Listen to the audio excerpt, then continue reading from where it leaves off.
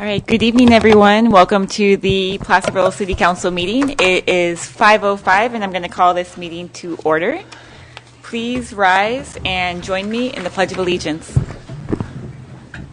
I pledge allegiance to the flag of the United States of America and to the republic for which it stands, one nation, under God, indivisible, with liberty and justice for all.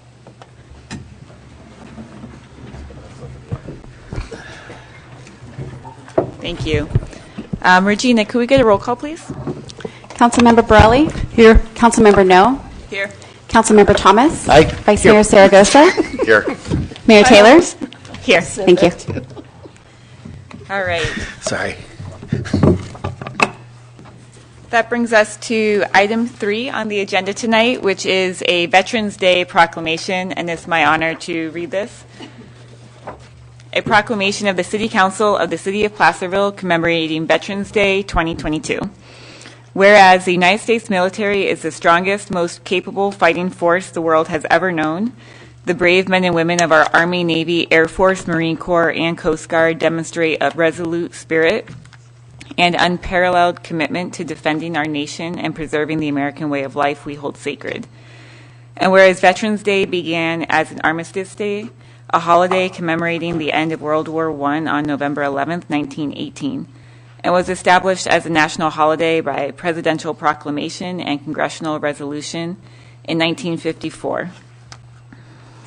And whereas Veterans Day serves as an observance that commemorates our nation's thanks to all branches of the armed forces who have served at home and around the world, and whereas today over 2 million veterans live in California.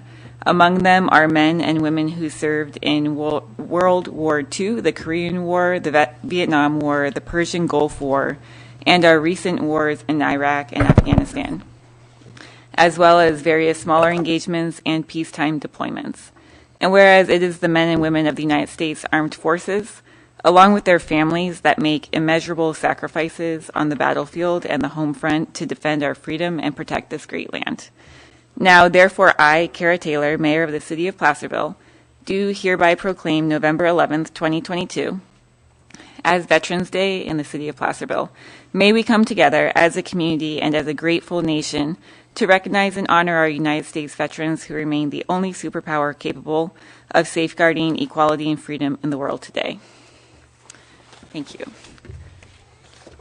Now we'll open this up to the public, if anyone would like to comment on Veterans Day proclamation. All right, I'll bring it back to the council. Any comments? Okay. Thank you. We'll move on to item 4, closed session report with City Attorney Ibrahimi.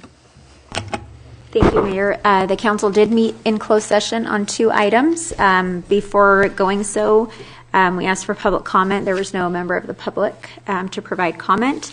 We met regarding real property negotiations on 525 Main Street and a performance evaluation of the city manager.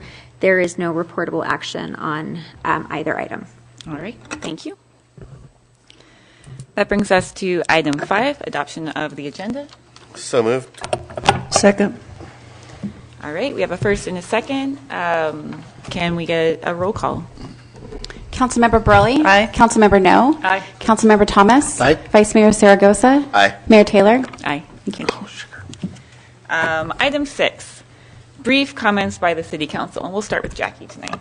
I just wanted to announce that El Dorado Transit will be running a bus for the Festival of Lights from both the Mosquito Park and Ride and the Ray Lawyer Forney Park and Ride, and dropping them off at Sacramento and Maine. So that'll be available to anybody who would like to use that from, I believe it's 4 p.m. to 9 p.m. All right, thank you. I think that's a great thing that they're doing, because parking is such a bugger on those nights, and so this way. Really for all downtown events, Oh, too. So, yeah, I mean, it'd be great. It's a good test, and yeah. Mayor, could I, just a brief comment on that? We're still confirming that drop-off point. It will be downtown, but I'm meeting with El Dorado Transit on Tuesday next week to confirm that and make sure we're all on the same page. So, but there will be a drop-off point downtown, hopefully that location. We're just figuring that out. So, All right, thank you. Michael. Thank you. I attended the New Beginnings fundraiser and want to thank our engineer for the invite to her table. For that, it was a good time and just a chance to have some fellowship with more of our residents in the area. I want to thank staff and my colleagues for all the work on the employee appreciation lunch or dinner that we were able to do at Goldbug Park. It's been a while since we were able to get people together in a our employees with COVID. So it was nice to see everybody have the families out and appreciate it being part of that. Thank you. Thank you, Michael. Patty? Mostly, I was just going to mention the employees' party too. It's a party, but it's a dinner. It's to show our appreciation for our staff and how wonderful we think they all are, and we feed them. And it was really well attended, and it was cold. It was at Goldbug Park, but they had the heat lamps out, and I think everybody stayed warm, and we had a really nice evening. So, thank you. Thank you, Patty. Dennis? So next week, I attended for El Dorado County Public Health. They put on a program at Herbert Green School talking about tobacco use and more specifically the use of e-cigarettes, the flavors, and they talked about all the different progression of use of those and what's happening in our youth and what some of the things they're doing locally, and it's pretty amazing all the different programs they're putting together. And I was really, looking forward to the city kind of tracking what the county's doing, because I would love to have them design the whatever rules or restrictions or things that they might put in place in terms of age, of the flavors, although that's kind of should be taken care of with the state. I was just going to say that vote we just had. Yeah, they were really in favor of that, and that was a big part of it. And then I was just really impressed with how the schools are bringing kids together and including all different programs where they can engage kids, recognizing that the homes aren't always the best places to give guidance on issues like smoking and things like that. And so they found that getting them engaged in different programs at school has been really effective, much like the Key Club and different programs that we have in the high school level. And they're building some of those out. Hands for Hope is a great example of another program where kids can get involved. So I went to that, and it would be going forward. I think it would be important for the council to track what the county is looking at doing, because there's no reason for us to recreate a wheel like that. I really was bummed. I got called away on a family emergency, very unfortunate. So I missed a couple of things that I was really looking forward to doing. One was a group of guys got together, some merchants, some guys from Bayside Church, a great group. They called and said, hey, we want to do something. And so I worked with them to put together street cleaning. And so at 5 o'clock in the morning last Thursday, a group of about 12 or 13 guys with power washers showed up, about 3 merchants, about 10 guys from Bayside. I showed up for a couple of minutes and then had to leave to catch a flight out of town.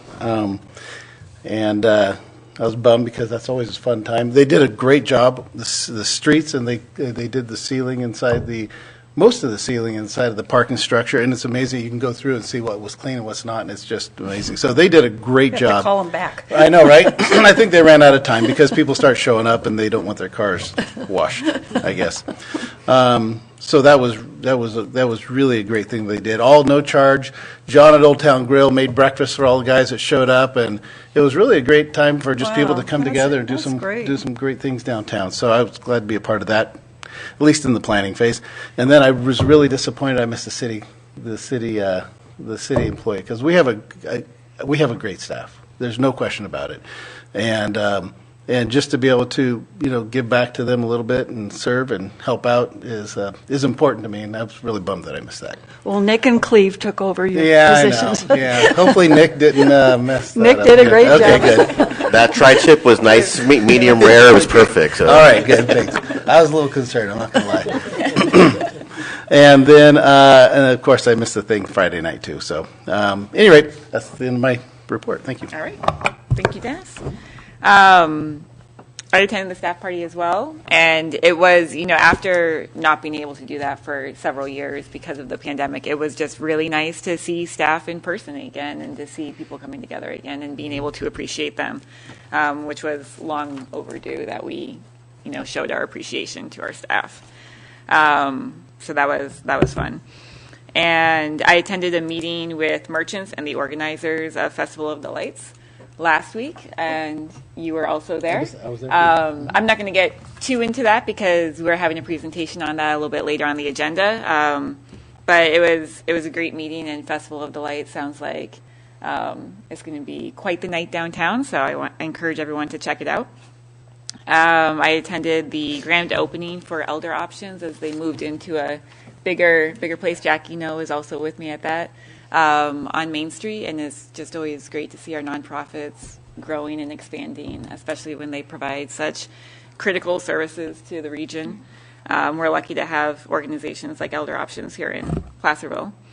And then, I want to announce that the city was awarded a $500,000 grant to continue our broadband project. So that's very exciting news.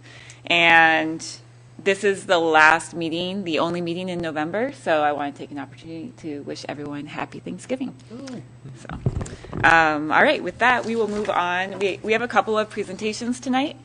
6.2 is a presentation by El Dorado County Wildfire Resilience and Vegetation Management Advisory Committee. And Cleve, I think that you're going to kick this off. Yeah, I'll kick this off. I want to introduce Ken Pimlott from the county, who will do the presentation, and he'll explain it better than I can. But I just want to tell him thank you and let everyone know that I've attended one or two of their meetings and very impressed with the work that is going on to bring everyone together and do what we can to help in the area of wildfire mitigation and wildfire resilience. So, Ken, turn it over to you. Thank you, Cleve, and thank you, Mayor Taylor and members of the City Council. So yes, Ken Pimlott, long career with CAL FIRE, and upon retirement have been working not only as the chair of the El Dorado County Fire Safe Council, but have been working with El Dorado County as we stand up the programs that we're going to talk about tonight. Before I do that, though, I do want to introduce briefly all of the members, or many of the members of the working group and advisory committee that are standing with me tonight in this presentation. So we have Mark Egbert, the manager of the Georgetown and El Dorado Resource Conservation District. Hugh Council, our vice chair on the Fire Safe Council. Mike Blankenheim, the unit chief here for CAL FIRE. And of course, your fire chief, Tim Cordero, who's representing the El Dorado County Fire Chiefs Association on the working group. So El Dorado County, as we all experienced the Caldor fire last summer, the Board of Supervisors looked at the challenges that we all faced and recognized that we could probably do some things better, knowing that we already do so much in this county to work on fire-related issues. So on September 21st, they directed the Chief Administrative Officer to form a vegetation management and resiliency working group with the following goals: to collaborate on lessons learned from the fire in order to define funding streams and initiate a robust community-based resiliency and vegetation management program that would accelerate the current county efforts. So what did that mean? Well, the Chief Administrative Officer wanted a dynamic but very lean working group to really cut to the chase, spend some time coming back with some recommendations and opportunities to go forward. So he put together a group that was headed up by the Chief Administrative Office, included the Fire Safe Council, CAL FIRE, the El Dorado National Forest, the Fire Chiefs Association, the Fire Prevention Officers Association, and the El Dorado and Georgetown Divide Resource Conservation Districts. So we met for a number of months, and in March came back to the Board of Supervisors with a number of findings and some core recommendations. And again, El Dorado County lacks an organized and unified approach to addressing wildfire hazard and risk. And that's qualified by saying that although many valuable efforts are taking place, and there are, I mean, the work that the Resource Conservation District, CAL FIRE, the Forest Service, many others have been doing to engage in fuels modification and other efforts, the Fire Safe Council, a lot going on, but there's no single process for establishing priorities, coordinating projects, or allocating resources, especially the scarce resources, particularly of government here and other assets. Some of the examples, the public outreach and messaging occurs mostly independently by different agencies and organizations that share project and educational information. So lots of things being said, but each organization is doing it independently, not in a unified sort of coordinated front in this space. The capacity and coordination of defensible space efforts in the county are insufficient. The county has a defensible space ordinance. CAL FIRE, through the state's public resources code, has regulations that govern defensible space for individual properties, but neither the state nor the county or our fire districts or the cities have really the resources that they need to have the really robust program necessary to truly accomplish the defensible space that's needed. Fire engine companies were actually doing defensible space ahead of the flaming front during the Caldor fire. That effort should have been done, of course, well before the fire occurred. And then multiple projects with similar goals are being planned and implemented with little or no coordination. So the solution. The working group transitioned to a permanent advisory committee. This is now a standing advisory committee that meets every 2 weeks, made up of the individuals in this room and several others who are not here tonight. And the committee adopted a mission statement that says we're going to incorporate the interests and leverage the resources of stakeholders and create a fire-adapted and resilient El Dorado County guided by a comprehensive wildfire prevention and preparedness strategy. So the committee has been hard at work. It made the recommendation for the county to establish an Office of Wildfire Preparedness and Resilience. In addition to that, the working group now is comprised of all of the entities I mentioned before, and also now include the Tahoe Fire and Fuels team.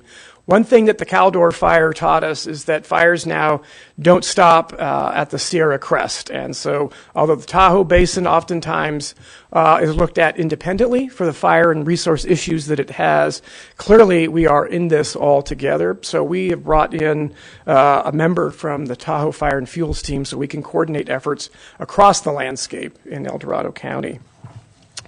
The group meets with organizational principles that include participation as voluntary, and each agency and organization retains its authorities and responsibilities identified within its own mission. So CAL FIRE, the county, the fire districts all carry out their daily operations and organizations, but they come together on a collaborative and consensus-based process. Everyone agrees in a collaborative consensus way to move forward on principles together. Impossible to read that, I think, from where you're all at, but essentially the organization is centered around a number of principles, with the box there at the top being the Office of Wildfire Preparedness, made up of the principles mentioned. The county's Office of Wildfire Preparedness and Resilience serves as the facilitator of the advisory committee, also the connection and outreach and flow, if you will, to all of the other stakeholders that are not part of the advisory committee itself. So it is really the outreach arm to staff and support that with stakeholders. Underneath that the large box are a number of functional areas, and it's very critical key program areas that the advisory committee has identified.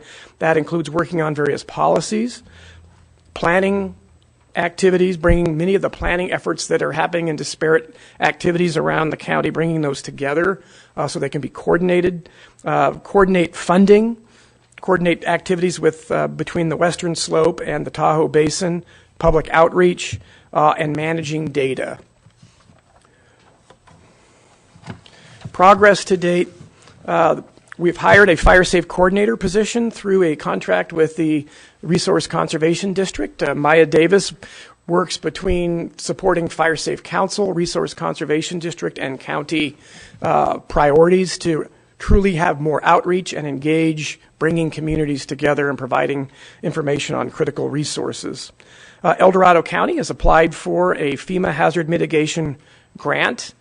This also includes not only unincorporated areas on the south side of the city of Placerville, but also portions of the city of Placerville from essentially Sacramento Hill to Cedar Ravine just north of the Weber Creek area.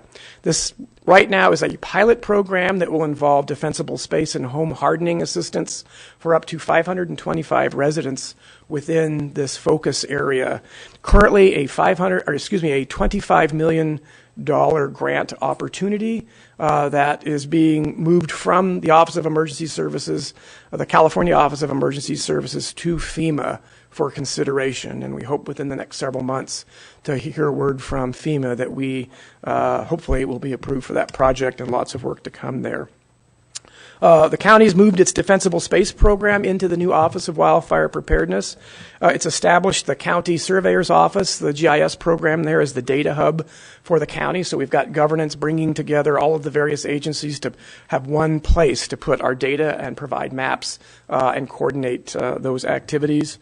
And as we talked about, we've developed a governance structure for the advisory committee to operate under going forward. As I mentioned, on July 1st, the county stood up the Office of Wildfire Preparedness and Resilience. It resides within the Chief Administrator's office, currently working on building out the staffing. And as we've discovered across the board, and it's, I think, no secret to or surprise to anyone, that recruitment, providing the right position, providing the right skill set, and the right organizational structure continues to be a process that we're working through. But we will be looking at staffing up to support the grant and providing an overall manager of the efforts we're talking about tonight. And again, that office is going to serves as a central coordination point for the stakeholders, the advisory committee, and all of our activities within county government, and working with our city partners to facilitate better coordination and break down the silos within this space. And this is our little basic kind of map, but essentially where it talks about where this Office of Wildfire Preparedness and Resilience sits. Obviously works for the Chief Administrative Officer, ultimately reporting to the Board of Supervisors, and then, of course, responsive to the public as our number one goal. And then reaching out is the connection to the stakeholders and the advisory committee. Examples of things we've been working on. We've established the Greater Placerville Multi-Project Coordination Group, and there's a number of individuals in this room that have been participating in that. This was a direct result of we had multiple projects occurring in the Greater Placerville area.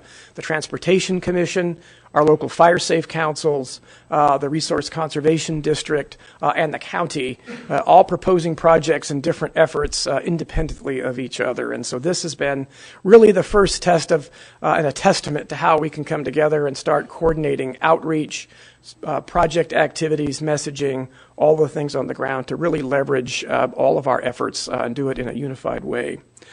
We've established a defensible space working group that's made up of CAL FIRE, our fire districts, Fire Safe Council, County Council, and a number of others as we work through not only making recommendations for updating the county's defensible space ordinance, but also looking at how can we better deliver defensible space across the county, regardless of jurisdiction, and how can we leverage our partners together to get that done more effectively.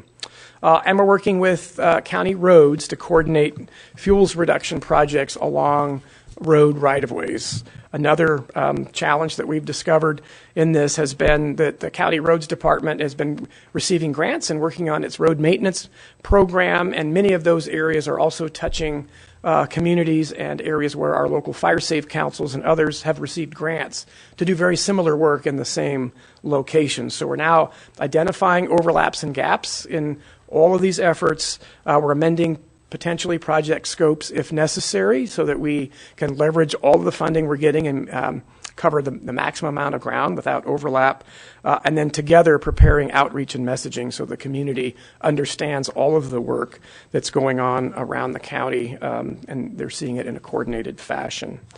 So that's a lot to talk about in a short amount. There's a lot of other things going on, but obviously didn't want to take up too much time this evening. With that, I think I'll turn it back over to the council for any other comments or questions. Well, thank you, Mr. Pimlott, for that presentation. I've known that there's a lot of good activity happening, but I wasn't clear on exactly what was going on, and this really illuminated your efforts and the efforts of your office. This is so critical, and I think having a coordinated plan and strategy and working with all the partners will just make funding a lot more available and all of the projects more effective when they're coordinated together. So this is really great, and I'm glad that you shared it with the community. Thank you. Thank you. Are there any other comments from the council? I just had a question for the public. Is there a website that people can go to find out more information and what's going on? Yeah, and because I don't have it in my head tonight, I will tell you can go to the county's Chief Administrative Officer webpage. There's a link right there to the Office of Wildfire Preparedness and Resilience. We have now consolidated the Defensible Space Program and the efforts of this program there. It is a work in progress. We continue to expand that. Of course, you can also find other information on the various websites with the Fire Safe Council and the Resource Conservation District as well. Ken, thank you for the presentation. The question in regards to the insurance side of things. I mean, with the efforts going forward, with more coordination, with hopefully some funding coming through to be able to do some things, is there anything on the horizon? I was just talking to an elderly woman today, lives just a little bit past in Gold Hill area. Her insurance went from $1,700 to $7,500, and it's basically unaffordable for a lot of people. She's lucky enough she can do it, but it's she's seriously considering moving because it's just not. It's really hard for her to be able to do that. And so just wondering if any of these efforts play into any actions as a county-wide that we could take in terms of insurance and working with Department of Insurance on that, and probably I know the mapping as well, just like we did with PG&E, where we were hoping to get a more localized way of looking at how they do their PSPSs. Is there a way for mapping to be a little bit more sophisticated so that you're not just wholesaling entire regions with rates that are triple?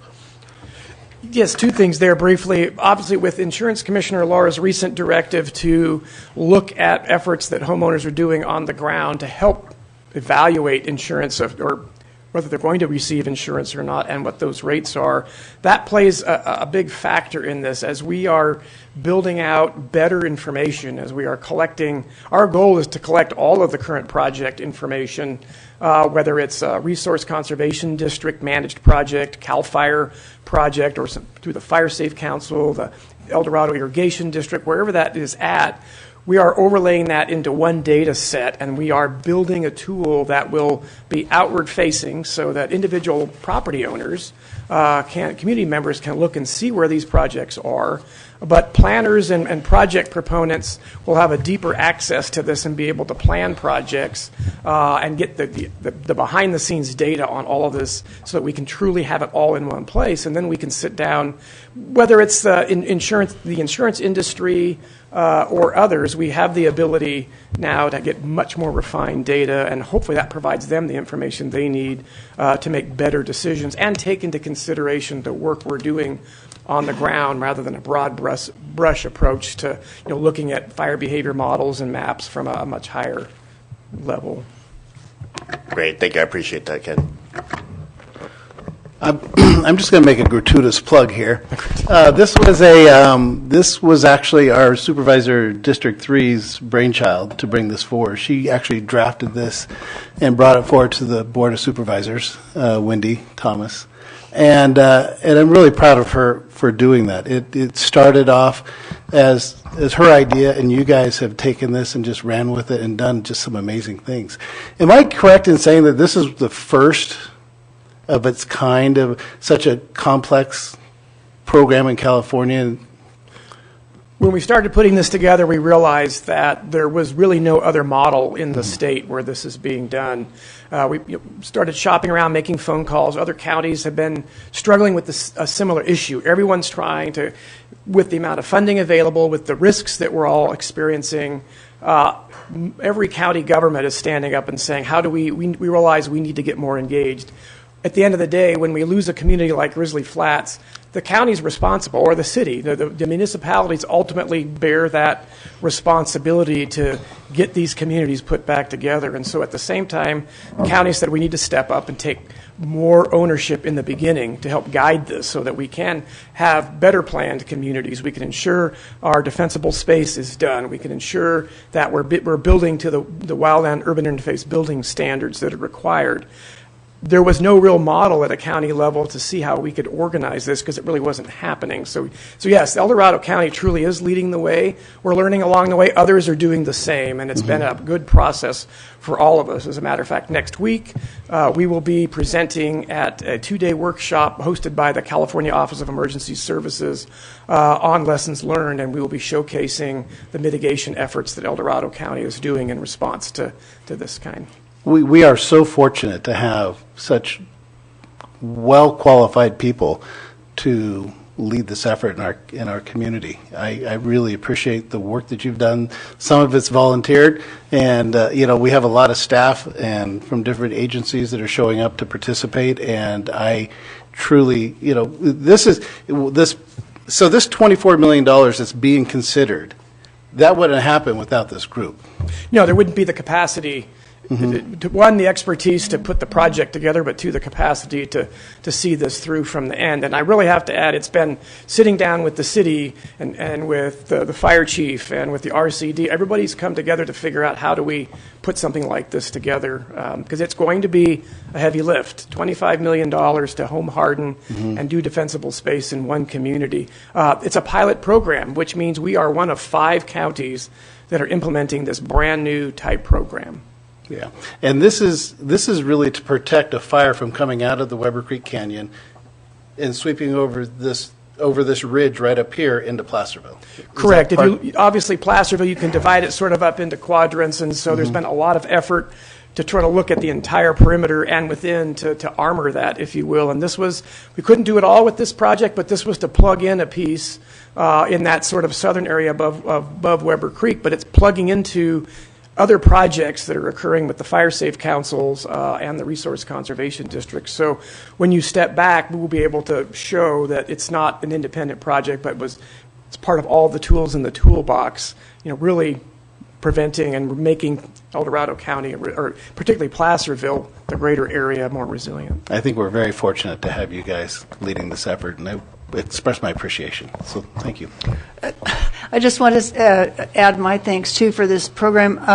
I'm going to say, fortunate enough to be in on the ground floor when the Fire Safe Council, our little Placerville Fire Safe Council was first established.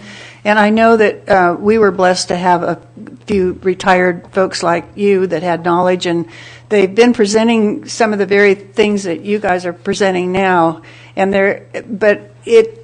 again, we were, at the time, it was always focused on the Paradise Fire, and unfortunately, we've had the tragedy happen here in our county, and sometimes it just takes something like that to really push people, to move forward quicker, and you certainly, you folks have done that, and I think it's just great what we're, the way that you have moved us forward, and the funding now that we're getting, I know that was kind of that was a detriment that we didn't have the funding that we needed to, we all needed a lot of you folks especially knew what needed to be done, but couldn't do it because we just didn't have the funding.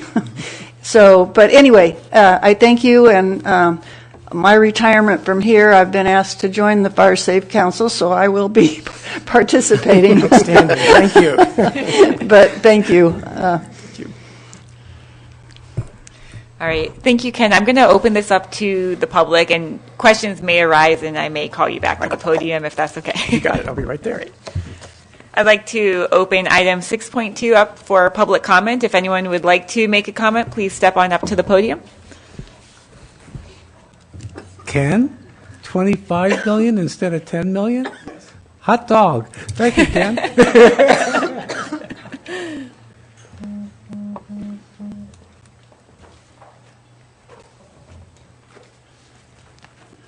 Jonathan Gainsborough. It's more than, first of all, I think it's a wonderful project that they're putting together. I love the flow chart, love the coordination and connectivity of the different departments. Last summer we had a homeless fire where they had to call in an airplane, as we all know. Thank God, and we all should thank God really every day for where we live, but that they stopped the fire last summer. Now, tonight, one of the homeless of the 600 that are out there, and I'll speak to the homeless during public comment later about them, but Lori Murish was going to be with me to speak to you tonight. She's the one whose campground was set on fire, and the police have determined that it was arson. It wasn't her fault. But Lori was going to be here to speak to thank you for everything that you are doing and to speak toward the Navigation Center, hopefully coming online in the mid-January. But such a beautiful place, and as I drove here tonight, I saw 3 or 4 deer, and I spoke to them. Have you ever spoken to a deer? Most people don't know the sound of a fawn. This is the sound. Mew, mew, mew, mew. Disney didn't even catch that in Bambi. But beautiful to have fresh deer. But we have a responsibility to those who are out in the rain tonight, in the cold. And as we look toward Thanksgiving, let's make sure we get a shelter up before the Navigation Center in mid-January. Fire Safe Council, God bless you. Thank you, Jonathan.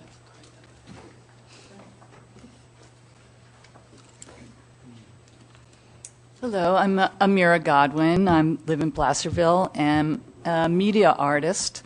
Really great presentation. Thank you.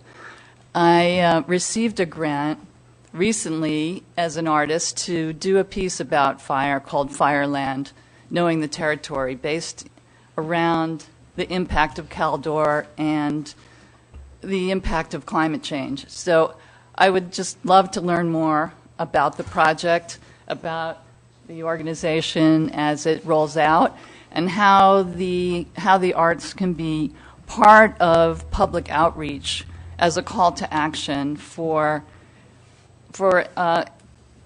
those that have been impacted directly by fire, that have lost their homes, but also those that are contributing to research around rising temperatures and what's happening to the forest health issues, land stewardship. There's so many issues for us to bring both data together and cultural experiences that could make people care more about the space. So I really want to be further involved.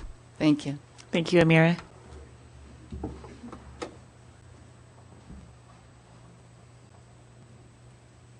All right. I see no other public comment. And I didn't really get any other questions, so I think you're off the hook. But thank you once more for the great presentation, and it's just really encouraging to know that this work is being done and that these projects are being, strategically prioritized and resources leveraged to do this really important work. So thank you for being here. David, real quick. Ken, 2024 implementation? What do you think? Project hasn't obviously been approved. We don't want to put the cart before the horse, but I anticipate if it is approved to be early next year, and we would start some work later in 2023. Okay, great. Thank you.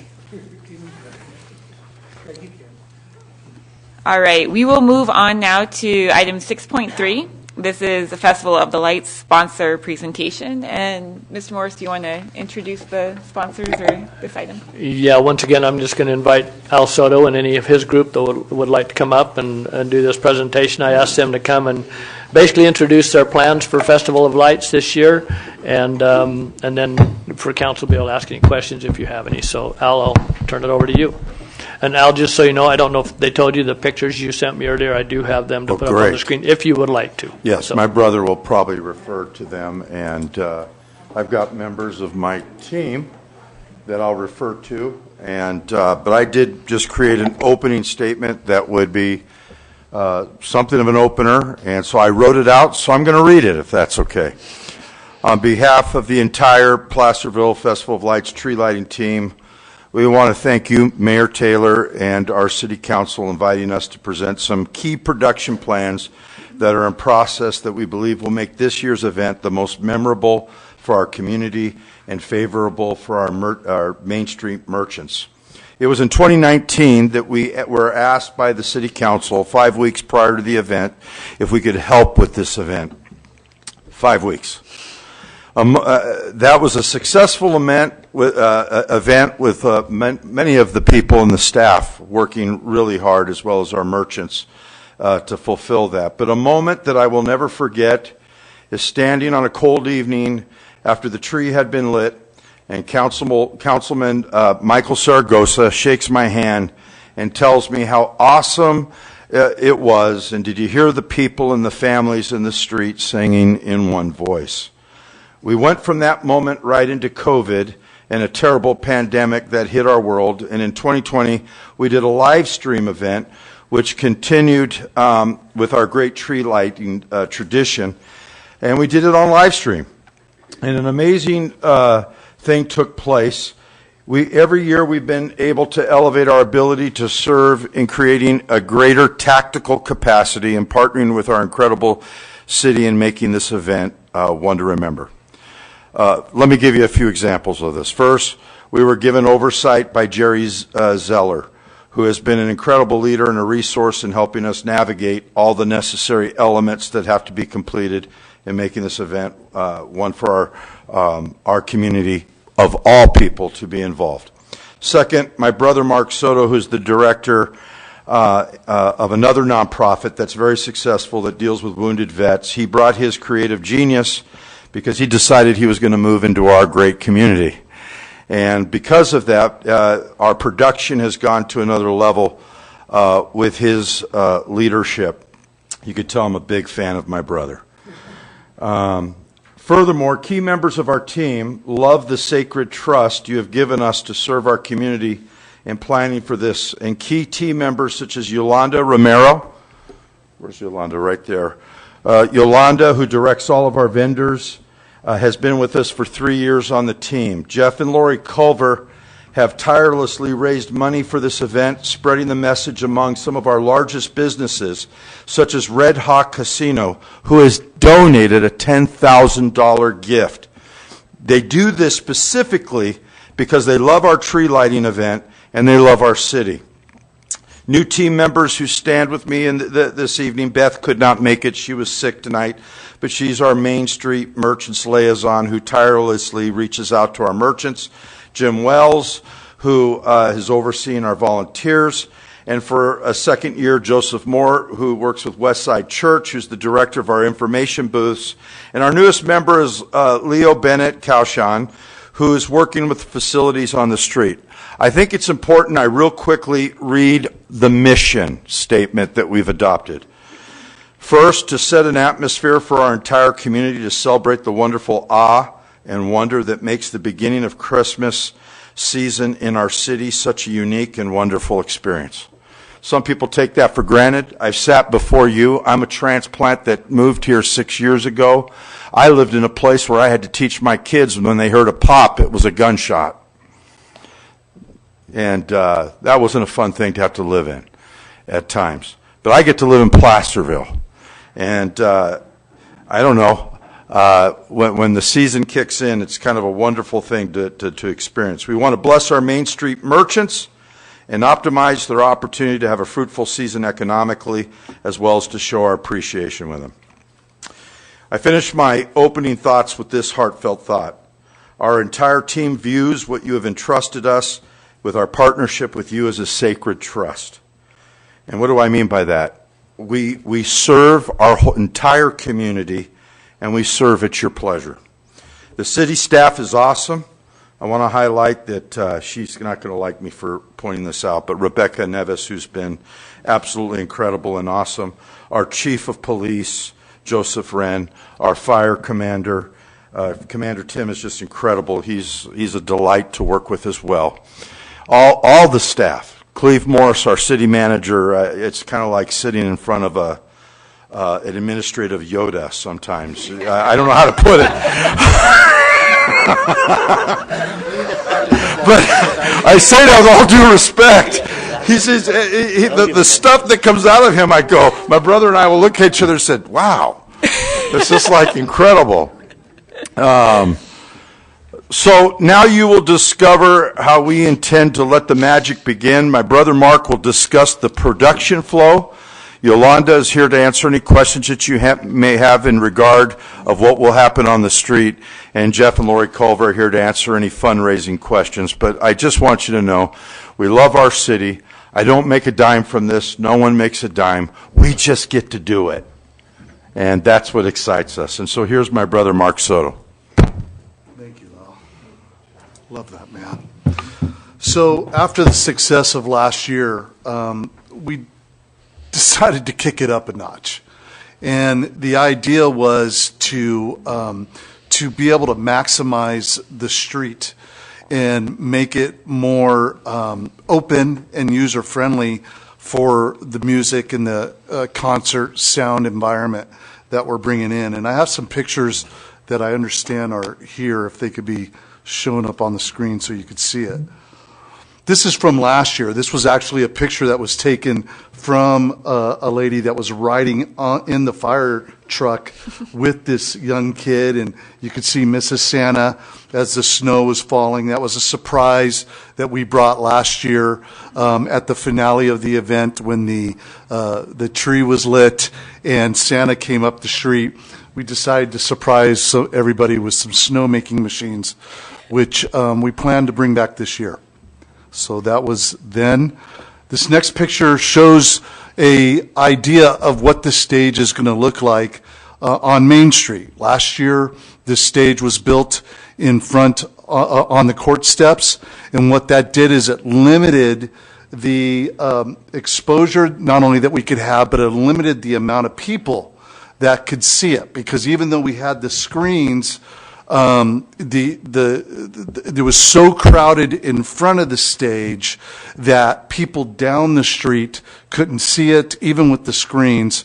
So we noticed, or I noticed, that the road has a natural amphitheater effect. If you look at the grade from the courthouse down the bell tower, there's a nice slope that occurs. I don't know the grade, but the idea was if we moved the stage in front of the bell tower, we could actually create an amphitheater type effect. So that's what we're doing this year. You can see right there that the stage will be built. There's some other pictures that actually show the bell tower in the background. There you go. So the stage will be built in front of the bell tower, as the bell tower will act as a backdrop. The lights that you see there are all high intensity style lights that will be lighting up the sky, and they rotate.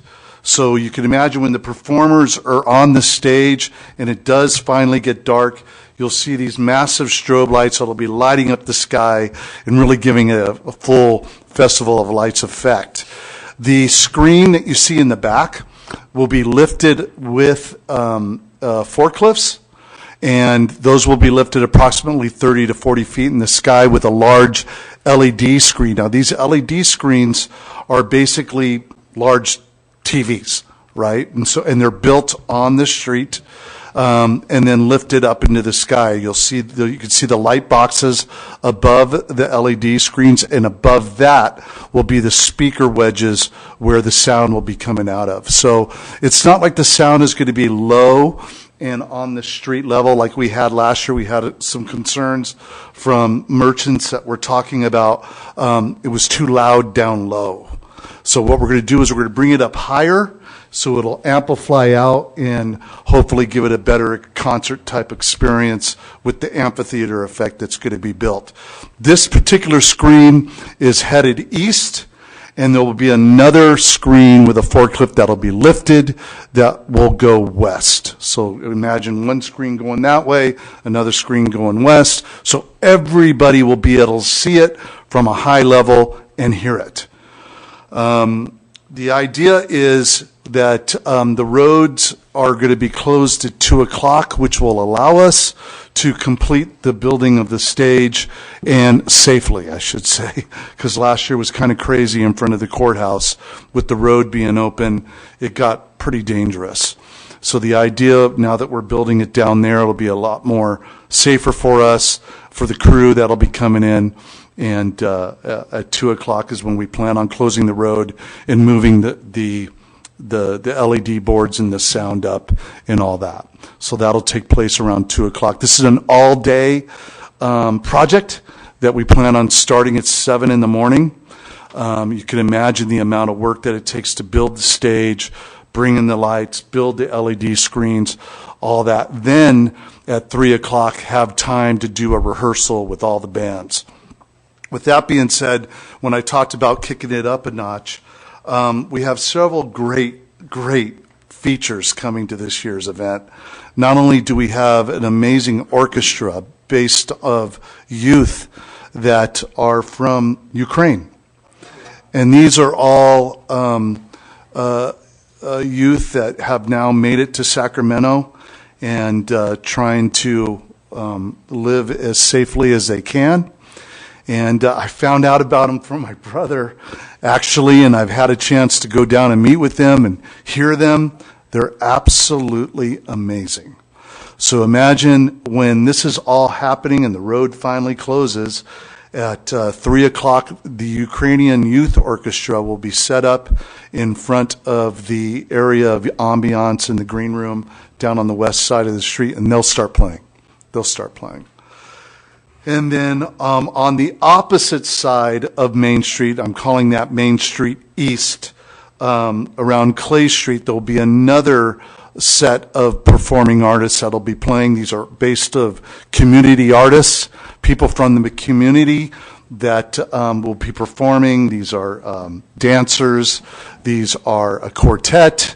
Just basic great community sound filling up that side of the Main Street East, and then the orchestra will be Main Street West. Let's see, at 4 o'clock is when the actual magic will begin, and that will be with we've actually been able to get some amazing performers to come and bless our town. One of them or two of them are voice finalists.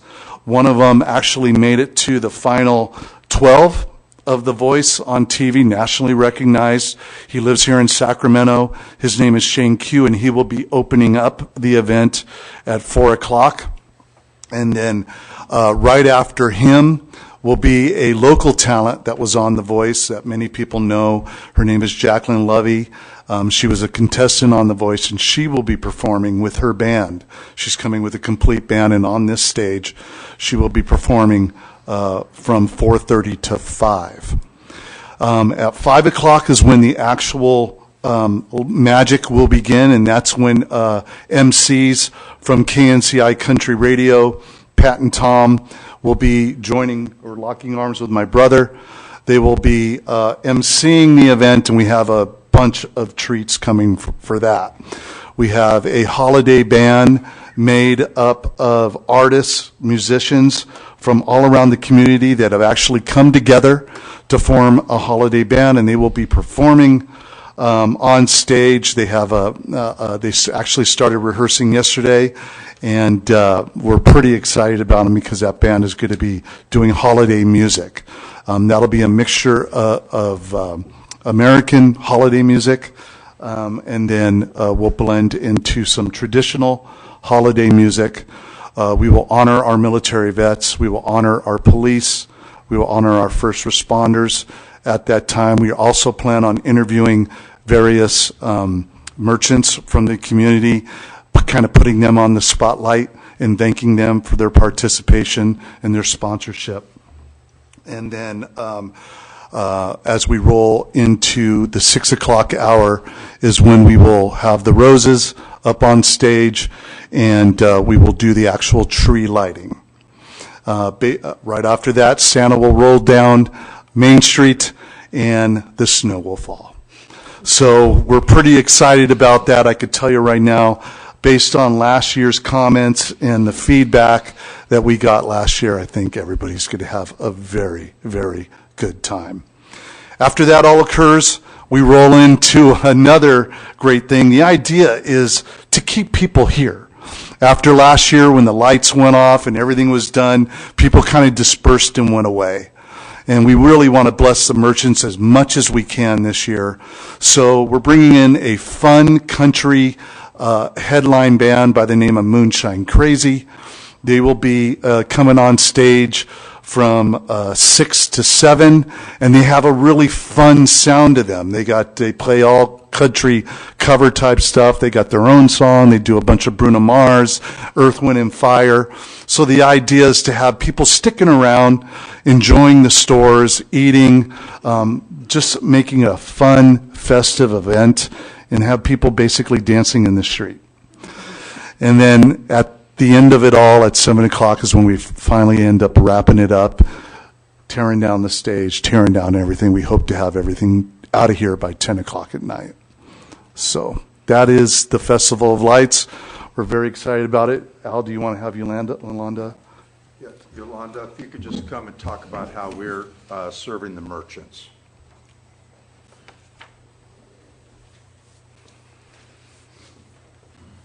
Hello, Yolanda Romero, Placerville resident.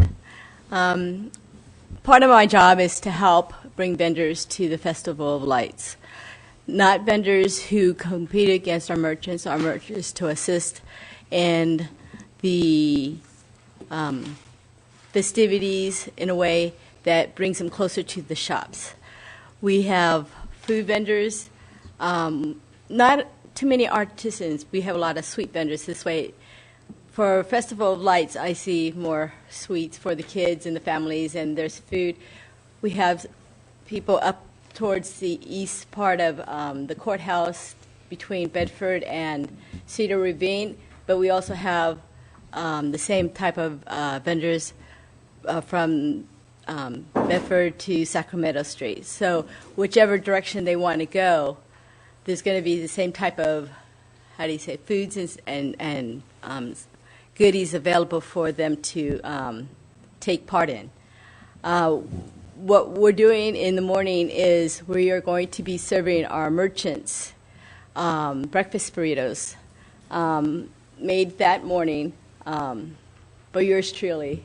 And then with the help of Dana from the Sourdough Company and John Sanders at the grill, the Old Town Grill, we'll be helping in doing some also additional foods for the merchants as well as volunteers throughout the evening.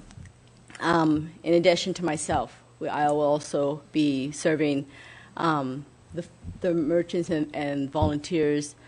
And I am also of a small business, which is a food vending business that participates with the festival every year as well. My main concern is just to make sure that I had the food there ready for the volunteers, but we do get customers as well. I just wanted to say, yeah, we're taking a big step this year.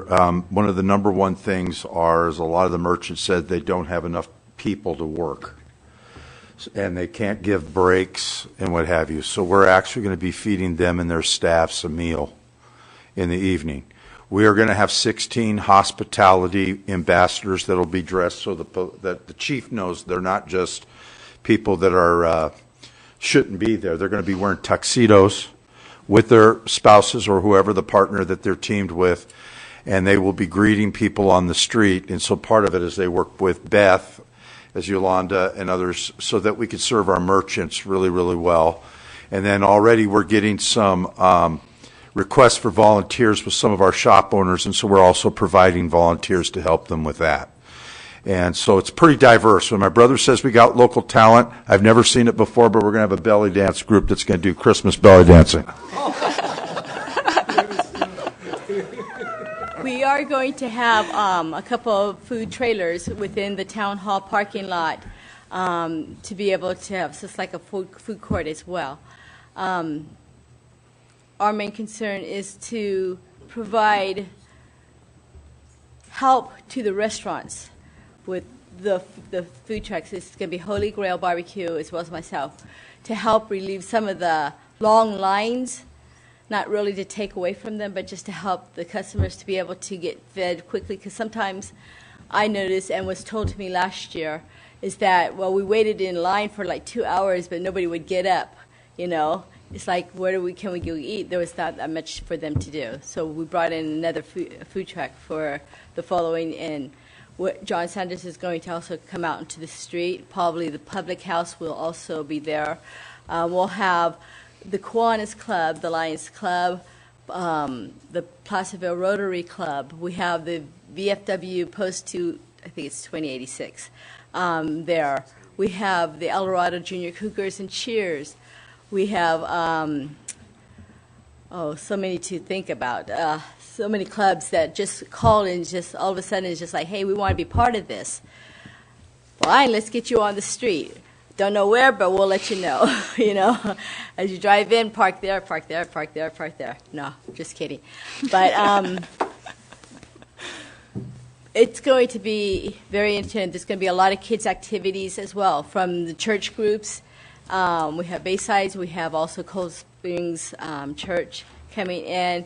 We're hoping to get some more churches to verify that they're going to participate. We've sent out emails and flyers and social media to say, hey, please come join the Festival of Lights. This is a community of Placerville and El Dorado County. You know, we want to come together, not just be one type of people. You know, there's too many, diversities, backgrounds, you know, cultures that we want people to come and intermingle and get to know each other. This is for them. This is for the merchants. This is for all of us. Any questions? Thank you, Yolanda. Thank you, Tara. Questions from, well, I'll just make a couple of comments. When I attended the meeting, I've got to say I'm really impressed with the amount of assistance and outreach that's happening with the merchants. I think that that's great. And you didn't mention it tonight, but my understanding is that if merchants feel like they need help in their stores, there's also going to be volunteers available, which is incredible. I remember Festival of Lights as a restaurant owner on Main Street years ago, and it was the best night of the year in terms of business. It was really fun, but it definitely felt like you were run over by a train afterwards. And it can feel like that. You know, these small shops, they don't have the ability to squeeze in lots of bodies or to squeeze in a ton of merchandise sometimes either. So to have everybody come in at one time can be hard, you know, and we just want to make sure that people are still able to have a good experience and not just feel like they're like getting run over by a train of customers. Ms. Mayor, if I could just say this, just to let you know from our live stream, that last year we have some of our ambassadors are from other cities in the area. So our head ambassadors are people from Los Gatos who've seen the event, and they said, we love this city. They're probably going to eventually move here at some point, and they're serving. I got a call from a family in Germany who saw the live stream event. They're coming. I did not know this. They have an autistic child. And they said, we want our child to experience the moment that we saw on the stage. And the guy kept on asking me, is this for real? I said, I think so. So, you know, our goal is our people first, but you got to know something. What's happening is bringing a unity and a healing to people. You know, we already got one great miracle. It's, to me, in Washington, there's a miracle every week, right? Donkeys talk to elephants. You never hear that. But the miracle The miracle that we get to experience here is on one night, and I just finished with this one thought, and I think Dennis remembers this. My brother's on the stage. He's honoring first responders, and I see a young couple. And this man is just bawling. He's got 3 little girls. And I said, "Sir, are you okay?" And he says, "My wife and I are moving into our community. We wanted to be here tonight." He just came back from a tour from Afghanistan. And here's was his words to me: "I feel like I've come home." That's it. Thank you all. Are there any questions or comments from the council at this point? I have a couple. Okay, go for it. One of the things that I appreciate about what you all have done, because I have been involved with this forever, with Festival of Lights, with one form or another, as a president of PDA or a member of PDA, and always back to when it started, actually. And you have really, one of the challenges you have is that there's a lot of people out that are concerned about how this event has gone on in the past. And you have taken, as true to your commitment, you've considered a lot of their concerns, and you have addressed them, and you have really moved in a direction that opens it up to whoever really wants to participate. And you've reached out to quite a few different organizations and groups, community members, religious groups, non-religious groups, and asked them all to participate. And I think that's, and I really appreciate how you have taken that opportunity to involve more of the community and more organizations and groups, because I think that was a concern for a few people, and you've done that, and you've done that on a variety of different issues, concerns, whether it's when the street closes or when the merchants and the people say, "Well, I don't have enough staff to deal with this." Well, we'll help you. You have really gone above and beyond for the merchants downtown, and I really appreciate that, because I know how much effort it takes to put on Festival of Lights. I've done it a few times, and it's a lot. And Festival of Lights has never been a moneymaker. Matter of fact, when the downtown merchants were doing it, it cost them money. It's what the money-making events downtown did was fund Festival of Lights. Now, you don't have the money-making events downtown to do that, so you have successfully gone out and reached out to the community, and they've supported you quite well. And all that money goes back into Festival of Lights. If there's any left over, it's saved for the next Festival of Lights. It's all accounted for, right? All right, so. Every invoice that is done, Terry Zeller signs every invoice with me, so every dime is accounted for. All right. Well, thank you for your effort and your staff. I know that it's 99% all volunteer work, and I really appreciate how much you guys have stepped up in the community to add value, make people think it's a great place to be. I just want to thank you for all your time and effort. This is one of our favorite community events, and people get really excited, and now I'm really excited about all the new things, so thank you very much.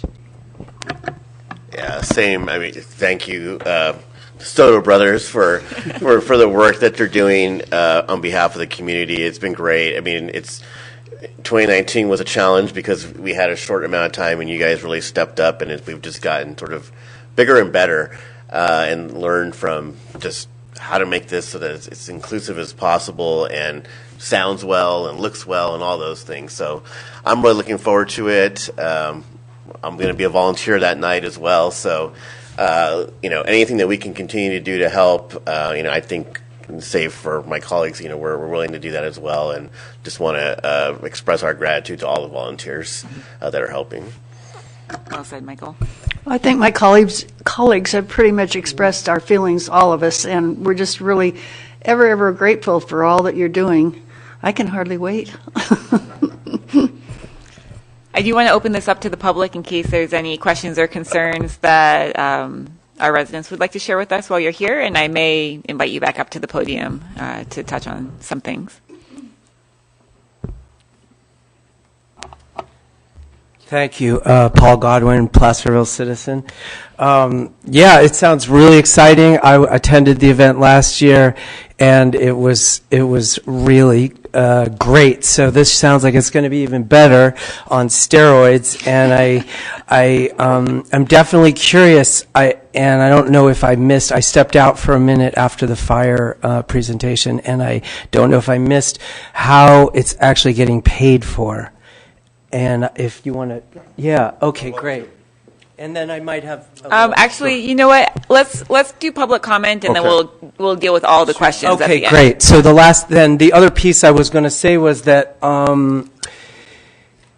The far west end of Main Street has become a wonderful musical hub with the green room down there, and we presented our own stage for Oktoberfest out there without the formal big stage, which those cost like $2,500.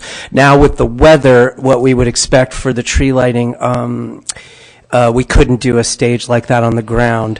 Jen was told there was no money for her to do a stage down there, and I'm sorry that it didn't work out that way. But I do want to say that I'm curious and maybe a little confused as to how all these events interact with, say, the Chamber of Commerce or the PDA. Obviously, Oktoberfest was an anomaly this year, and I think in the end it was an extremely successful event. As an employee at the Bookery, we had one of the best days of the whole year, Oktoberfest. So I thought that was super well run, and I know that Kilt and Cork paid, they had to pay to actually rent the street. And so I'm just pretty confused about how we do our events, how they're paid for, how they help market the community.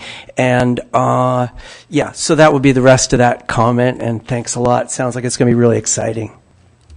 Thank you, Paul. All right, I see no one else stepping up to the podium, so I will close public comment. And Al, if you wouldn't mind coming back up and talking about how is this event being funded? I'm assuming it's all donations. Right. It's all donations from businesses, individuals who give to it. And so what we do is I have a very detailed budget that I submit to Terry. And it's a comparative budget that shows where we spent the previous year and where we're going. And, of course, one of the things, if I could just dream just a bit, I would love at some point that the Festival of Lights would be able to purchase a whole sound system for the city of Placerville so they can have an infrastructure year-round. I would love to be able to have a gift like that for the city because the guy that does our production that you're seeing, he would normally charge $150,000 for this. He's only charging us $20,000 to do what he's doing. Why? Because he loves he loves Placerville, and my brother threatened his life. But anyways,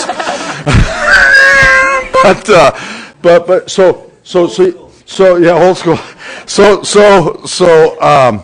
So we have a budget, and that budget I show it to Terry. Terry looks at it, and then what happens is, that's Mr. Zeller. I shouldn't call him Terry, but Mr. Zeller. And then what happens is when the invoices come in. Now, here's one of the things we do. If we exceed budget, this year, for instance, it's going to cost us $2,200 to feed your staff, you'll have a sheet that's given to you. You'll pick what you need to eat, and we're going to bring dinner to you. And so that's going to be $2,200. And so we were able to put that in the budget. I talked to Terry. Terry says it looks good. And then those invoices go point for point. And like Dennis said, at the end of the year, all those monies go back to. Now, one last thing. The city then, they don't really have to be out any money because this couple right here has done such a great job that what we used to have to pay in terms of garbage, barriers, and all of those things are being donated to us this year. Because that's what these people do. They love our city. And so that's how we're able to fund this thing. And I'm telling you, right, I'm getting all fired up. And then one question that wasn't asked directly, but I thought of was, is there a rain plan? We are, this is one of those moments you want to go, thank you. Yes, we are processing that. Okay. Our producer has to think about that, so, let's all think good thoughts. Weather could be really very difficult. I'm not going to say it's going to be, it doesn't, we're going to have a Festival of Lights, but it would be very nice to have good weather that day. Okay. So. All right. Okay, are there any final questions, comments? Can I just speak to, the question was asked about how our events are funded and how we do that. I would invite you to come meet with me and or Terry Zeller, and let's go through that because it's a process that we've worked through the last couple of years to get this done. And each event is different. So I think it would be easier to do that than try to explain it here to you. Happy to do that, though. All right. Thank you, Cleve. There was two other things. There was the chamber and PDA and how it's involved with those two. And as far as I know, there's really no involvement with the chamber other than probably some marketing that they push out as they do as a community benefit for most events. And then PDA is not involved because they, 2019 or so, they said they don't want to do Christmas anymore, and they gave it to the city. And so that's when I reached out to Al, and I said, Al, let's see if we can do this. And we sat through. We side by side we did the first one, and then after that I kind of helped. And then the one year you didn't even ask me, and I was a little offended, but you took it over, and I haven't been involved with it since. So, and you guys are doing a great job. All right. See no other comments. I'll close out this item, and we will move on to item 6.4. Just once again, thank you, Al and Mark and the whole planning team for all of the hard work that's going into this event. Maybe we ought to Very tell the exciting. date again when this is going to. Day after Thanksgiving. Friday, November 25th. Yep. All right, we will move into our audit report. Mr. Warren. Good evening, Madam Mayor, members of the council.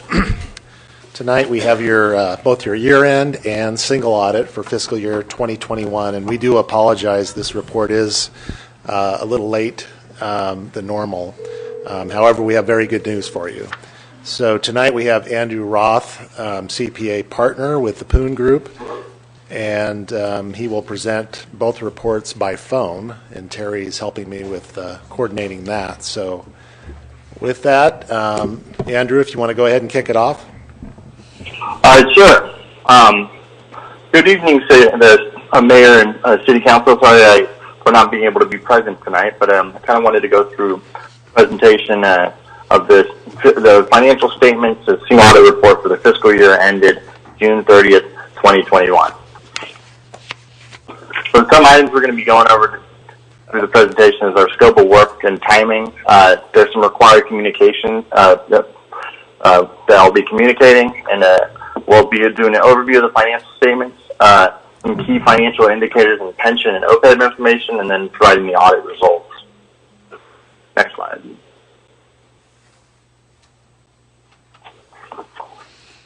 Next slide. Yeah, okay. So our scope of work and scope of work for this year was performed a financial statement audit, the annual financial report, the compliance audit, that's a single audit, and agreed upon procedures, which is the GAN limit, the appropriations limit. So I'm going to go through a few required communications now. Slide 4. Slide 5. I'm going to go through some management's responsibilities related to the audit. Management's responsible for the financial statements. Management's responsible for presenting the financial statements in accordance with accounting principles generally accepted in the United States of America. Management's responsible for adopting sound accounting policies, establishing and maintaining internal controls over financial reporting and compliance, providing evidence supporting the amounts and disclosures of financial statements. Management is responsible for the fair presentation of the financial statements that are free from material misstatements, whether due to fraud or error, and to prevent and detect fraud. On the next slide, I'm going to go through a few auditors' responsibilities. The auditor's responsibility is to perform the audit in conformity with auditing standards generally accepted in the United States of America and the standards applicable to financial audits contained in the government auditing standards issued by the Comptroller General of the United States. Auditors' responsibility is also to communicate with those charged with governance, and in this case, that would be the City Council. We're also responsible for assessing the risk of internal control of financial reporting, determine the fairness of the presentation of the financial statements, and then to render an opinion on the financial statements. If we have any recommendations from management, we will provide those. But as of right now, we do not have any written recommendations to management. Next slide. So I'm going to go through some required communications on the significant accounting policies. So the city disclosed the summary of significant accounting policies in Note 1 of the financial statements. If you want to get a good understanding of the different accounting policies and just general information about the city, this is a good note to go to. So we also, within that note, you'll note that the city implemented GASB Statement 84 for fiduciary activities. This relates to your private agency funds that are now referred to as custodial funds. There's also some significant estimates, the fair value on investments, depreciation on capital assets, net pension liability, and total OPEB liability.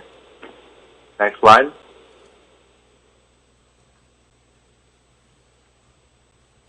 So we're going to go through some sensitive disclosures. So this is Note 1, Summary of Significant Accounting Policies. There's Note 7, that's going to be your pension note. Your Note 8 is going to be post-retirement medical care benefits, that's OPEB. Note 12, contingencies.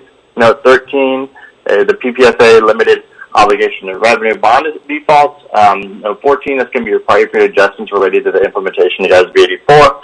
And also Note 15, that would be your subsequent events related to ARPA funding being received. So now we're going through some required communications. Misstatements. There were no corrected or uncorrected misstatements reported. Consultation with other accountants. Management informed us that, and to our knowledge, there was no consultations with other accountants regarding the audit and other matters. And in significant difficulties, we did not encounter any significant difficulties. And we also did not have any disagreements with management in terms of the accounting treatments nor audit procedures performed. So now we'll do an overview of financial statements. 2 slides.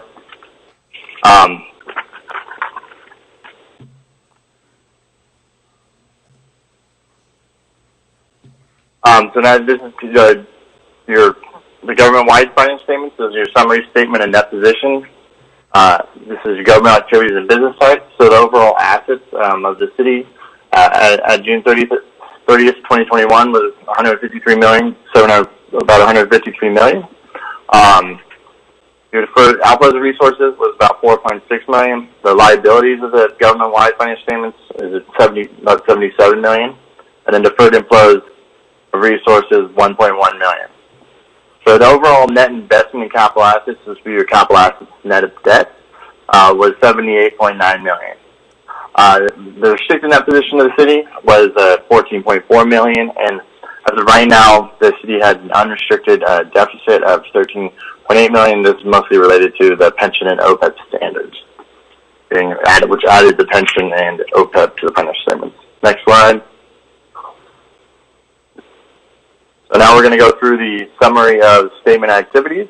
So the governmental activities expenses for the year was $12.4 million. Business activity was $8.6 million.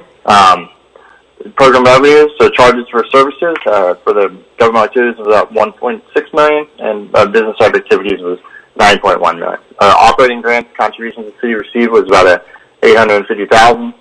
And capital grants and contributions was for the year was $9.4 million. So this would give you a net cost of services prior to any general revenues and transfers, with the government activities seeing a kind of a net cost of services of negative $670,000. And then the net cost of services for the business side activity was about $550,000. Your general revenues, which consist mainly of your sales tax and property tax, are the biggest drivers there. That at government activities was $12.4 million, and business type activities was $1.3.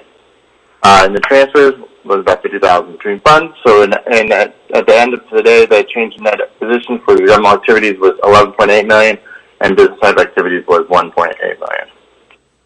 Next slide. So, the general fund summary balance sheet. So the general fund had assets of $3.2 million, liabilities of about $590,000, and the fund balance for the non-spendable amount is $718,000 about, and an unassigned of $1.9 million. So next slide. So we'll go through the general fund summary statement of revenues, expenditures, and change in fund balance. The revenues for tax revenue of the general fund was $6.8 million. Intergovernmental revenues was about $1 million.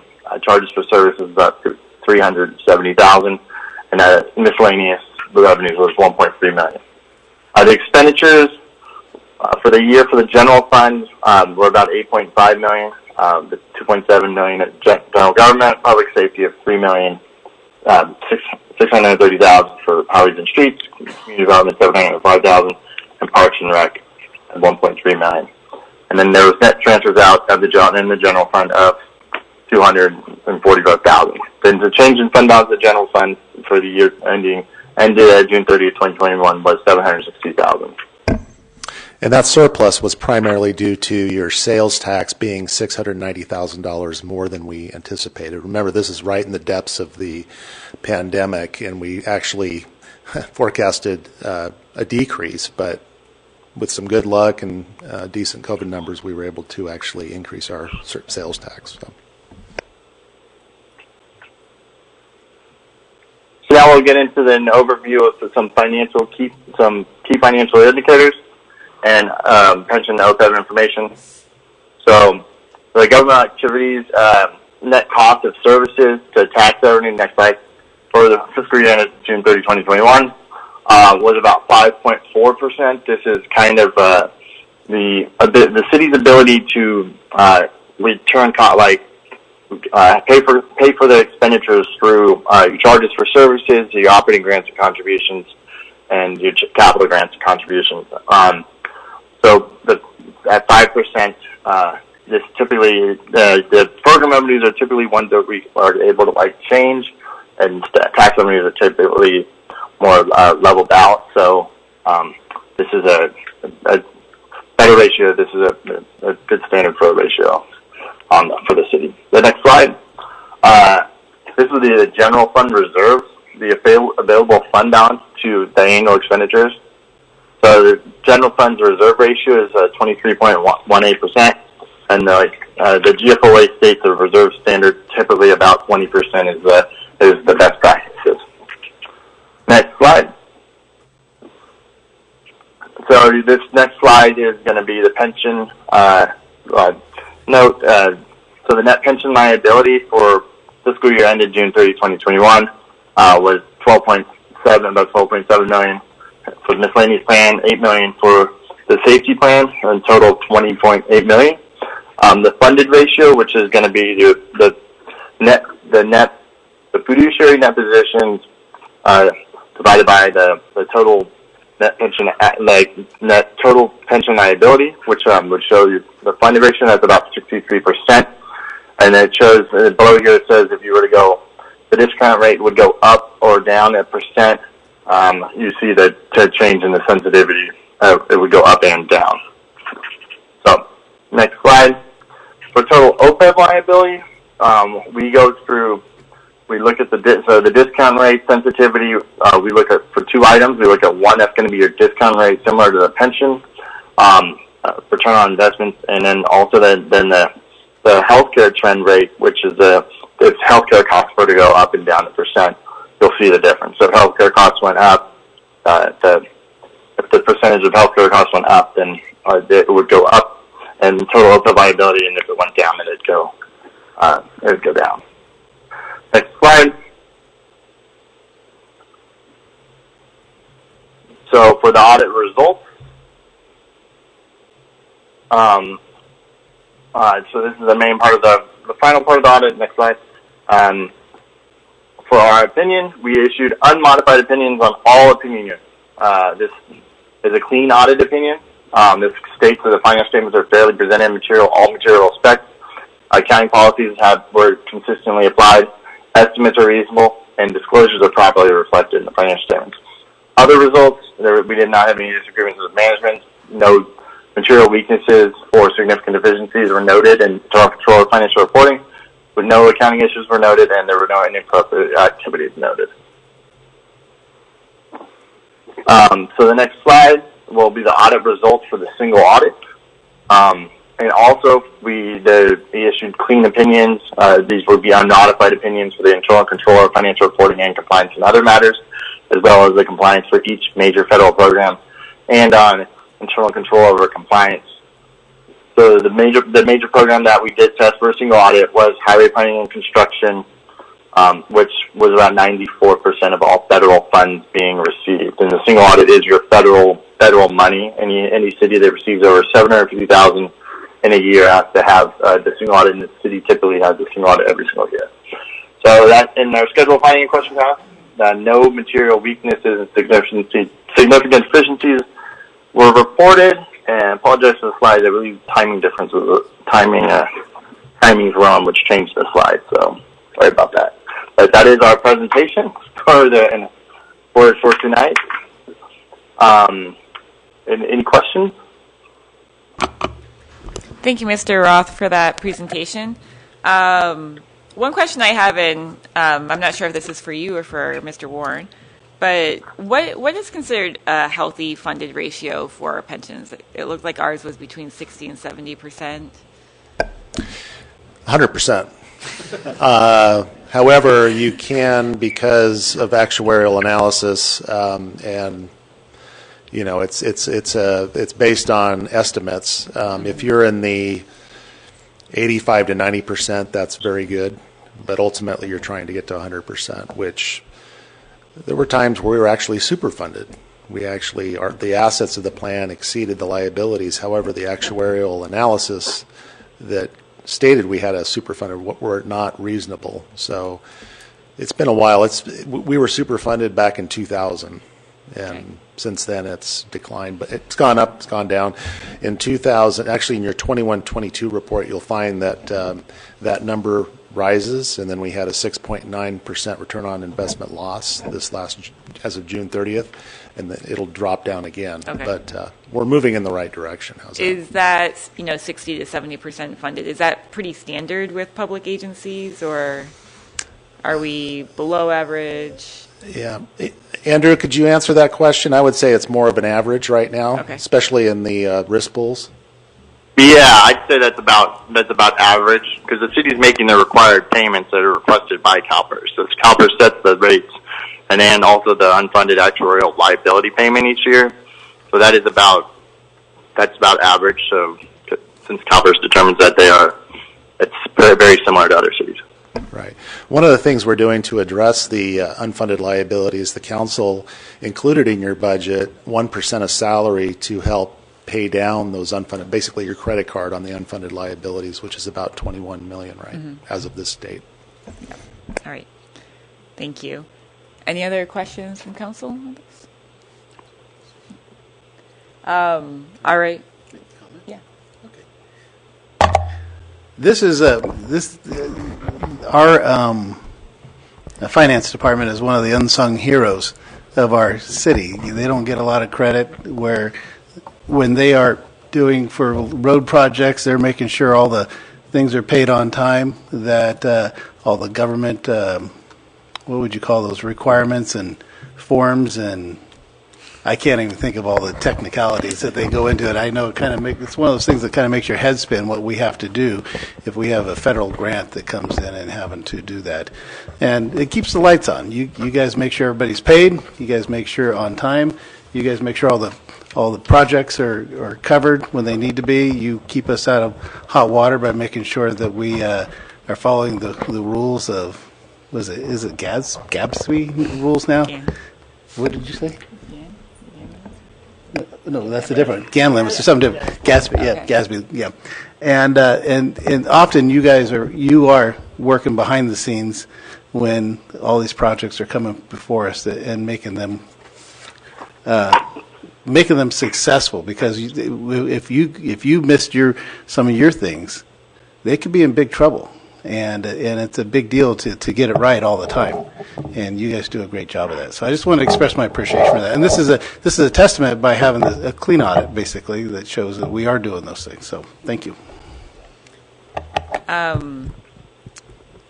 I just want to, I know that the audio on this was a little fuzzy and hard, so I apologize to the public for that, and we are working on town hall improvements that will make things like this in the future better.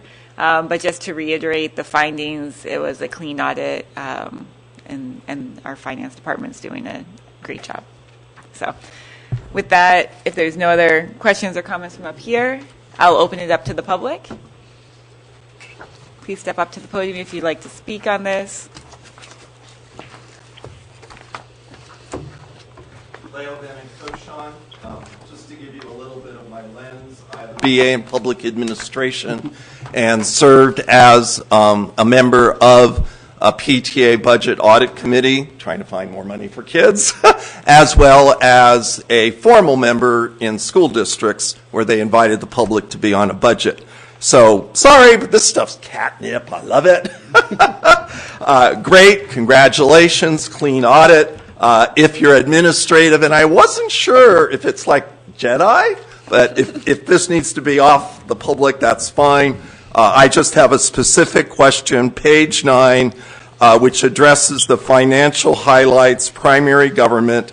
It states that at the end of the year, there was a deficit of $13.8 million in unrestricted and available funds to meet ongoing obligations to cities and creditors. In a school world, that just meant that the restricted fund had to support unrestricted. I'm a special ed teacher, and we ate up a lot of that unrestricted money supporting restricted. So just my curiosity question. Thank you. All right. Thank you. I see no one else stepping up to the podium, so I'll close public comment on this. Mr. Warren, would you like to address that? Yeah, that 13 million of unrestricted being in a deficit, that's due to primarily your unfunded pension liability. And you may recall that a few years ago, it was about 4 years ago, GASB was mentioned by Councilmember Thomas. There was a pronouncement that required us to do full approval on pension liabilities. So across the state, across the nation, really, you saw financial statements go from a positive undesignated to a negative, and so that's primarily due to that. And we're working on it. All right. Thank you, Dave. All right. With that, we'll move on in our agenda. I want to thank Andrew Roth again for being with us tonight, and for all your hard work on this. And thank you, Dave, for doing a great job running the finances. We will move on. How's everyone doing? Does anyone need a break? Or you do? Mm-hmm. Okay. We'll take a 5-minute break, and then we'll move on to the consent calendar. We'll return at 7:45.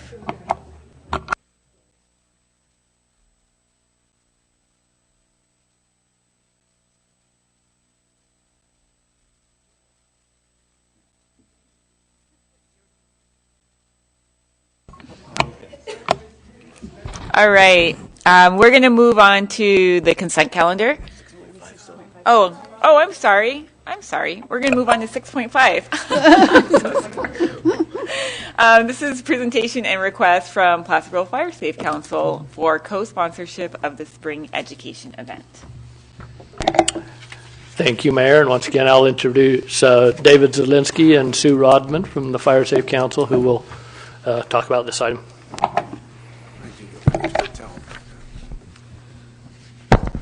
Okay, last year we had a really good turnout for the educational event, and we held it here in Town Hall and in the parking lot. And what we discovered is this is too small a space for the amount of people who would like to participate and the amount of fire people who would like to participate. And so we got, this year we're doing Midtown Mall. And Midtown Mall has said that they would do it for a $400 rental fee. And so we thought that was reasonable. And they have a bigger parking lot. And the things are closed down. It'll be the third Saturday in March. And so we can have all of the presenters who were here last time. And we can have a few extra ones who would have liked to have been here, but there was not space.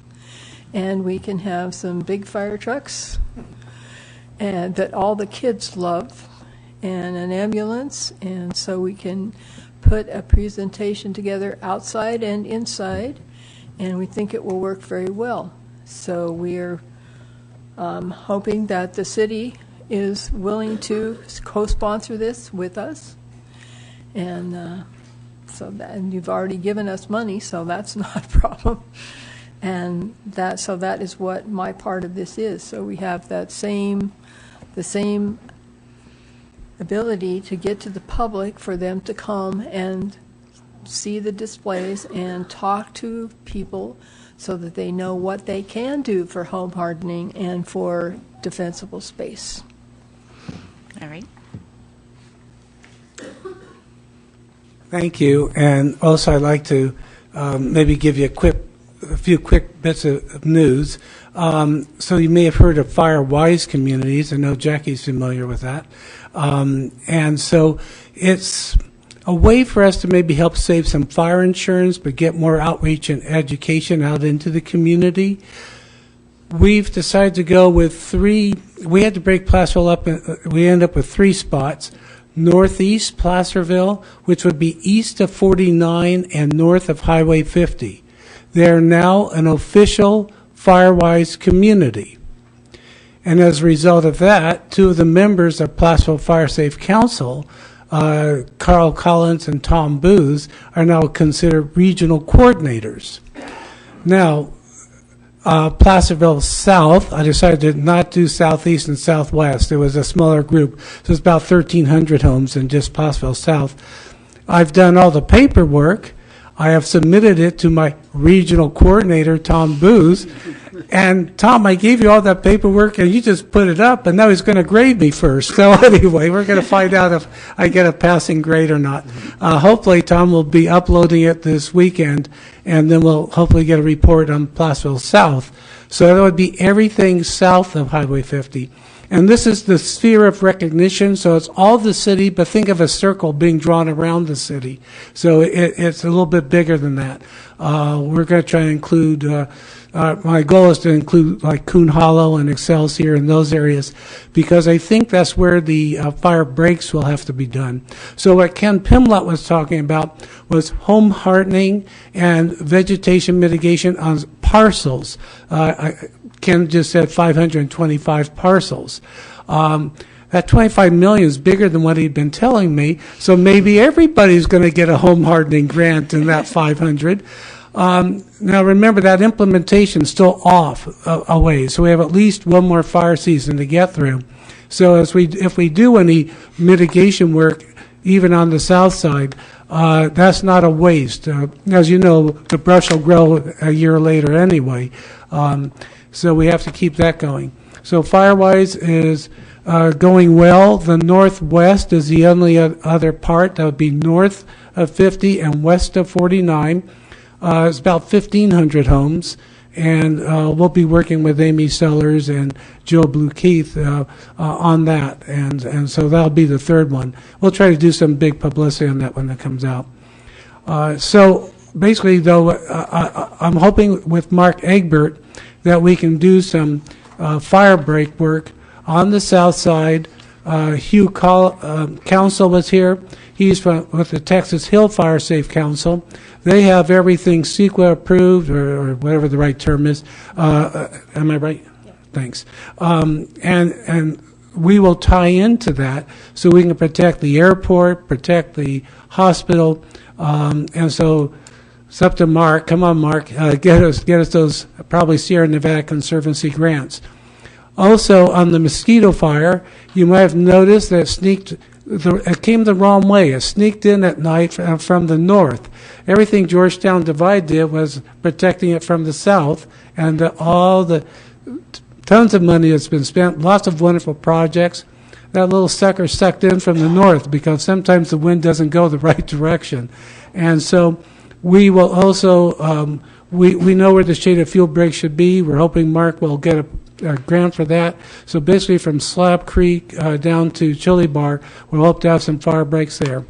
Our Mark happens to live on the west side in the Weber Creek drainage on the north, and so Mark is also very interested in having some shaded fuel breaks on that side. So we'll try to figure something out. We don't know where they should go at this moment, so we're further behind in northwest. But that's basically where things are. And I don't know. Should I say anything else? Yeah, go Sue. And now is the time, public. It's raining right now. That means that it's not burning.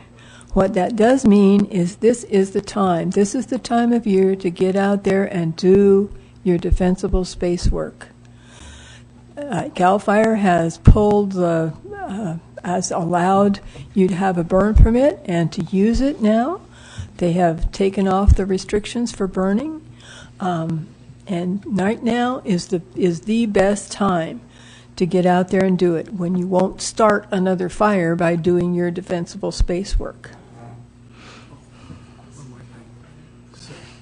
I want to give a shout out to everybody, including Terry and Pierre, for giving the information to us for all the work the city's done, which was enough money to put us over the top on all of the different Firewise communities. So that made it much easier. Thank you very much. But we will have to continue to work hard because every 3 years we'll have to renew and stuff. So.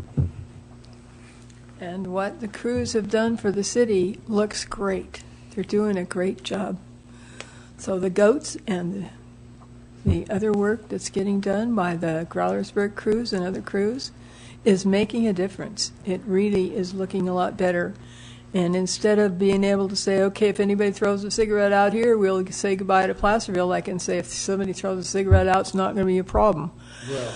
But in some places, it still will be. It's always a problem if people throw cigarettes out, but. All right.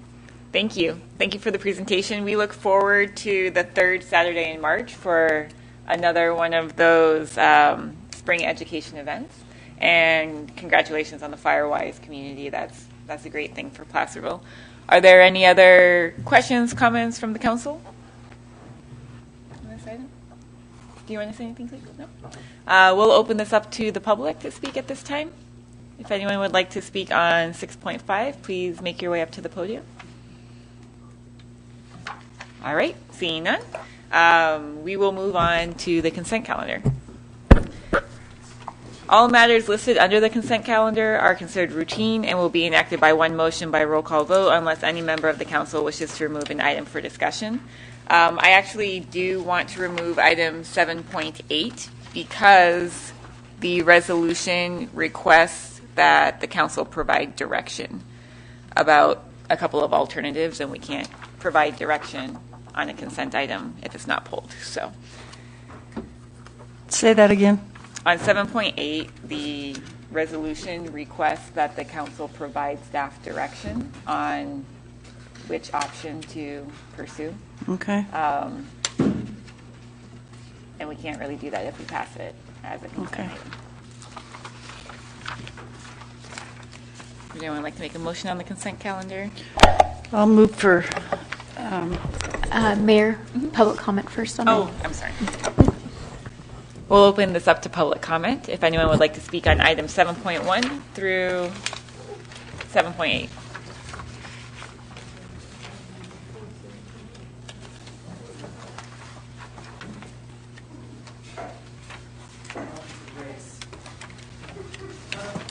My comments are on 7.8, and I believe you just pulled it. Well, we haven't made a motion yet, so Can she comment on 7.8 at this point? So we'll have 7.8 after this. This was Okay. this is just to see if anyone wants to pull items. Okay. I support pulling this one. Kirk Smith, sorry for my hearing, but I want to make clear, you're going to discuss 7.8 after this. Is that correct? Thank you. Okay. With that, I would entertain a motion on the consent calendar. I'll second Patty's motion. I didn't quite get it all out, but no, it's okay.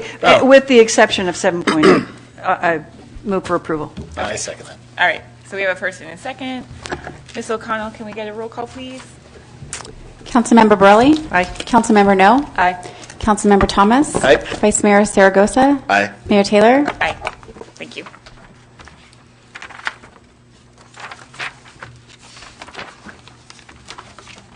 All right, so we are going to hear 7.8 under item 9, which is after open public comment on non-agendized items. So we are now on item 8. This is open forum. At this time, any member of the public can address the council on items not on the agenda. I do appreciate it if you state your name voluntarily, and please keep your comments to 3 minutes or less. David Zielinski. I was in Portugal when you were handing out prizes, and my daughter-in-law works for the Secretary of State, so she keeps my grandchildren hostage. I have to go to different places to see them. So anyway, thank you very much. It's August Company. I don't really understand it, but that's okay. I'm with, oh my gosh, I'm getting tired. Anyway, Frank and Maureen and John, and that's good company. And thank you very much for the honor. I appreciate it. Thank you.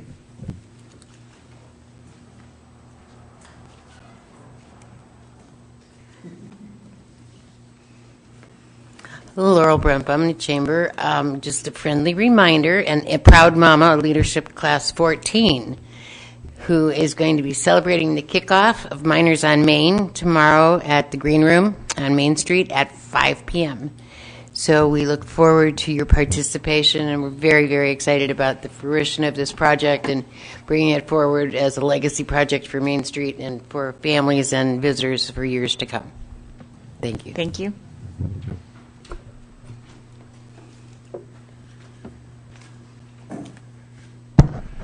Jonathan Gainsborough.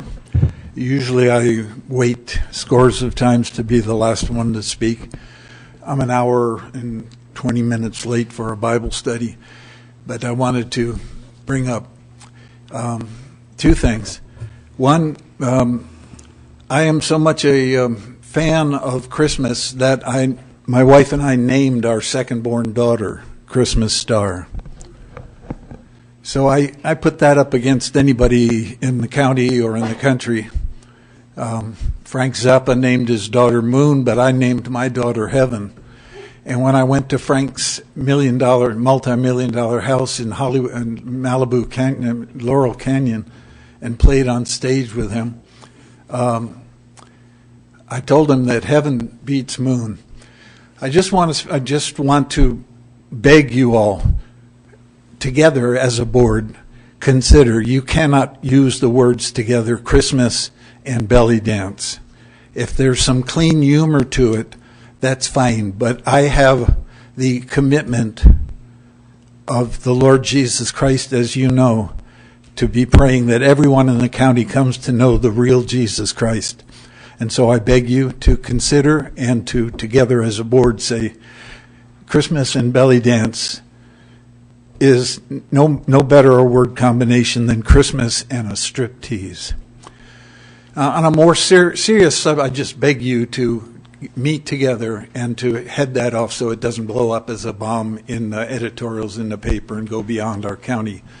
On a more serious note, I have every day is Thanksgiving, and the Thanksgiving for me, I wish you all to have the best Thanksgiving ever.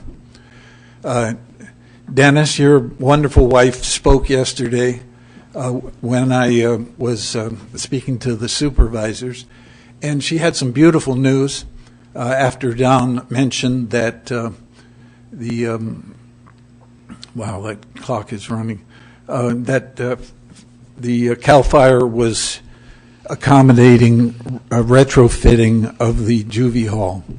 But Wendy mentioned that there's $600,000 that have to be spent for the homeless by EDOC by the end of January. And I just want to beg you, I beg you, please help facilitate, get a roof, get a place until January 15th for our homeless so that you and our county can enjoy a godly Thanksgiving and a wonderful Christmas. I celebrate as much as anybody in the world, but I just beg you to get a shelter over our homeless. God bless you. Have a happy Thanksgiving. Thank you, Jonathan.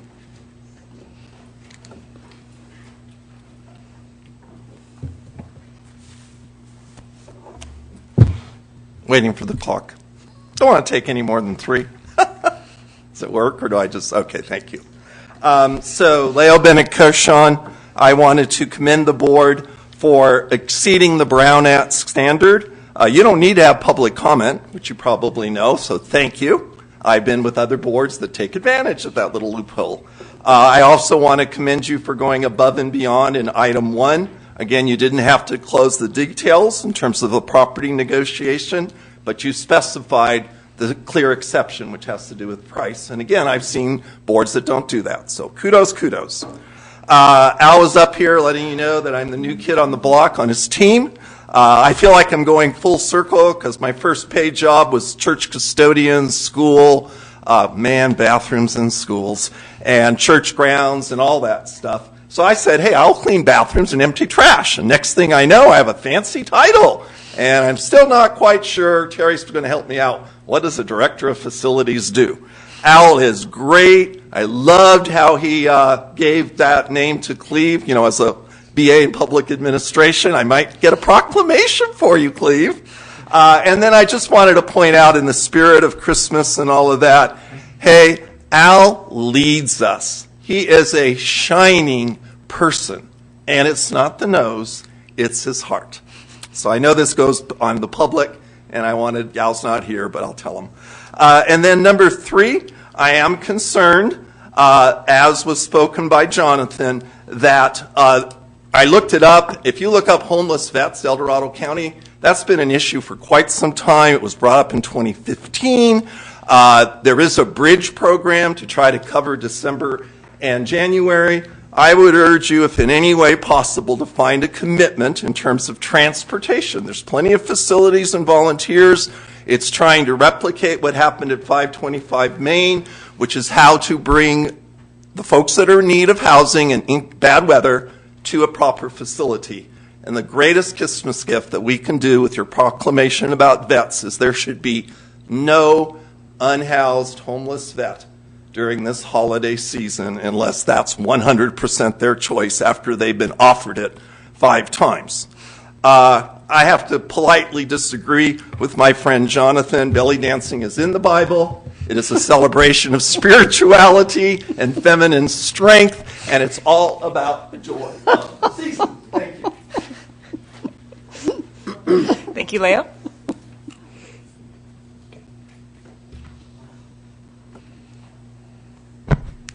Sue Rodman, Placerville resident, and I would like to put my 2 cents worth into that we have homeless vets out there in the rain that have been out there in rain for several days, and we have homeless women with smaller children trying to make it in a car in the rain. It's got to be really tough.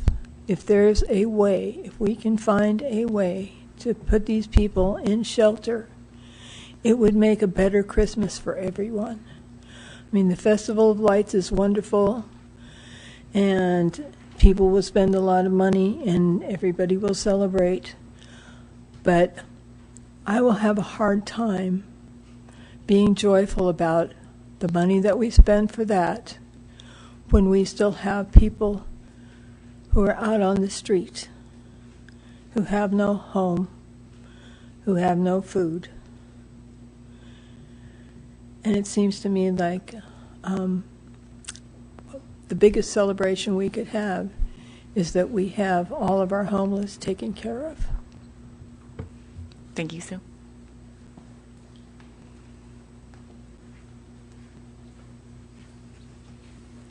Ruth Carter, Placerville City resident. So Thanksgiving, for the last 9 years with my family, I've done feeding the homeless in Sacramento at Cesar Chavez Park. Last year when we did it, I felt like there was a lot more participation and that I could move on from that. And so I wanted to do something that was more local. And so I'd like to have everybody in the community spread the word. On Thanksgiving, 8:30 to 10:30 a.m., we'll be doing a pancake breakfast. And we are geared towards families in need. And we will be giving out gift cards and accepting, of course, gift cards and donations of warm coats. So I appreciate anybody spreading the word and getting the info out to the families and churches that can reach families and that sort of thing. Thank you. Where is it? I'm sorry. At New Beginnings behind Spanky's. All right. Thank you, Ruth.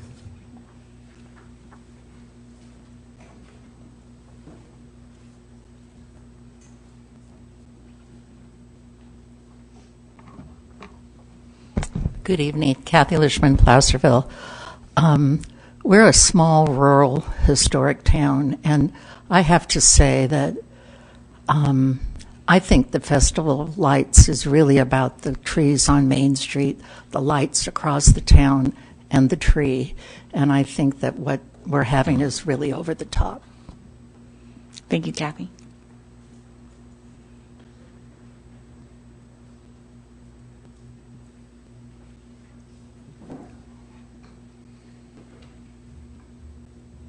All right, I see nobody else stepping up to the podium, so I will close 8.1 oral communication. Regina, do we have any written communication tonight? No, Madam Mayor. Okay. That brings us to... There is the one item that's on your agenda from Right. the insurance commissioner, but yes. Oh, yes. Yeah, under there written is. communication. Yeah. That brings us to item 9, which is 7.8 from the consent calendar. And Rebecca, do you want to talk on this item, or do you want me to? Okay. Good evening, Mayor and Council. Good to see you guys. The project that we're proposing before you is to replace a public sewer system that's located within an existing easement in the backyards of several homes along the west side of Hawking Street. Approximately 670 linear feet of the 65-year-old plus sewer main is located within the easement, and it varies in depth, in 10 to 15 foot width along the westerly boundary of those 13 lots. It has reached the end of its service life, and that's actually kind of putting it politely, and it's considered a priority for replacement due to its poor condition, prior overflows, failures, and ongoing excessive maintenance and continuing deterioration. I really want to actually extend a heartfelt gratitude to our public works staff that have kept that line running this long. What they've pulled together out there has been nothing short of teeny tiny sewer miracles. So the existing 4-inch line cannot be accessed without entering the private properties, and it's adjacent to the private properties is the parcel that's owned by EID on the west. Replacement of the sewer main and reconnection of the service laterals is further complicated by other private improvements that have been constructed over and adjacent the sewer line within our easement and within the backyards of the individual lots. So it's been determined that really the most effective, efficient, and least impactful to both the city and the private residences is to consider doing a trenchless construction to replace the main. We went through a lengthy technical assessment of the line, trying to figure out the feasibility of doing the trenchless replacement, and we were provided with 2 options for replacement of the main. Both options include pipe bursting of the existing main and then replacement of the failing pavement on Hawking Street between Maureen Drive and Immigrant Ravine, which has a pavement condition index of 21, which is considered very poor or failed. So the two options presented within the attached technical memorandum. Option 1 proposes pipe bursting the 670 linear feet along the same alignment as the existing system and upsizes the 4-inch main to a 6-inch main. Also, it includes the replacement of 2 existing manholes and adds 3 new manholes for accessibility and maintenance reasons. The estimated cost for option 1 is $420,000. Option 2 bursts only 550 linear feet of existing main, but it includes new 250 linear feet of a bypass that would actually keep sewer flows from Upper Hocking it would keep them within the street instead of diverting the flows into the Hocking main that's located in the backyard, so essentially assisting with some redundancy in the system. This option abandons an existing 120-foot section of a 4-inch main that currently routes flow from Upper Hocking to the backyard main between parcels and moves within the right-of-way, which is really, keeping it within the right-of-way is always the ultimate goal. We try to avoid these PUE and easement situations where we can, but, we did the best we could when we did these kinds of projects, so. This option does eliminate 2 of the 5 new manholes, so that's some cost savings, and is proposed at an estimate of $430,000, so only a $10,000 difference between the options. Based on the detailed analysis, staff is recommending option 2, but seeking direction from council under this item. And the benefits of option 2 is that it reduces the load on the replacement of the existing sewer within the residential backyards, and it eliminates the need to replace sewer manholes or construct a new manhole near 2830 Hocking. It also eliminates the need to burst the additional 120 linear feet and the cost savings that goes with that. It also promotes improved access for future maintenance. Descriptions, maps, detailed estimates are provided in the attached technical memorandum. So at this time, staff is seeking City Council direction on which alternative to proceed forward with into final design. Staff will return to Council at a future meeting to request our construction funding and authorization to advertise bid documents for public bidding. Once design is complete for either alternative, construction will actually happen fairly quickly. So we are really looking forward to getting this project delivered, and I'm sure that the Public Works staff would greatly appreciate it as well. This project is considered categorically exempt under CEQA, and we are also recommending an additional budget appropriation to cover the costs of the final design and engineering and the preparation of the bid documents for a total current proposed project budget of $100,000. That concludes staff's report, and I'm happy to answer any questions you have. Thank you. Couple questions. So I'm looking at a map here.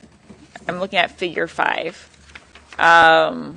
And the pink line, which is the existing sewer, so it goes down Hocking from Immigrant Ravine, and then it takes a right angle between 2830 and 2826, and then goes to the backyards. That is correct. Until it meets that Mosquito.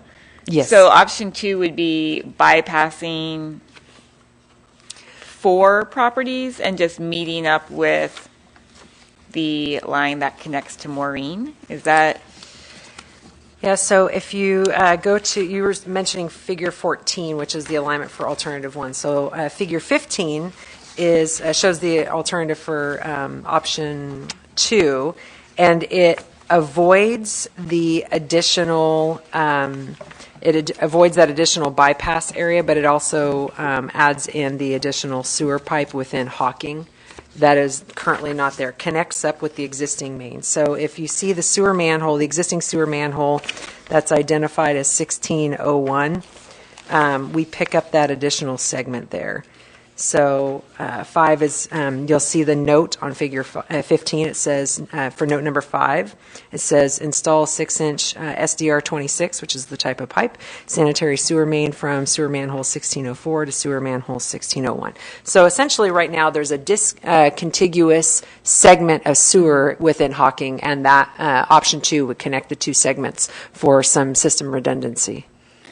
And then those houses would have to reconnect to that. No, they would actually stay connected on the west side. And the reason for that is that the elevation of Hocking is higher than the sewer connection of those residences on that west side. Okay, so this wouldn't eliminate the line that's in those backyards. Correct, it would not. It would just make the flow from Immigrant Ravine and Upper Lighter. Hocking and more direct in Yes. the public. Okay. Yeah. Okay. Yeah. Water and wastewater is lazy. It hates making hard right turns. Yeah. So.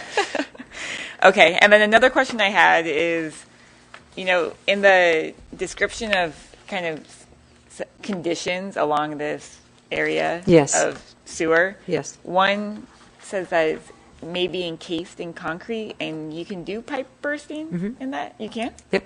Huh. That's pretty cool. The trenchless. It's very powerful. It's like seeing a gopher on steroids. All right. Any other questions? Is there a potential of damage to private property doing pipe bursting like that? Nothing is ever If it's 100% foolproof. Right, However, we are operating fully within our easement. And some of the challenges as to why we've even selected this is there's some sheds that have been built, there's pools that have been built into the easement.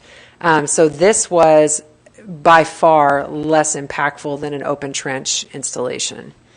There could be, but we are doing everything we can to mitigate that. Can I just want to verify, Rebecca, if there is damage to those facilities because they built over our easement, they're responsible for those repairs? That is correct? correct. Just want to make sure. Yes. Sorry. Okay. Yes. Okay. Yes. Thank you. So are they being notified of that? Oh, yes. And so they're Yeah. given, and like, for instance, the pool? Yes. They can take it down? Yes. Yeah. Well, Before this is started, not take it down, but we have actually been coordinating with them all throughout this whole process. Corey has done a phenomenal job in terms of public outreach with them. Great. They know them by name. All right, so the two options is option one does not connect. It does not eliminate that hard right turn. Yes. And correct. it's a little bit less money. Correct. But not $10,000. $10,000 less. And then option two eliminates that right turn and makes long-term maintenance easier. Correct. So basically, the line that's in the backyard is now really only going to be collecting those residential wastewater discharges and not all of the discharge from the north end of it to up Immigrant Ravine. Okay. All right. Well, option two seems like a reasonable. Seems like a no-brainer. Mona, do I need to open this up to public comment again? Okay. So I will, are there no other questions, comments? Okay, I'll go ahead and open this item up to public comment.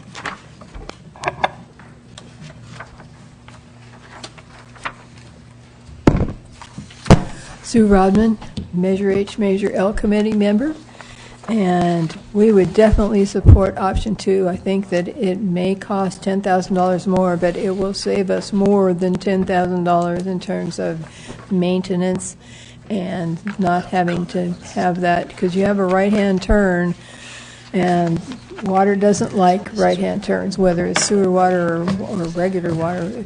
A creek will always try to push that outer bank. If you put it into a right-hand turn, it's always pushing against that outer bank. So you want to be careful with your road construction or any other kind of construction that you don't cause that kind of a problem.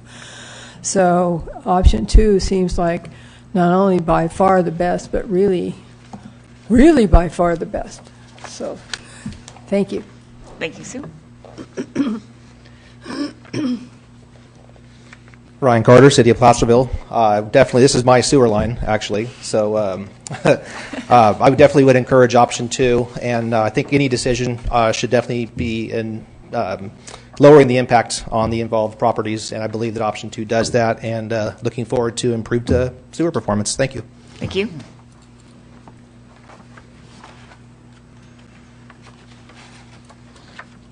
Kirk Smith. I think I know the answer to my question, but here it is. The first one is, what's the difference between this plan and the private lateral sewer lines that were discussed some months ago? Because in both cases, there's sewer lines that go through private property. Here on Hawkins Street, it's a bunch of backyards, and then you've got, one on the 80 or so private lateral lines, some much longer than this, and about the same age. So that's the first question. The second one is, after you finish Hawkins Street, how many more sewer lines do you have like this that are going to have to be repaired down the road? Anybody got a figure on that? Because a lot of them do go back to the 1950s that are at least 70 years old or so. Thank you. Thank you, Kirk. All right, I will close public comment. Ms. Neves, would you like to answer those questions? Sure thing. So the first question being, what's the difference between this situation and a private lateral situation, is that this line, when it was constructed, was actually part of a larger project, and it was always intended to be a public main, hence why we have an easement for it. A lot of the challenges with these kind of situations in town is not only do we not have access, we don't have an easement, so we struggle having those rights to do that. And oftentimes, they were built on as private parcel improvements. Somebody started out with a larger parcel, subdivided it, built a house for, their in-laws adjacent to them, did additional connections, things like that, sometimes permitted, sometimes not. And so what ends up happening is you end up with this like a rector set of sewer lines that, we don't have any access to, we don't have any plans for, we don't have any easement for. So it does, there is a pretty distinct difference in the application of this kind of scenario versus that. As to, the quantities, we have quite a bit within city limits that are faced with this challenge. As far as the quantity of what's private versus public, I do not have an exact number for you, but we do have some public lines, but primarily the hardest ones to access are often the private ones, for the reasons I mentioned earlier. Does that answer the questions? Yeah. Okay. Yeah, I think so. Thank you. Did you have a comment? I did. I have one comment. You look at the price of this project at $430,000 for option 2, and you think about this is only for 550 linear feet of option abandoned, an existing 120, new 250 bypass. It's not that much. If you look at the miles, I don't know, how many miles do we have of pipes in our sewer? Roughly 48 miles. Okay. So this is, a fraction of a percentage of that 48 miles, and we're spending $430,000 on it. The sources of the funding are local. They're going to come from us. They're going to come from one of our funds, or our sewer enterprise fund, whichever. And it just, people often ask why is our sewer rate so high? And it's because we have to take care of our own sewer system. And this is just one fraction of a percentage of the 48 miles that we have to take care of. And while a lot of them are in good condition and don't exist like this, it just goes one more time to put an exclamation point on the fact that it is expensive to maintain our own sewers. We bought a plant for $40 million back in 2007 or 8, right around there, and so we're paying that off as well as maintaining our own sewer system. So, it is expensive. There's no way around it, and we do have to pay for our own sewer system. And I'm not a fan of that. I don't want to go out and open up my checkbook and pay for more. But the reality is this is our reality in this town, and this is why our sewer rates are high. Yes, I'm sorry. Yes. I think it's any town. I mean, it's called maintenance. Yeah. It's like owning a house, and you got to keep it up, and that's the way it goes. If I could support and articulate kind of what Councilmember Thomas is explaining here is, our city is roughly a population of 11,000 people. So let's give or take a tenth the size of an agency like City of Citrus Heights. City of Citrus Heights really only maintains their roads and storm drains. Sewer and water are operated and maintained by outside agencies and entities like an EID. For them, it's Sac Suburban Water and it's Citrus Heights Water maintain their water systems. They actually have 2 water purveyors in the city, and then the county addresses the sewer. because of a whole host of reasons, our terrain, the way that we developed, and just, the population isolation of a rural community and county, which we all know and love dearly. The services that the city provides are far beyond what agencies 10 times its size provides. I've worked for and with a lot of agencies within the state of California, and the fact that we are a community that is 5.48 square miles with 11,000 people, with 60 miles of water, 48 miles of storm drain, 48 miles of sewer, and roughly 49 road miles, and a wastewater treatment plant is a lot to take on, and we are able to provide those services for our customers because of just we've dug in and done it because it's what the community needed in terms of having a living community that is supported in basic facilities and services. Thank you. Thank you, Rebecca. And it's a little like, I don't know, duck, duck, goose, or a Ponzi scheme as well. Like when you don't, and this is no disrespect to previous councils because this went on everywhere. When you go decades without doing really capital improvements to, Orangeburg and other things that were never meant to last as long as they do, eventually that comes home to roost. And we just happen to be the ones that are here now that are having to have the responsibility to do it. And I think, if you go even further, that's how cities get in trouble when you ignore it or you don't look at your rates, you don't do different things. It just compounds. It doesn't go away, just like it went at your own house. And so we're doing the responsible thing now and actually taking care of it. All right. Would anyone like to make a motion? I'll move to adopt the resolution. With option 1 through 4. Option B, or whatever Option two. I'm sorry, alternative 2. I'll second that. All right. We have a first and a second. Ms. O'Connell, can we get a roll call? Councilmember Burley? Aye. Councilmember No? Aye. Councilmember Thomas? Aye. Vice Mayor Zaragoza? Aye. Mayor Taylor? Aye. Thank you. All right. That brings us to our first discussion item at 7:30. It seems late to be starting 12.1, but here we are. I see the chamber here. Thank you for your patience. This item is to consider extending a marketing program with the Chamber of Commerce, and City Manager Morris can introduce this staff item. Thank you. Yeah, I'll introduce just some background on this quickly, and then I'm going to turn it over to Jody Franklin from the Chamber to present kind of the results of the marketing program that we've done over the last year, and then perhaps her and I together will kind of conclude and talk about the ask for going forward. Last year in September of 2021, the council entered into agreement with El Dorado County Chamber of Commerce to provide a marketing program for the city. Since that time, the Chamber has done extensive outreach on behalf of the city to market visitors to the city. The initial agreement was for 1 year and ran through September of this year, although work has been done through October as funding allowed. The program was funded through the ARPA funds, American Rescue Plan, and in the amount of $50,000, and that ran from, like I said, for 1 year from September through September. And I think that's where I will leave it for now and turn it over to Jody, and then we can discuss the ask going forward as we get to the end of her report. So, Jody. All right, thank you, Jody Franklin, Chamber of Commerce. All right, so what I thought we would do tonight is, thank you, is just give a quick review of, because I've reported to you before kind of by quarter. And this is a quick review of the last quarter, kind of an overview of the year, and then what we plan on moving forward. And this was the scope of work. Excuse me. This is the scope of work that we had told you about from the beginning. By the end of this year, we have succeeded in all those items there.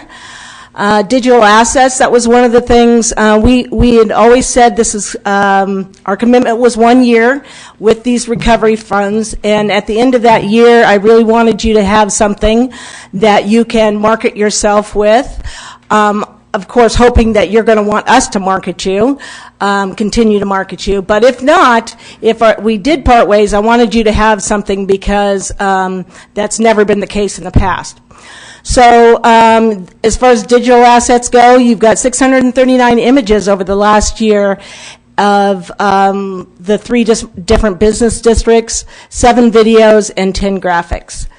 These are the things that, some of the things that we covered, not all, but in those 639 videos, or 639 images, these are some of the things that are covered.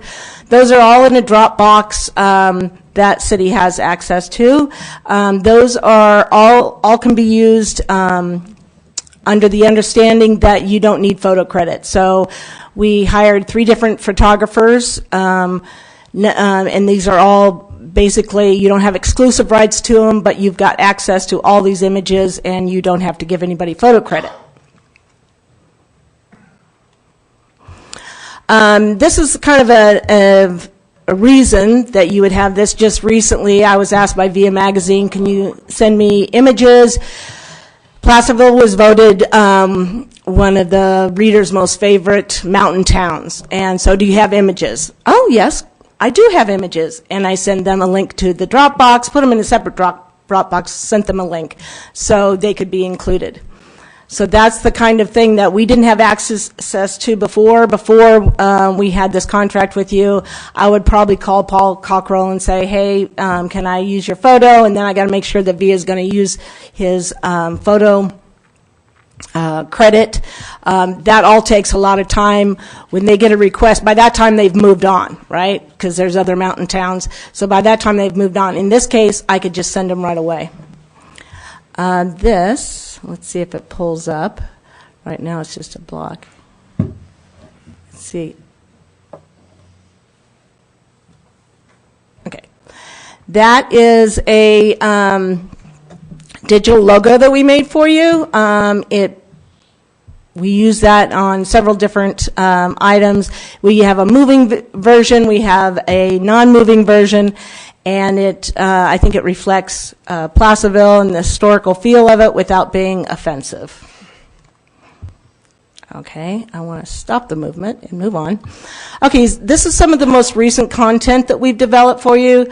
This one on the right featured all 3 business districts. Basically, we put together an itinerary that allowed you to come to Placerville and leave your car and never have to move it again until you left on Sunday. So coming on Friday morning, basically walk to breakfast, do this, do that, go to the veterans, go down the Veterans Memorial, go walk down the it's late. The path, the trail, Eldorado Trail. Just give me a minute, I'll get there. Anyway, the trail connected all 3 business districts, so it's a really nice way of connecting all 3. And this was actually really popular, especially in the San Francisco and the Stockton, that area. Really popular content that we developed there. And then on the left side is a collaboration. Remember, I was wanting to tie us a little bit closer to visit to Lake Tahoe. So Highway 50, we get a lot of people going by. We kind of want to connect. I've reached out to them. We're like, what can we do together? So this was a collaboration with Visit Lake Tahoe.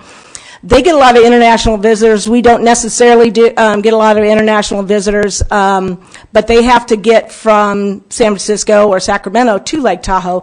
So it's a way of kind of interjecting Placerville in there. So that was done. It was targeted the U.S., UK, and Germany, and it was translated into German, and it did very well there too. When I did this proposal, I didn't have the stats on it yet. I just saw them recently. Okay, other social media campaigns, for instance, like the Beat the Heat one of the great things about Goldbug is it's so cool in there, even when it was like blazing out. So when it was blazing hot, I was able to contact our social person and say, hey, listen, we need to push out Goldbug right now because it's like 55 degrees in there and it was 105 or something. So that did really well. And then the Placerville videos as well. And these are a couple of the Placerville hardware. The organic reach of that one asset, Placerville asset, is just awesome. But there was no money put behind it. It was just kind of a combination of organic and then along with separate paid. So that was the biggest organic post that we had. And then the Main Street sidewalk sale, that was very popular too. All these different events and things that are happening on Main Street, Placerville, any place in Placerville, any of the 3 districts now. Normally it's just Placerville Drive and Main Street. You don't see a lot of events up on Broadway. But we used Placerville money to put behind that. So if there's a social, if there's an event, then we put money behind that to lift up that event. With the algorithms now, with Facebook and Instagram, if you don't put some money behind it, it pretty much falls flat to the 23 people that follow you, right? That is just doesn't go anywhere. They've changed all that. So with a little money behind it, then we reached it up and were able to deliver some pretty good results. The downtown map, that was part of one of the things we wanted to do is kind of help the merchants help themselves. So we, up until this recently, we didn't have any sort of collateral piece. So even if they came into the visitor center, we were kind of pointing them down to this restaurant. Oh, it's on this side of the street, that side of the street, or we would put out a Google map. So we knew we wanted a map that's really great for like the Sacramento Visitor Center in Old Town. Lake Tahoe looks for those. All the different, throughout the region, people want that Placerville map, and it was just hasn't been feasible. So what we did, we paid for one page for an advertisement pushing traffic to the Placerville downtown page on Visit El Dorado, and then also paid for more than, and then that allowed the other merchants to have investment as low as like $75. They could be on that map with something. So really affordable for all the merchants, and got them involved, and then directed it to the downtown page as well. And then we produced a couple thousand more per printing. So normally they do 3,000 on that. We said, okay, we need more than that. If we're going to distribute them, we need more than that. So they do 5,000 of them 2 times a year. And we do that with Mountain Democrat. The media, we had a lot of media interest. What we do is include, what we did this year is include Placerville in almost every itinerary. So we had mantripping.com, that was a guy's trip. They, for instance, do the distillery in El Dorado Hills. They went to Fairplay. We want to get them here so they can see the town. And then Kathy Condone, she was history, art, and wine. That's more of a boomer audience. So kind of a cross section of media that we had here. Alicia, she was vegan sustainability. That allowed us to talk about tie in our farmers and wineries along with downtown and where you're eating what they're growing up there. So that was a nice little combination. Lost with Lindsay is a hidden gem, so we fit right into that. Of course, you didn't pay for all these, but you paid the part that when they were downtown. We tried to fit that into the itinerary whenever we could. The biggest deal, I think, probably is the database that you've grown. So the last time I reported to you, it was around 500. So the Placerville specific database is now 1372. So with that, those are people that opted in. I want to hear more about Placerville, and that's what my little graphic down at the bottom is. There's a specific box they check for Placerville. So that database we now have for you, and we can speak to those people specifically. We can take that audience and go to Facebook and say, hey, we want to target people that look like the people that have already opted in. So it's a lookalike audience. So we know these people are interested. It's, let's say it's females, they're in their 50s, or they drink wine, or whatever they do. Now, Facebook, go find us an audience that looks like that. Then we can take the dollars and be very targeted because we know who's interested. But then we can also speak to those people. If you stop speaking to them, they go away. All right, these are the top website traffic from that we got towards the downtown page. So, and actually 2 pages. So not only the Placerville, but the downtown Placerville. So 2 different places there. Sacramento was at the top of the list. That's probably not surprising, but the second one's the people refuse to give their location data, so that's why it says no. But then the third is San Francisco. So we know that we are getting that traffic on Highway 50, and we are getting those people interested. El Dorado Hills, and we know how difficult it is to get people to come up the hill, so that's great. Kind of surprising to me was Los Angeles, but I think that it just indicates to me that we're part of a bigger Gold Country presence. So they're coming to the Gold Country, doing a road trip to the Gold Country, and Placerville is definitely a part of that. San Jose, we knew that was a big market for Placerville because they take Highway 50 to Tahoe. Roseville, Placerville, obviously that's people that live here. Folsom and Cameron Park. This page, I wanted to show you the difference, kind of like with me, without me. With me, without me. So Placerville page we had before we had funding, and then the percent of change previous. So we've got the year that that we were under contract. So the end of September to the end of September. 16% change increase in that for just the Placerville page. The downtown Placerville, 538% increase. So basically what I'm saying here is when you put money behind it, we have amazing results. The Festival of Lights, we put money behind that event to market it, and the parade, that was huge, over 4,000% growth in that. Girls' Night Out, that was great. Hometown Holiday is a specific page for Placerville. I'm sorry. Specific page for Placerville for the holidays. So right now that's live too, because we want to give that kind of magic of the holidays in an old town like this. It gives you specific holiday information. And then this is interesting. Afternoon in Placerville, that was a blog that we wrote, before the contract. We repurposed it, put some money behind it, and got a 25% increase in the page views. The ones below that are all things that were just created this year, so we don't have a year-over-year stat on that. So, now what? So, what was asked of us was for the next 7 months. So, basically, let's say December 1st to June 30th. What can we do? What can we do in that amount of time for much less money? My fear is that when you stop speaking to those 1,372 people, then Placerville starts going down on the interest level. So if we can keep talking to them, if we can keep them interested, we can grow that.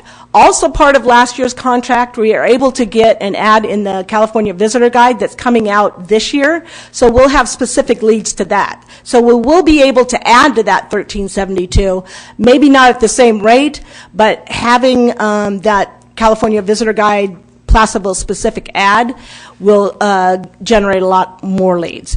So what we've asked, what we decided to do is 2 levels investment, 2 choices for 7 months out of the year.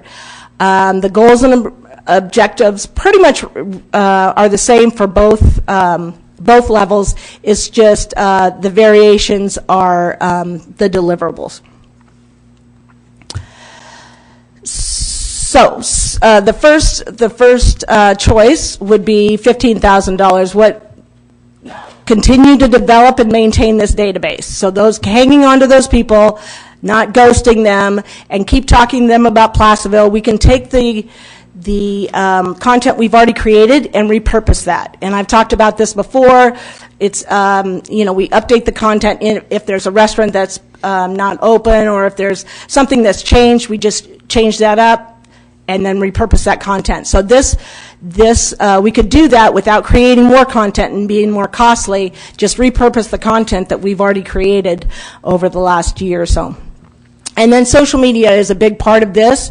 This will allow us to take those events that are in Placerville and put some money behind promoting them. So kind of being the marketing portion of those events.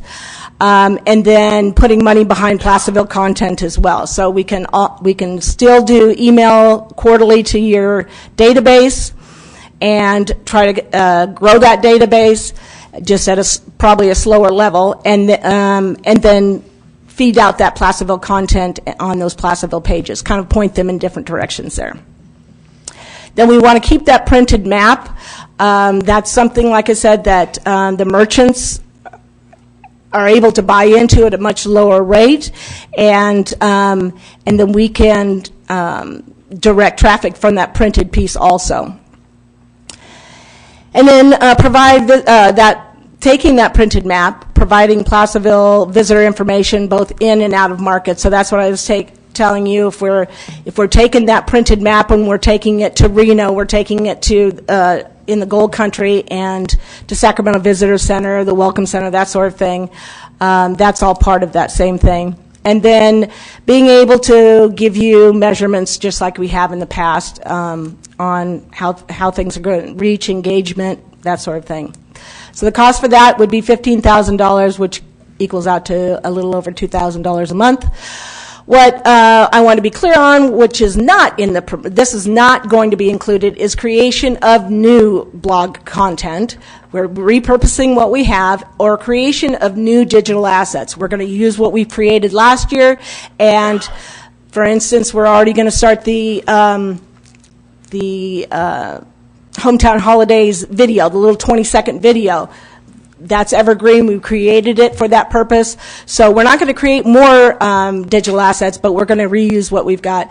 And it's not going to be the same level of social media campaign funds. So we're if we normally we would put I'm just guessing, I'm not in charge of this part, but if we're putting $200 behind an event to promote it, we're going to have to cut that in half, so we would put 100. So cutting back on the level of promotion, but still getting it up there so that it gets some views, engagement, and all that.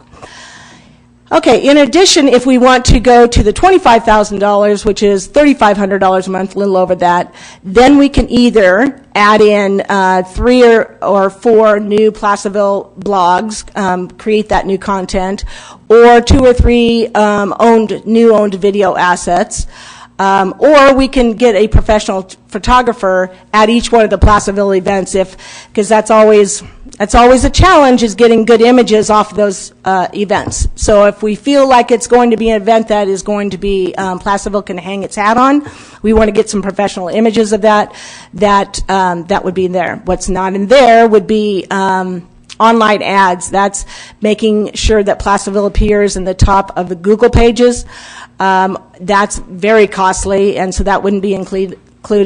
And I wouldn't include media outreach and media visits. That's an expensive thing to do. It's time consuming, and with this project, it's not going to be included. Now, if they come to me and say, I want to know about Placerville, I'm not going to say, oh no, I'll show you Coloma. But it's just that I'm not going to include it in every single itinerary, because it is very time consuming. I've got a PR person that I have to pay, so that's not included in this one. And then travel show feature. I would have the map at the travel show. I'm just not going to feature Placerville like we did last year, where we got 400 leads just for that, and itinerary building. So we feel like it keeps everybody's attention. It keeps, maintains the momentum that we built this last year. I'm really proud of all the things that we've accomplished, but I feel like if we said, okay, there you go, and handed it over, there's nobody in Placerville, the city of Placerville, and the staff, they're going to go, oh yeah, I'll take it from here, and then I'll go ahead and start doing all this. I don't think, it doesn't seem like there's somebody out there for that. So I feel like this is a pretty good compromise. Questions? Any questions for Jody? Thank you for You're that welcome. presentation.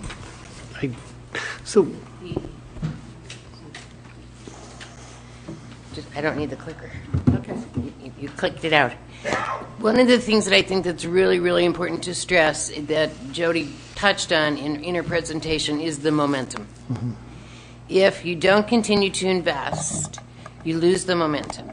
So you were pretty much going to be throwing away the investment that you've made in wanting to promote and continue to build. And the statistics or the data is there to prove that it's been successful. So I would encourage you to really give this some very serious positive consideration. Thank you. Thank you, Laurel.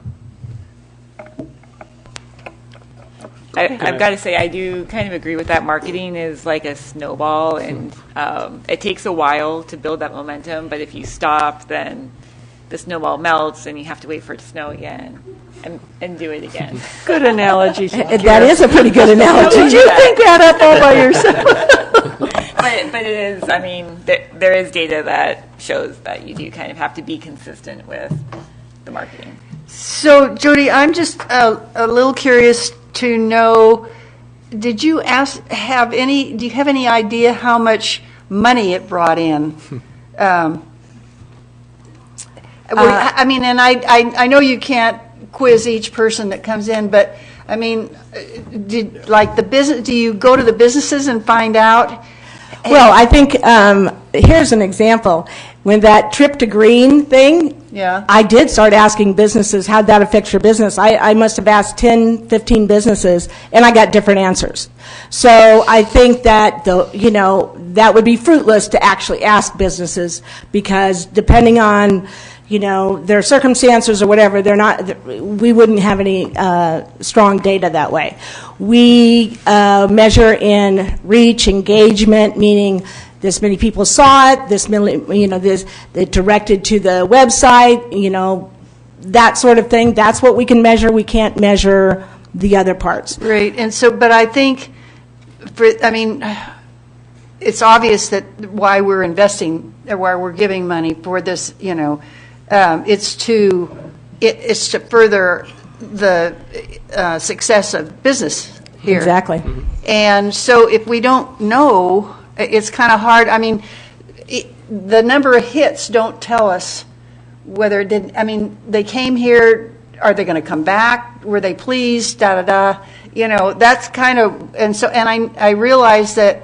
But you're in the business, and I'm sure people in your line of business have created some way to figure this out. I don't know.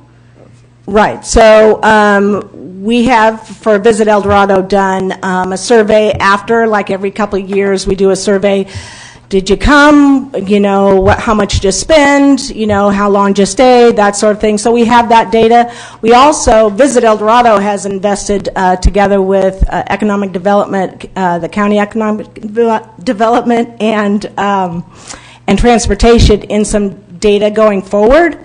Now, I would, let's say we see, since we've done this in the last year, a growth per person of $50 per person. So right now they're spending about $136 a person, and we see a growth of $50 per person. So now they're spending on average $186.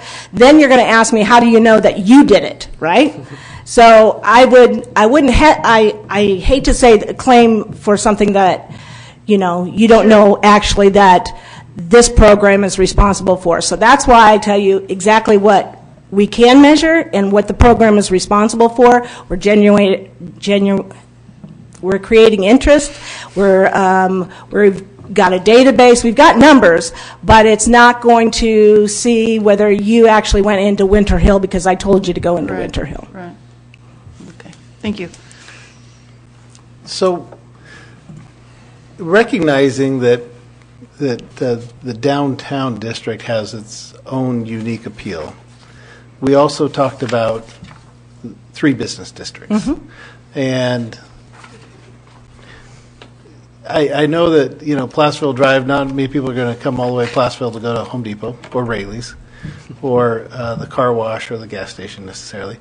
Broadway has some of its own unique, but it's mostly local shopping and some restaurants. People aren't going to go to Tractor Supply or Safeway, or not Safeway, what's up there? Rite Aid. So how is it, we talked about marketing, making sure we are inclusive of all the and I recognize the challenge in that. But what types of things have you done, or do you see that? That's where that, excuse me, I didn't mean to interrupt. No, that's but, okay. I knew where you're going with Yeah. it. So that's where we created those itineraries. So we had the Placerville, the El Dorado Trail that got you from have breakfast at Annie's and then go see, and you're going to go see the things that, that Placerville has offered that's really great. That El Dorado, that trestle stretch of the El Dorado Trail is very cool. We've got images of the Veterans Memorial. We drove them to that. Then hop back on the trail. Then there's Main Street. And then in other content, we've got, 3 great breakfast places that you can't miss. We made sure that there's one on Placerville Drive, there's one on Broadway, and there's one on Main Street. So that's how we kept drawing those in together. The content about not having, park your car and you'll never have to move it again. That's how we got those. It's got to make sense, right? We're not going to say go to Rite Aid. Of course we're not. But that breakfast place that's there is very different. Same thing. There's unique things all along there. We also, in those digital images that we took, we have a image of almost every single business on there, and we feel like those are probably going to be used. I may not use them for promotion that way, but they could be used for economic development purposes, and so we just tried to make sure there was quality of life in there. So what a great community is to live here, what a great community is to visit here, and that's what all those images are. So we've included Broadway images, those images, and Main Street images, and kind of, because it's one size fits all. Thank you. I was really curious to hear your answer, because I could not have. I struggle myself to figure out how I would do that. So, thank you. You're welcome. I have a question for Cleve. The staff report has a budget appropriation of $9,500, but I know that with the presentation from the chamber was different amounts. I was just trying to figure out where staff was coming from in terms of that budget appropriation versus the presentation this evening. Sure. Let me explain that. Initially, when I went to the chamber at the end of this contract, they came back and gave me a proposal with 2 levels. One was for $35,000 for a full year. The other was $50,000 for a full year, similar to what we have during the current year. As we looked at that, I discussed with staff, and one of the concerns came up. As you know, this was previously paid for last year using ARPA funds that we allocated to help businesses during the pandemic, et cetera, and coming out of the pandemic, which is a good thing. However, continuing this forward, we know there's a limit to ARPA funds. We have a few left, but there is a limit to that. And so we felt like if we're going to continue this on some level, we need to look at other than ARPA funds. And therefore, we need to look at this as part of our entire budget process. It's not fair to come midstream with something this significant in terms of budgeting and ask for it at this time of year. So I went back to the chamber, asked them to give me a proposal similar to what they had done, but propose it just through June 30th of next year. And as you mentioned, and they talked about, they came back with 2 levels again, one for $15,000 and one for $25,000. What I'm proposing and recommending is the $15,000 level that would get us through that. They have, we have budgeted for their program they did for this year, a remaining $5,500 in that account. But their contract has ended. So we added additional $9,500 that gets us to the $15,000. That's how we arrived at that amount. So. Okay, thank you. I appreciate that. I have another question. Can I just do a follow-up question? Yes. I'm going to do a follow-up. So they actually spent less than what we were anticipating? That's correct. About, let's say, I think we You're got welcome. final invoice this year, and it came out to about $45,000. So Okay. we have $5,500 left. So. Good. All right. Patty, go ahead. Dave, business licenses. Is there any portion of that's, where does that go? It's completely general fund revenue, so it just. Okay. So I was thinking about it, and I thought, okay, so if this program is pretty much designed for the businesses, I'm wondering how many business licenses we issue, and if we could put maybe a up the cost of the business license by so much, say $5 or something, that would go specifically to this kind of a fund in the future? You could. It's Prop 218.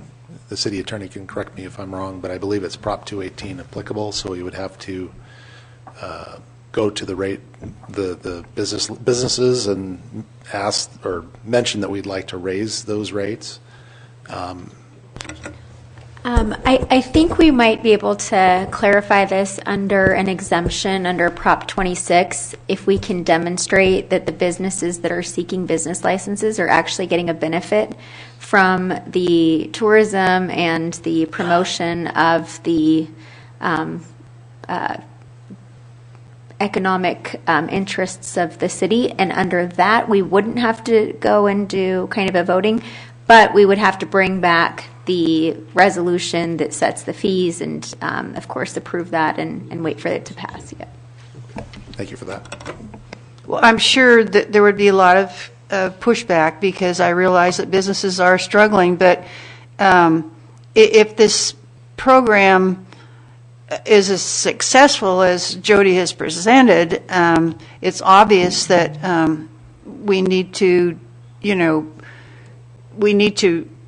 publicize Placerville. And so I'm just thinking, if we had enough, that we could show a reason for,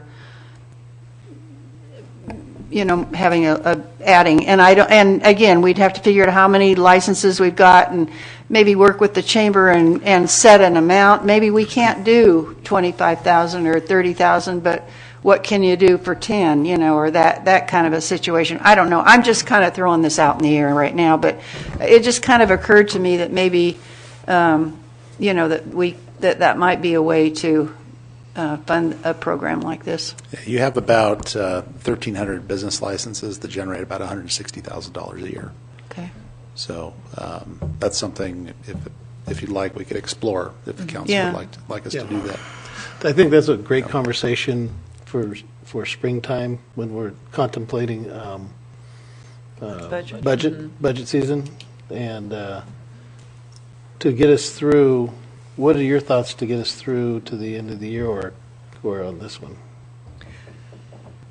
Well, my thoughts are that if we've gone this far, and we do have, like Cleve was saying, we do have some ARPA funds. I don't want to chisel away at those, honestly, but if 9,000, if we had to, I don't think that's too much to. I don't know.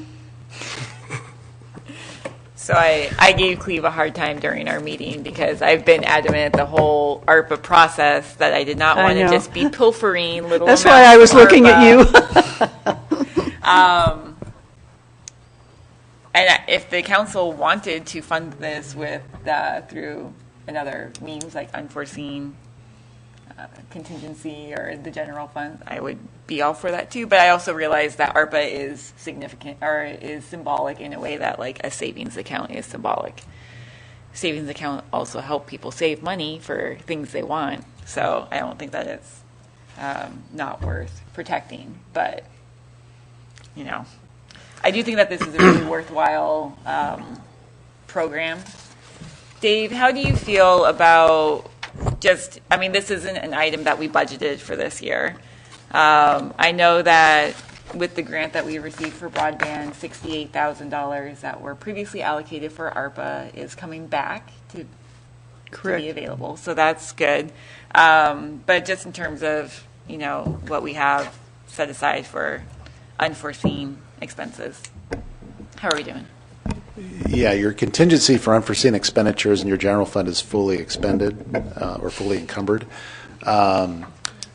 We talked about fiscal year 2021 having a surplus. I anticipate 21-22 will have a fairly significant surplus as well. So you could budget from your general fund unencumbered balance, unassigned fund balance for that expenditure instead of ARPA, if you like.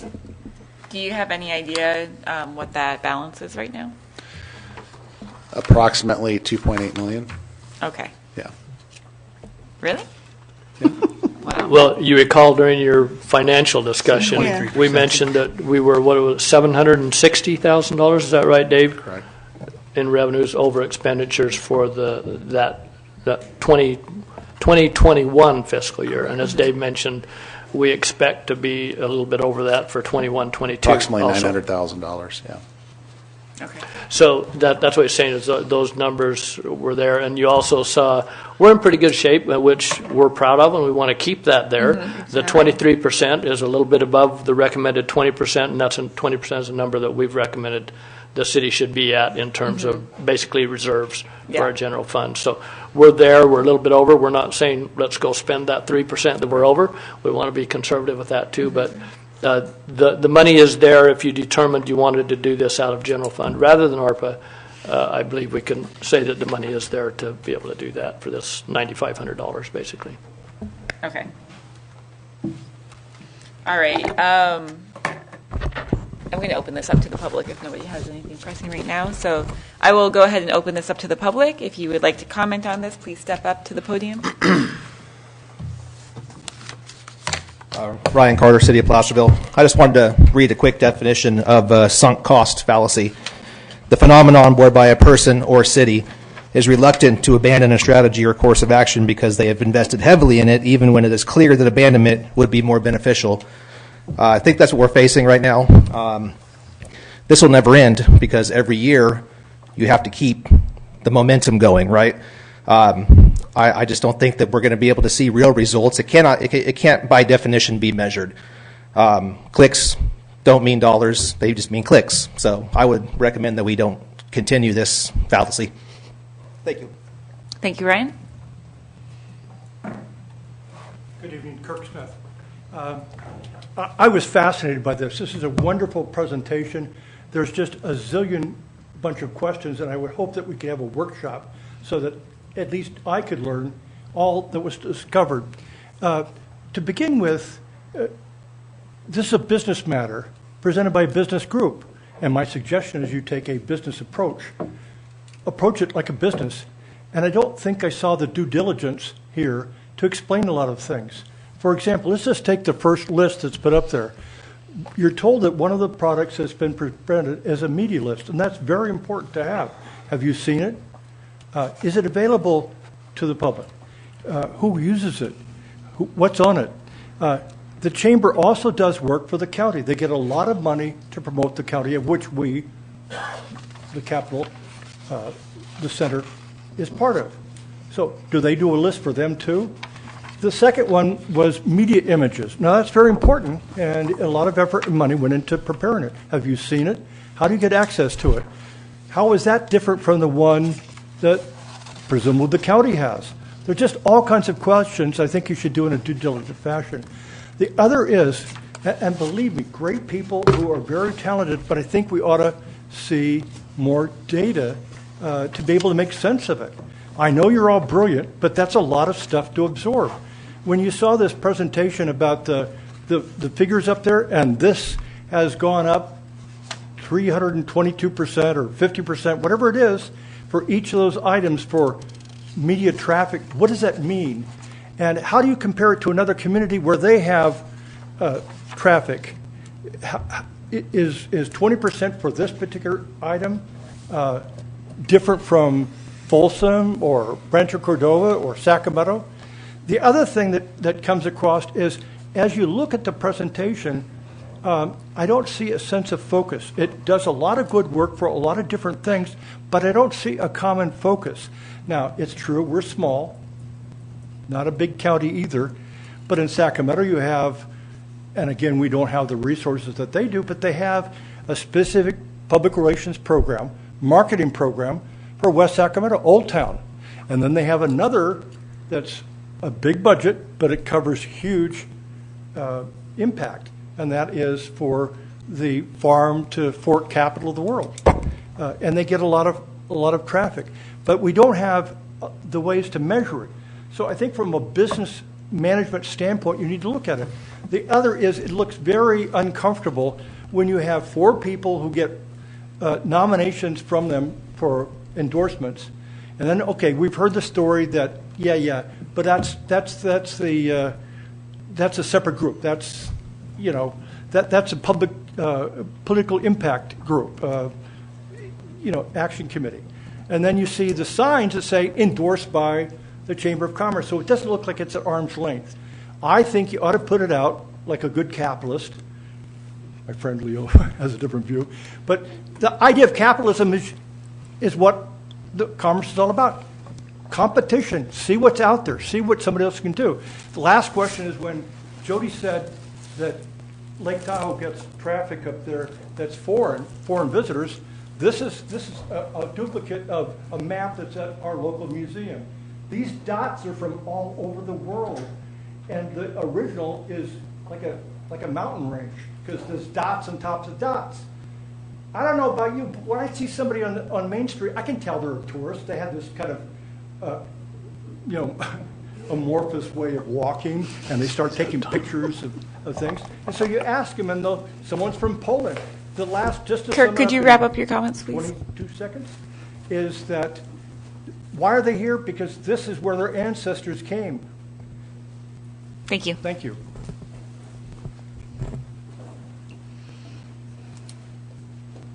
Ruth Carter, City of Placerville. I'm in real estate. I use social media extensively and have done so for at least the last 12 years. There is no way to quantify or measure the results that you're getting for the city.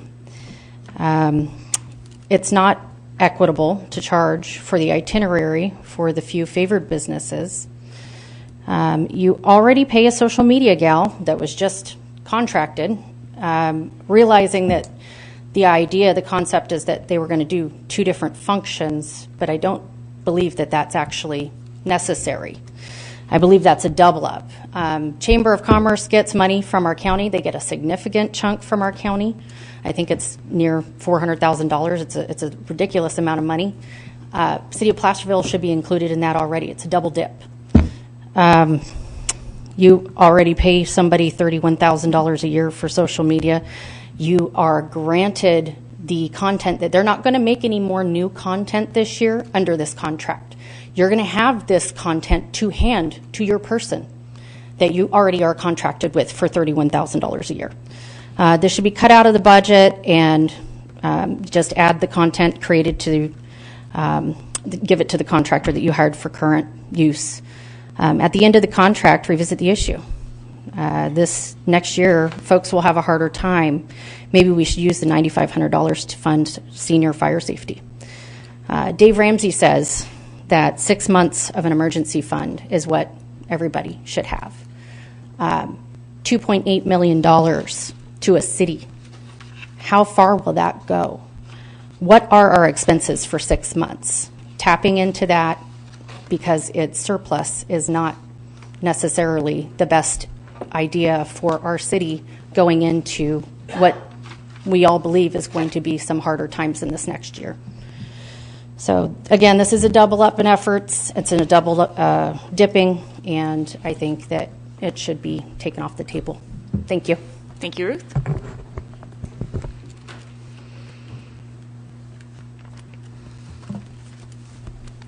Leo Bennett Cochon, born and raised San Diego.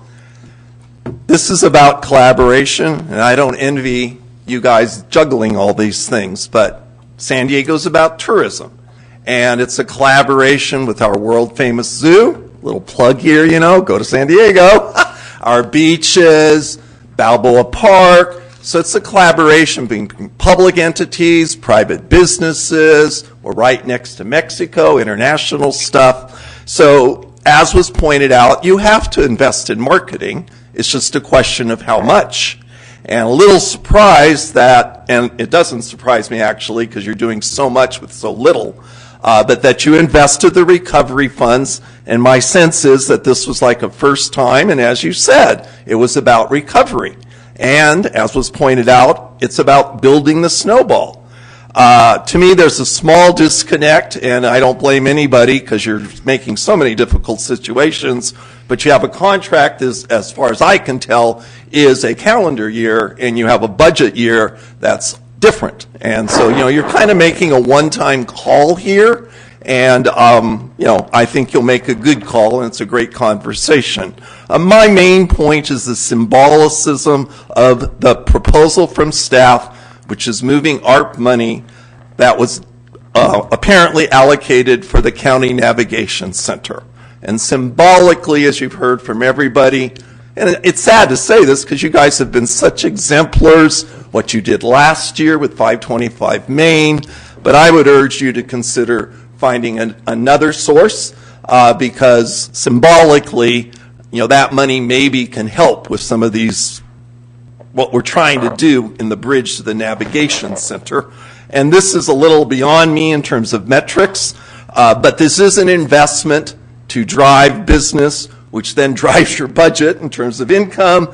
And you do have one metric, which was your sales tax. And then, as was generously pointed out, it's hard to quantify why did your sales tax improve. But perhaps this was some of the seed money that helped grow some of the sales tax. So good luck. It's fascinating watching you decide. Thank you. Thank you, Leo.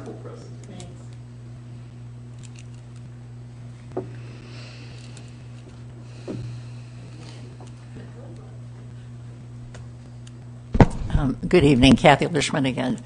I was very pleased with the presentation because I think the city needs to have its message out there with those great pictures that are ongoing that probably belong to you now. Jody is quite a sales lady, but that's why she is good at what she does.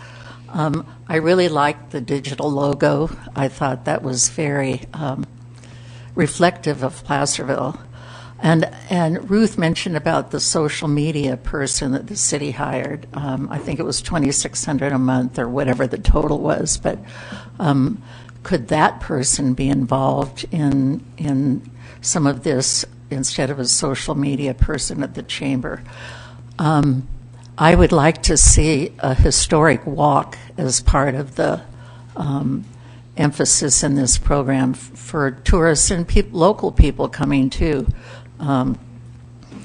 Because a lot of times it's only when you have company in town that you have a chance to see some of the things you just take for granted. So it's really something for local people as well as for tourists. The ARPA funds, I'd hate to see it come out of that, and I just really wish there was a way, I know you do it at your meetings, and to involve the public more in what do they feel some of the ARPA funds could be used for. I noticed on one of the list of things it had Boger Winery, which is actually not in the city, but maybe there was a reason for doing that because maybe it's so close to the city, it helps people come to the city. But, and it is interesting, the county takes up so much of the city property and we don't get any property tax for that. And it does seem like the way that they pay the chamber, if it is $400,000 a year, that it could include more of the city in it. And then what happens after June? That is a good question. And repeating what you've done before and updating it for the future, or having something that just needs to be adjusted here and there and going forward. Is there something that could be developed that would be for the long haul? Anyway, I just really like what they've done so far, but how to go forward. Good luck. Thank you, Kathy.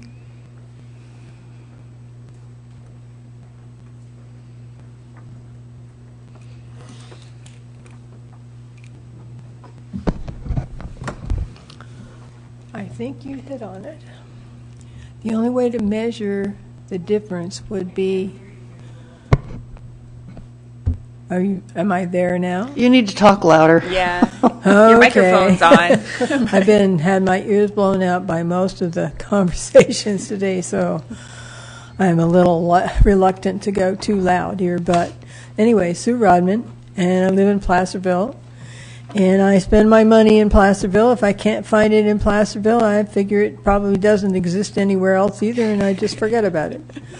But I think probably since most of our income comes from sales tax, the difference in sales tax would be the only way you would have to measure what Councilmember Rowley was talking about. Okay, what's the difference in the money coming in? So the only difference you could say is, okay, what's the difference in sales tax income between this year and last year? But then you've got a lot of other complicating factors there, the pandemic and all of the shutdowns and things we went through. So you would have to take sales taxes for several years and then look at, okay, is there a measurable increase? And could we say that this is the result? Or is this a percentage of the increase? Because the fact is, if the price goes up, the sales tax goes up too. So the fact that inflation actually brings us more money because it brings us more sales tax. So there's a lot of complicating factors there to figure out. But and we do have a media person that we just hired. So I think you need to look at this, and I don't think the ARPA funds should be used for this. If anything, the ARPA funds should be used to help our homeless people. Those are the people who are still suffering from all of the pandemic and stuff. So anyway, that's my 2 cents worth. I think it's what they've done, I think, is worthwhile. Do we keep on? I don't think at that level. I think coming down to a lower level is appropriate, if we're going to do it at all. Thank you, Sue. All right, I think everyone in the room spoke on this item. So thank you all for your comments. That's a first. There were some really good suggestions and some good comments in that. I want to address just a couple of things that came up, and Cleve, please feel free to jump in if there's anything to add. In terms of the social media person that we hired for the city, the scope of that contract does not include marketing our business districts. So perhaps she could do it, but it would probably increase the cost by $2,000 or $3,000 a month, which is comparable to what this contract is. Another thing to keep in mind is, the chamber is doing this and marketing it through Visit El Dorado, which has a lot of reach. If the city of Placerville were to do it, we would be doing it through our own social media pages, which has a lot less reach. So it's not really comparing apples to have somebody come in and do it on our account versus working with a professional marketing organization that specializes in this, has been doing it for a long time, and has a lot of reach. Another thing that something that I've found interesting around this discussion is I can't tell you how often I hear from merchants that, why doesn't the city market the businesses, or why doesn't the city market downtown? And I say, we have this marketing plan and this marketing program going on with the chamber, and for some reason that does not seem to count, and I don't really I have a hard time understanding what the disconnect is, because this is a program that I think is doing a fantastic job marketing the whole town with a wide reach, and for some reason they want us to market it some other way, and I just don't know what that other way is. But and then in terms of this being a sunk cost, I'm familiar of what the sunk cost fallacy is. A sunk cost fallacy, where you just keep dumping money into something that's never going to pay off. And I understand the desire to want to have real metrics that show a return on investment, and unfortunately with marketing, and I also understand likes does not equal dollars. I hate social media because of this. It's like a necessary evil, and it's really hard to tell, am I doing this just for the sake of getting impressions, and is that really panning out? So I totally understand all of those comments and sympathize with them. But I also think, just having a business, marketing it's not a sunk cost, it's not a sunk cost fallacy. It's an ongoing operating expense. It's an investment to earn more revenue. So I do think there's value in this, and I'm in favor of continuing this at least for the rest of the fiscal year, and then looking for some long-term solutions that, would fund it another way. And I'm also in favor of not using ARPA to do it. Any other comments? Yeah, I haven't had a chance to talk yet. Oh, sorry. You got to just Yeah, I am. I'm not that shy.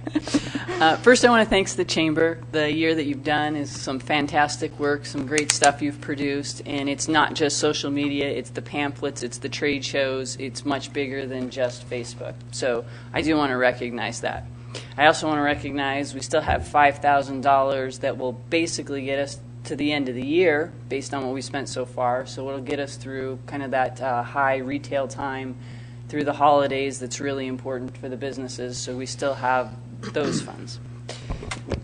I had said this before, and I feel really strongly about it, but we have some big projects coming forward that I don't want to chip away at those ARPA funds. So if we're going to have that discussion, I would not be in favor of the ARPA funds. We know there's some big things coming down, and everybody could come, and we could think of 10 good reasons of 10,000 here, 10,000 there, and then we're going to have this huge project that we're not going to be able to do, which we already know we have some of those projects, and we need that money. So I'm interested in having the conversation. I'm not interested in using ARPA funds.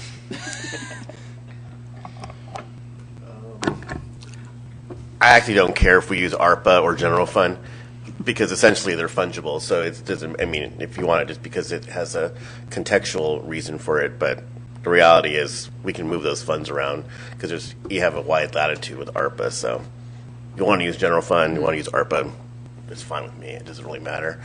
I think we've always talked about this as being finite. I mean, anyone being fiscally responsible is not going to tie a long-term project to a short-term funding pot, and that's ARPA anyway. So I think it was always, how do you use one-time funds to do one-time projects?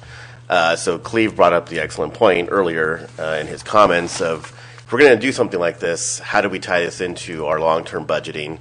Is this like a budget item that we're going to have to look at? And I think that's a worthy conversation to have as next year's budget season comes around, because we should have that conversation, and I think it's a good one to have, but it can't be tied to ARPA, in terms of how we're going to keep this ongoing. I don't have a problem going with the 9,500 recommendation. I do like the idea of how we can do scales of economy with our social media manager that we did hire.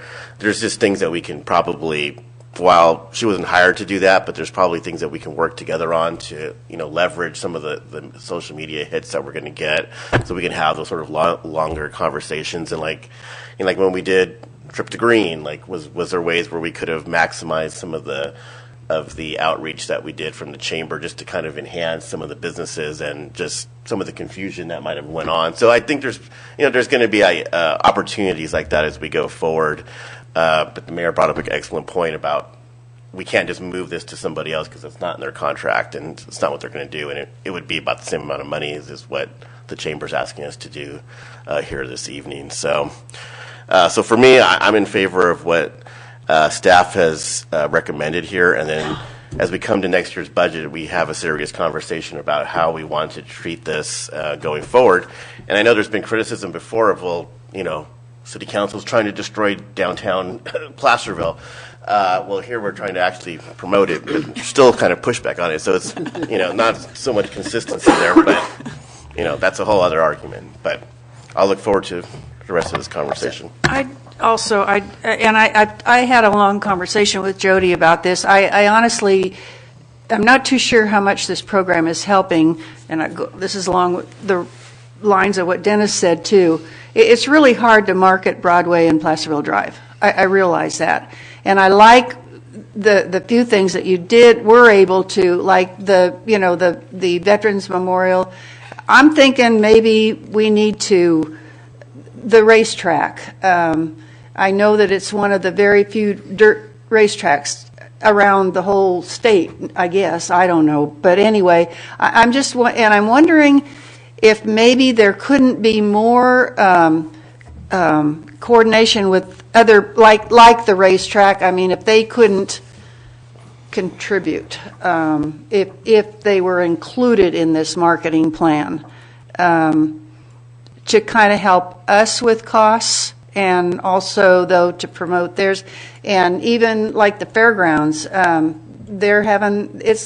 people can go there with their RVs now and park. They have dog shows, they have horse shows, along those lines. If they can't, if we couldn't ask them, maybe you do marketing for them. I don't have any idea, but I'm wondering if there are different places that you do market for within, the city, that we could incorporate it to make it more, that everybody gets a little more bang for their buck. So to answer your question, yes, the fairgrounds is part of our marketing plan. They are the events there. We market their events. I talk to them often about their events and marketing them. Now, tying it directly to the racetrack, I haven't had that conversation, but that would be part of it. I'm not sure if you're talking about contributing content or contributing money. So that's absolutely a conversation that we could have. And since I have the microphone, just one other thing.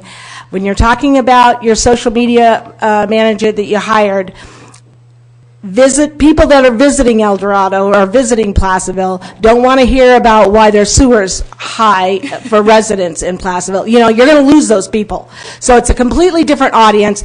It's great to share content like those itineraries with that, but people that have been promised information about Placerville is not going to want to hear about the infrastructure type things. So, but yeah. I just was, that was kind of a thought that maybe we could incorporate more, that we could kind of. Yeah, that's one of the hot spots over there is the fairgrounds. That draws a lot of people in there. Yeah, exactly. Good idea.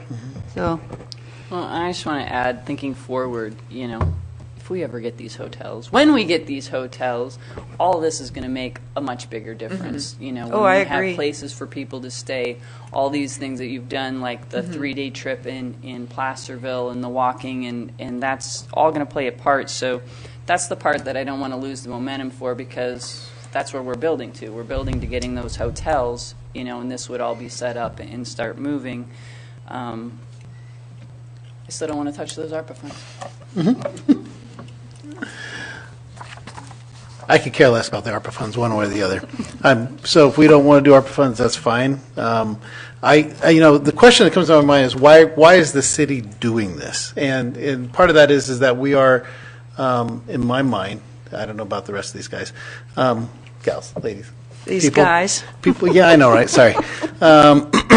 So I don't know about the rest, but it's, we're trying to promote our business, build sales tax revenue, kind of make this self-filling, but what's the right word? Self-sufficient. Self-sufficient, yes, thank you. In my mind, but still, you cannot measure this. You just don't know. You can't measure tax levels. That won't work. And I run into the same challenge in my own business.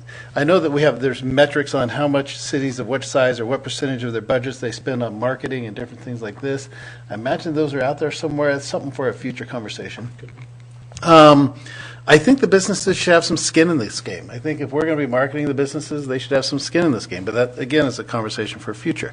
The metrics, I agree with the momentum. I do know that that's an important thing, that when you get people's attention and you continue to, how many impressions do you need to get somebody to be interested in your product?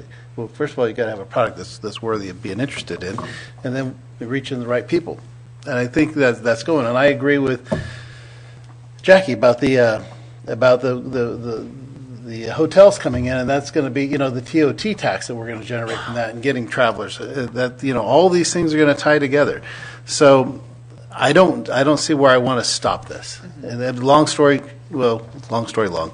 I don't see where we want to stop this. I think that I personally think it's a good investment. I think that building this database is critical for the city, and it's a true asset. That if we have a database, that we can continue to tap into that for all the different things that we do. So it sounds like we're all kind of talking in the same direction. So. And those digital assets are really great to have. Mhm. And I think we should encourage our social media firm to use them in appropriate ways. But as Jody mentioned, it's not always appropriate. It's different audiences looking for city information versus like tourism information. But I think that we should put them on our website. We should use them. Yeah, I think we spent a lot of money building out the digital assets this last year. How much of that build out versus maintenance versus, kind of chipping away at it a little bit, I think it's a conversation for a contract and what that looks like in terms of going into the next phase of this too. How much conversation, Jody, do you come to the city and like talk to Cleve or about what, if we have something that we would like you to put Oh, in? absolutely. Like Not once a Cleve month or- specifically, but I talk to Cleve all the time. I know you talk to him all the yeah. time, but I meant for this specific thing, if there's something that we would like, and Kirk Smith asked whether this information is on the internet and how do we find it? Which information? My report? The reports. How do people pull that up? Like local people. How do they see this that you just presented to us, or Well, it's or made your public, program, right? your marketing program? Well, the marketing, they can go on the Visit El Dorado website and et cetera and pick up all of the information how she's marketing. Is that correct, Jody? Yeah, so the city-specific information, this presentation, absolutely it's made public, right, since we're in a public forum. Right, yeah. So, if he was talking about the media list, that is owned by the city and Visit El Dorado, and that can be in there with those, the other data that I have in the Dropbox. That's one point I wanted to make. The question was asked. Yes, I have access, and I think I've made it available to department heads too. All of the photos, the videos, et cetera, that they have created. I have access to all of that. It's ours. We own it. So. Okay. Dave, what fund would this be out of if it wasn't out of the ARPA fund? I would suggest the general fund, Okay. unassigned fund balance. I would like to move this item and using the general fund from unassigned fund balance. Correct. I'll second that motion. All right. We have a first and a second. Ms. O'Connell, can we get a roll call? Councilmember Borelli? Aye. Councilmember No? Aye. Councilmember Thomas? Aye. Vice Mayor Saragosa? Aye. Mayor Taylor? Aye. Thank you. Thank you to Laurel and Jody for sticking out till almost this is 9 for the o'clock. 95 Appreciate it. Yep. Appreciate your work on this. All right. Moving on to 12.2. This is to adopt a resolution approving professional services for a sewer and water rate study. And Assistant City Manager, Director of Finance, Dave Warren, has a staff report. Thank you, Madam Mayor, members of the council. The last multi-year water and wastewater rate schedules were adopted by the council back in February of 2018, and the associated rates were implemented according to the plan over the past 5 years. State Proposition 218 of 1996 mandates that rate schedules not extend beyond 5 years from the adoption date. The maximum water and wastewater rates included in the adopted 2018 rate schedule became effective June 16, 2022, or within the 5-year period. So we've maximized that 5-year revenue schedule. Due to normal inflationary impacts to personnel, services, and supplies, staff anticipates the cost of providing water wastewater services will continually increase each year over the next 5 years. In order to offset those costs, both the water and wastewater rates need to be incrementally adjusted each year. In order to raise the rates in the future, the city will need to perform a study, provide notice to the ratepayers, and hold at least one public hearing and adopt the new rate schedule. Bartle Wells Associates successfully performed the last two rate studies. Because of their demonstrated expertise and intimate knowledge of the city's water and wastewater revenue programs, staff sought a proposal from them to perform a new study of the city's rates for the next 5 years. And a copy of their proposal is included in your agenda packet. There's a 14-point scope of work, including reviewing the existing rates and rate structures, developing revenue requirements, evaluating customer classes and usage patterns, determining equitable cost allocations to usage parameters, conducting tier analysis, calculating the rates and impacts, developing the rate models, evaluating impacts on customers, updating the survey of regional water and wastewater agencies. I know that's something the council would probably be interested in seeing. Updating the drought water rates. You currently do have, at the last study, they did develop drought rates, and that would update the rates. Meeting the city staff for recommendations and input, and the council. Preparing draft and final reports and presenting the findings. Providing public education and consensus building. And lastly, assisting with the Proposition 218 compliance. And Bartle Wells will also look into the revenue generation of both Measure H and Measure L sales tax to see how that is trending, as well as HDL, to kind of calculate what our capital replacement needs are, how much do those sales tax cover of that, and how much needs to be included in the rates. The proposed agreement is $29,000 even. It is a not to exceed amount, and it's well within the $50,000 budget. So with that, I'd be happy to answer any questions you may have. Thank you, Dave. Any questions? Super excited about this. I was kind of geeking out on it a little bit, but I think I'm really looking forward to it because it helps us, all those questions people always have, it's kind of going to be all wrapped up in this thing in a little bow. It'll be good to have. All right, no questions, comments from the council. I'll open this up to the public.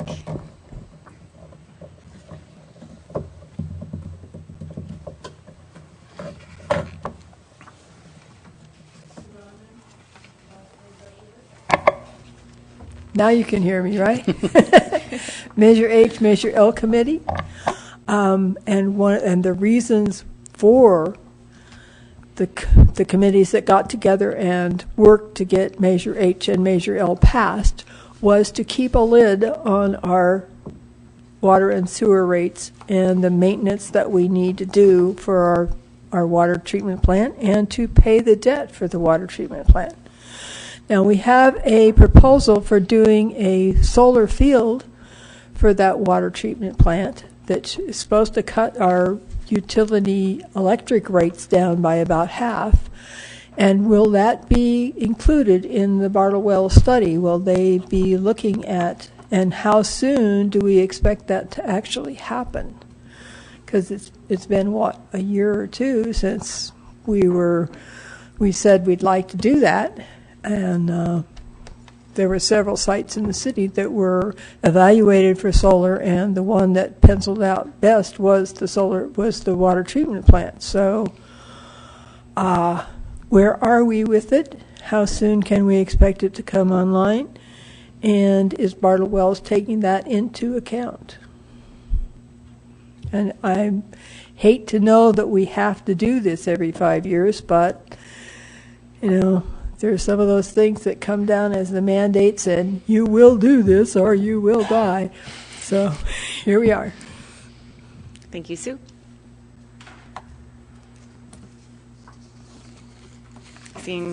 I will close public comment on this item.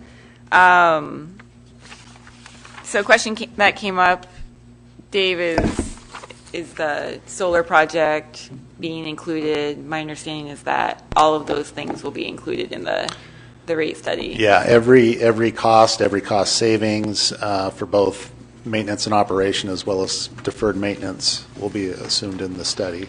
As well as needed capital improvement projects and the expected revenue from our From local- both rates and Measure H and Measure L. Okay. Correct.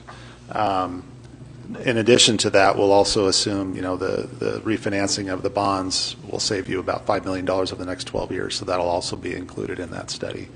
Any other cost containment measures, we're always looking for a good deal and cost savings, so we'll be looking at those things. There's probably a question mark after that solar project funding and all that.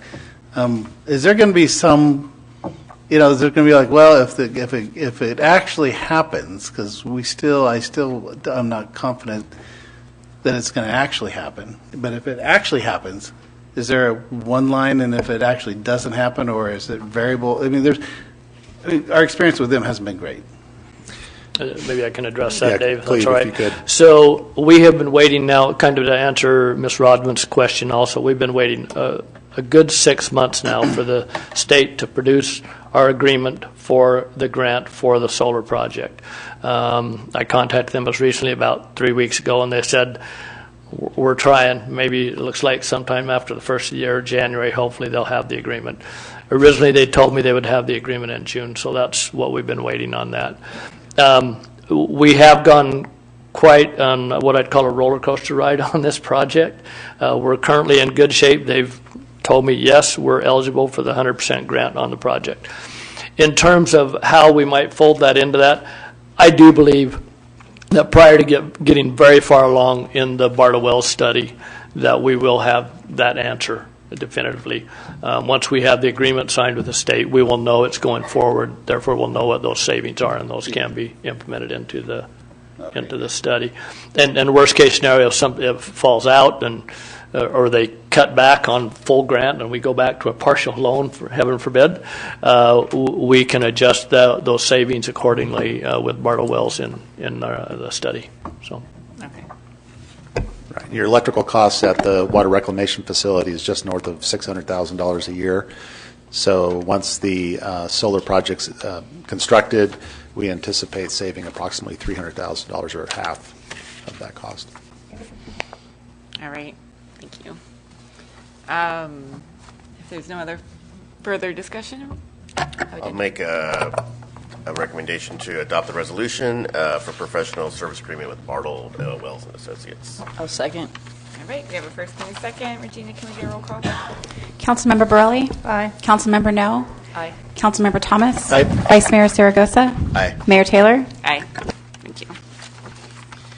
All right, the next item is 12.3, and this is in regards to the Hangtown Creek Bridge Replacement Project. And City Engineer Rebecca Neves has this staff report. Good evening again. Thank you for allowing me to present this item. It's been 25 years in the making. The Placerville Drive at Hangtown Creek Bridge Replacement Project was first identified and funded in 1997. The structure was determined to be functionally obsolete as a two-lane bridge serving a minor arterial with insufficient shoulders and barrier rails, and it serves the minor arterial to our community. It's located 0.3 miles just west of Cold Springs Road and spans over Hangtown Creek just east of Peraz Road. The city has been working to replace this bridge since it was initially approved as part of the Federal Highway Bridge Program. And the project ran into several design challenges that caused the preliminary engineering PE phase to extend beyond 10 years, typically allowed for federal funding, with extension requests being approved in both 2007 and 2009. At that time, staff worked with Caltrans local assistants, and between Caltrans and Federal Highways, they agreed that the best approach was to actually close the original HBP project and reopen it as a new project that included a 4-lane bridge, striped median, shoulders, and a sidewalk. Federal Highways authorized the preliminary engineering phase in May of 2013 for that effort. However, in 2017, the concept of the Placerville Drive Bicycle and Pedestrian Facilities Project was developed. The Placerville Drive Bike and Ped project provides safe and accessible bicycle and pedestrian facilities and improves the multimodal connectivity on Placerville Drive between Armory and the U.S. Highway 50 undercrossing. This area includes the location of the existing and future Placerville Drive Bridge. On July 10th of 2018, City Council approved a consultant agreement with Dewberry Engineers, formerly Drake Hagelin and Associates, for both projects in a conceptually combined project approach. By determining what was needed for Placerville Drive corridor as a whole, the bridge could then be adequately designed to support those future and intended uses. As the initial project scope developed and environmental studies were underway, updated future traffic volumes on all of Placerville Drive and updated traffic analysis indicated that in actuality a 4-lane bridge was not necessary, and therefore the city submitted a scope change and reducing back down to a 2-lane bridge, including a center turn lane, bike lanes, and sidewalk on both sides of the street. The scope change included an updated project cost estimate, not only for the change from a 4-lane to a 2-lane, but also to account for the rising cost of construction since the estimate was originally developed and approved in 2012. HBP managers approved the scope change and the project costs in 2021, and the project is fully programmed through construction with a total estimated project cost of $10,423,800. The city, through its environmental consultant, Dewberry, has prepared a draft initial study and proposed mitigated negative declaration, also known as an ISM&D, for the environmental analysis of the Placerville Drive Bridge. The document was circulated for a 30-day public review period, which began on Wednesday, September 7th, and ended on Monday, October 10th. At the conclusion of the public review period, the city received comments on the environmental document, which are included and addressed in the electronically attached final ISM&D posted on the website. Hard copies are also available at the City Engineering Department counter, located at City Hall. No comments were received that require altering the conclusions of the ISM&D or that increase levels of impacts or introduce new impacts. Adoption of the M&D allows for approval of the project and for the next steps of the project delivery process to advance. These steps will include National Environmental Policy Act, NEPA, which is the federal environmental clearance, and Caltrans authorization to the team to begin design and right-of-way. Based on the results of the ISM&D, the proposed project would not have any significant impacts on the environment once mitigation measures are implemented. The conclusion is supported by the following findings. 1, the proposed project would not impact agricultural and forestry resources, mineral resources, and population and housing. 2, the proposed project would have a less than significant impact on air quality, energy, greenhouse gas emissions, geology, soils, hazardous and hazardous materials, hydrology, water quality, land use, planning, noise, recreation, and utilities and service systems. Number 3, once mitigation measures are implemented, the proposed project would have a less than significant impact on aesthetics, biological resources, cultural resources, public services, transportation, tribal cultural resources, and wildfire. And number 4, no substantial evidence exists that the proposed project would have a significant or adverse effect on the environment.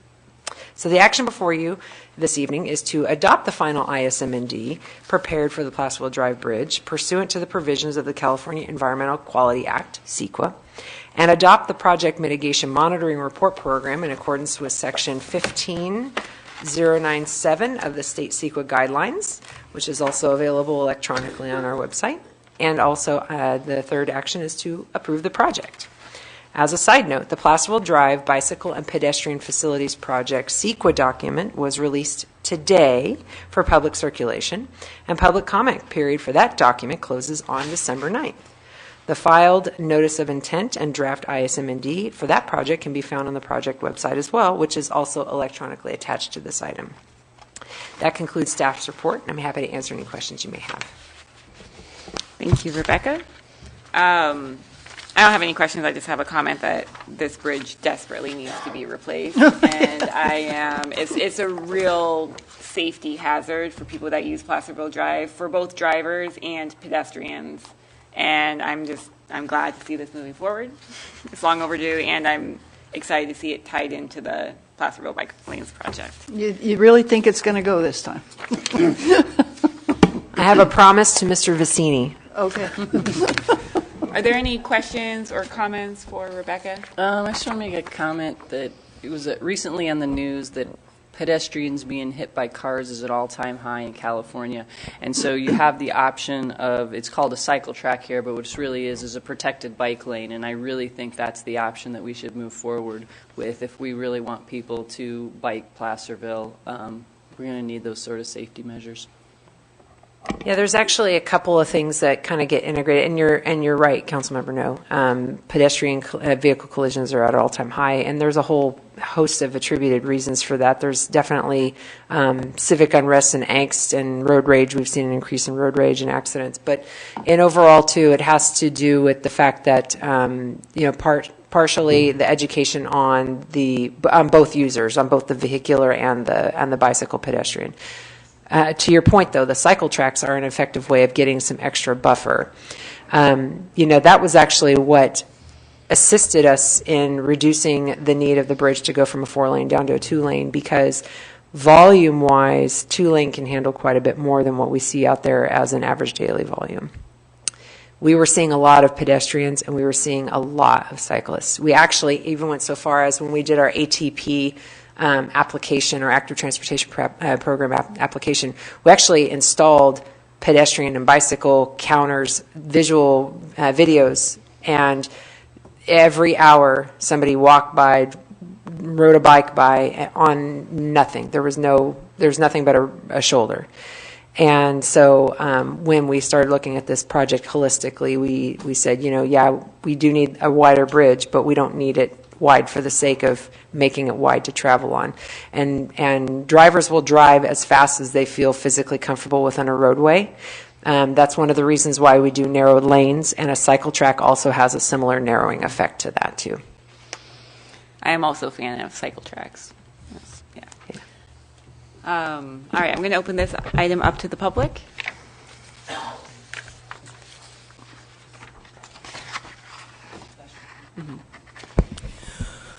When I go to Raley's, this is my route. I have to go down Placerville Drive, and I go over that bridge, and I cringe every time. It is the worst bridge in all of Placerville. This one we really need to do. I am so glad to see this one going forward, because it is a nightmare. It is a disaster waiting to happen. You see a big rig go over that bridge, they do not fit in that lane. And so if I see somebody that's a big rig, like Vicini's big trucks, I pause and let them go first, because there just is not room. And I really don't want to trade paint jobs with one of those big trucks. So, yay, Rebecca, keep this one on track. Thank you, Sue.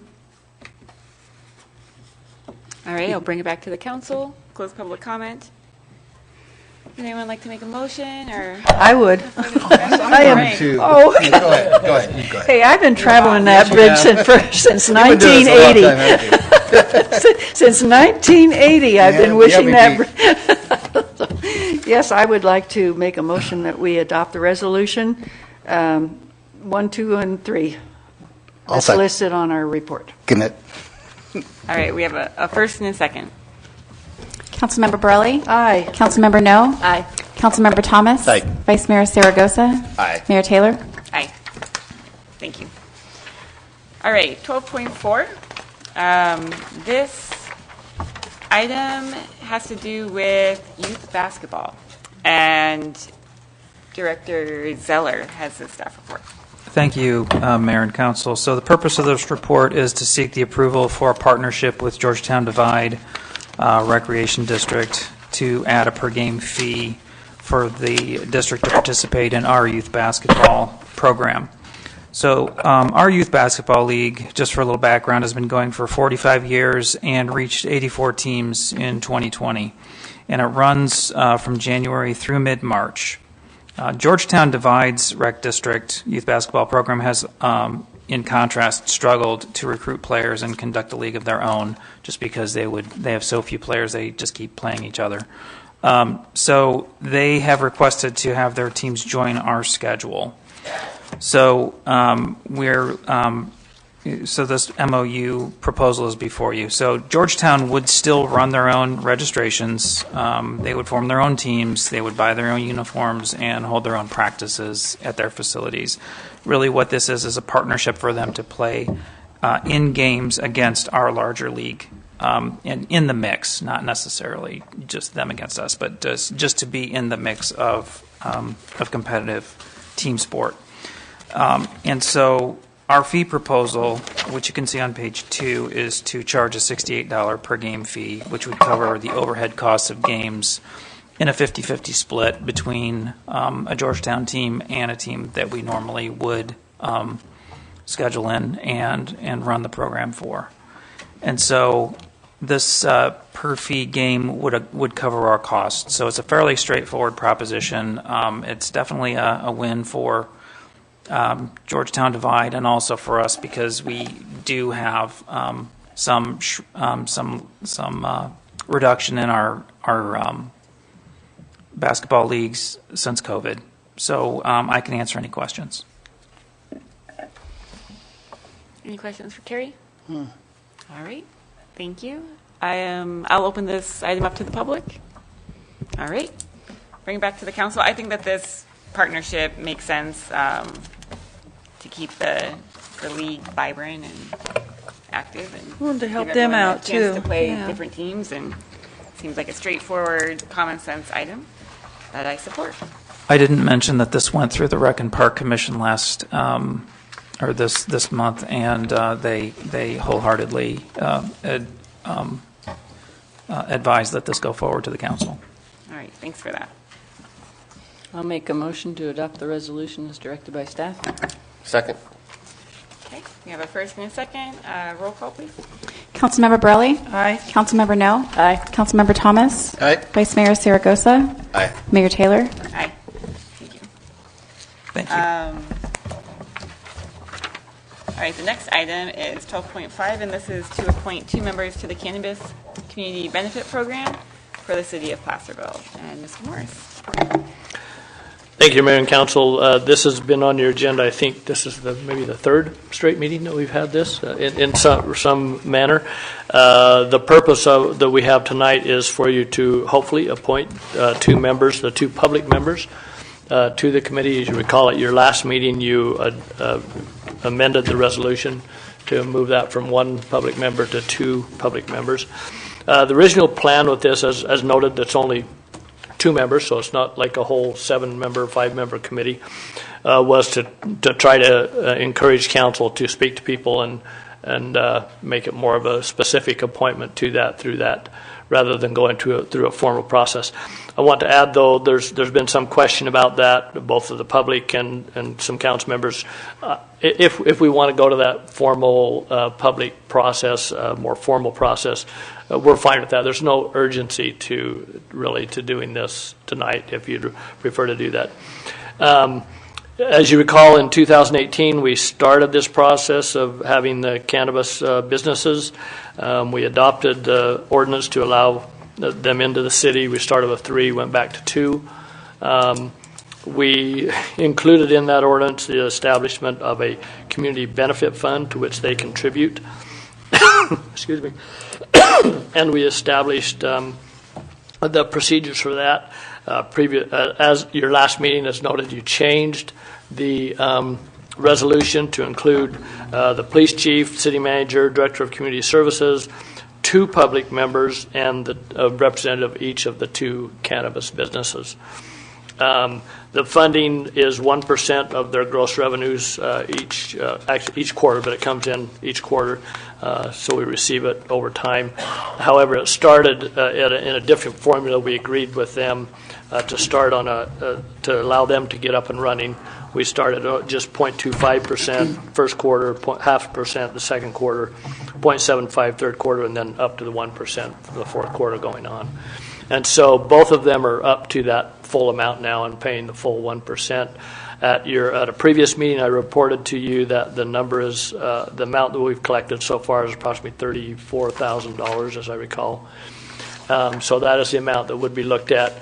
The purpose of the committee is to look at ways to figure out what programs, projects, equipment, whatever it may be that they think would be appropriate and would be advisable to purchase using these funds. and then make those recommendations back to the city council. The city council will make the final decision on those. So this time our recommendation, just quickly to mention, there were at least 4 people that I'm aware of that expressed interest and sent things to this. I believe I've submitted those. I gave you copies tonight of those letters or emails expressing their interest. And if there's some that have done that verbally, the council is welcome to bring those up tonight too. And again, if you want to, make this more of a formal process and have a application process, we could go back and do that also. There's not an urgency to do this tonight necessarily. So with that, I'm happy to answer any questions you might have. I have a question. It says eligible projects or programs, and it says projects or programs eligible for funding shall be as follows. So are we locked into those? We are not, because if you look at the very last one, it says other. So other, okay. Other could pretty much include anything. So I recognize that, but yeah, this was meant to be more of an example than a strict list. So.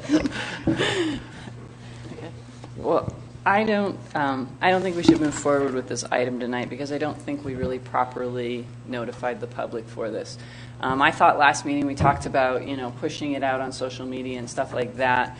When I looked on the website, it wasn't on our website. When I looked on Facebook, there was not a specific post to this. If you look through, it was a video of everything we did at the council meeting, but it really wasn't outreaching for this specific thing.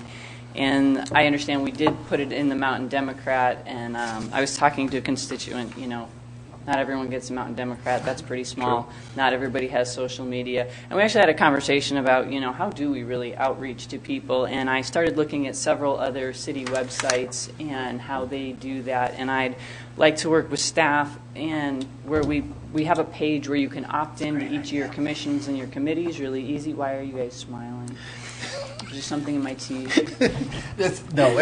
I nudged her because this has been on our this has been on our also, radar. The mailing list we have for the city councils. I asked for that like 15 years ago. I was frustrated in the audience that I didn't always remember the council meetings, and I asked the city to do that, and they did that. That was great. People signed up for it. But, now we have things where we want to put out newsletters, we want to put out notices about open commissions, and I understand staff hasn't wanted to put those out, to give them emails that they haven't asked for, and I agree with that, but I think we should do like a one-time email to say, hey, you're going to get this for the first time, these are all the things you can opt into, put that in the water bills, we all can promote that as much, and get as many people to sign up for these things so that people don't feel like they're being left out and uneducated, and we did the most that we could to promote and let people know about things that are going on in the city. Those are my thoughts. I love it. Any other thoughts? No, I do. I agree that I think we ought to give this more time. And whether asking them to fill out applications, or I don't know whether that's something we need to do. I think if they just know about it and they express their interest. Well, I was thinking about it tonight. It wasn't on our agenda who applied. So if I'm sitting in the audience and I wanted to make any sort of recommendations, the audience has no idea how to even make a comment on this. So I do think we should at least do a basic application so that the public has the same information that we have. Yeah, it could be as simple as your name and why do you want to serve on this committee, and then that's it. Yeah. Just enough to get the basic information to the public. I agree. What's the term on this committee? Is it just a one-time? There is no term specifically set by resolution, so it can be ongoing. Well, Once you get on, you're on forever until you retire. It's kind of like a parking committee.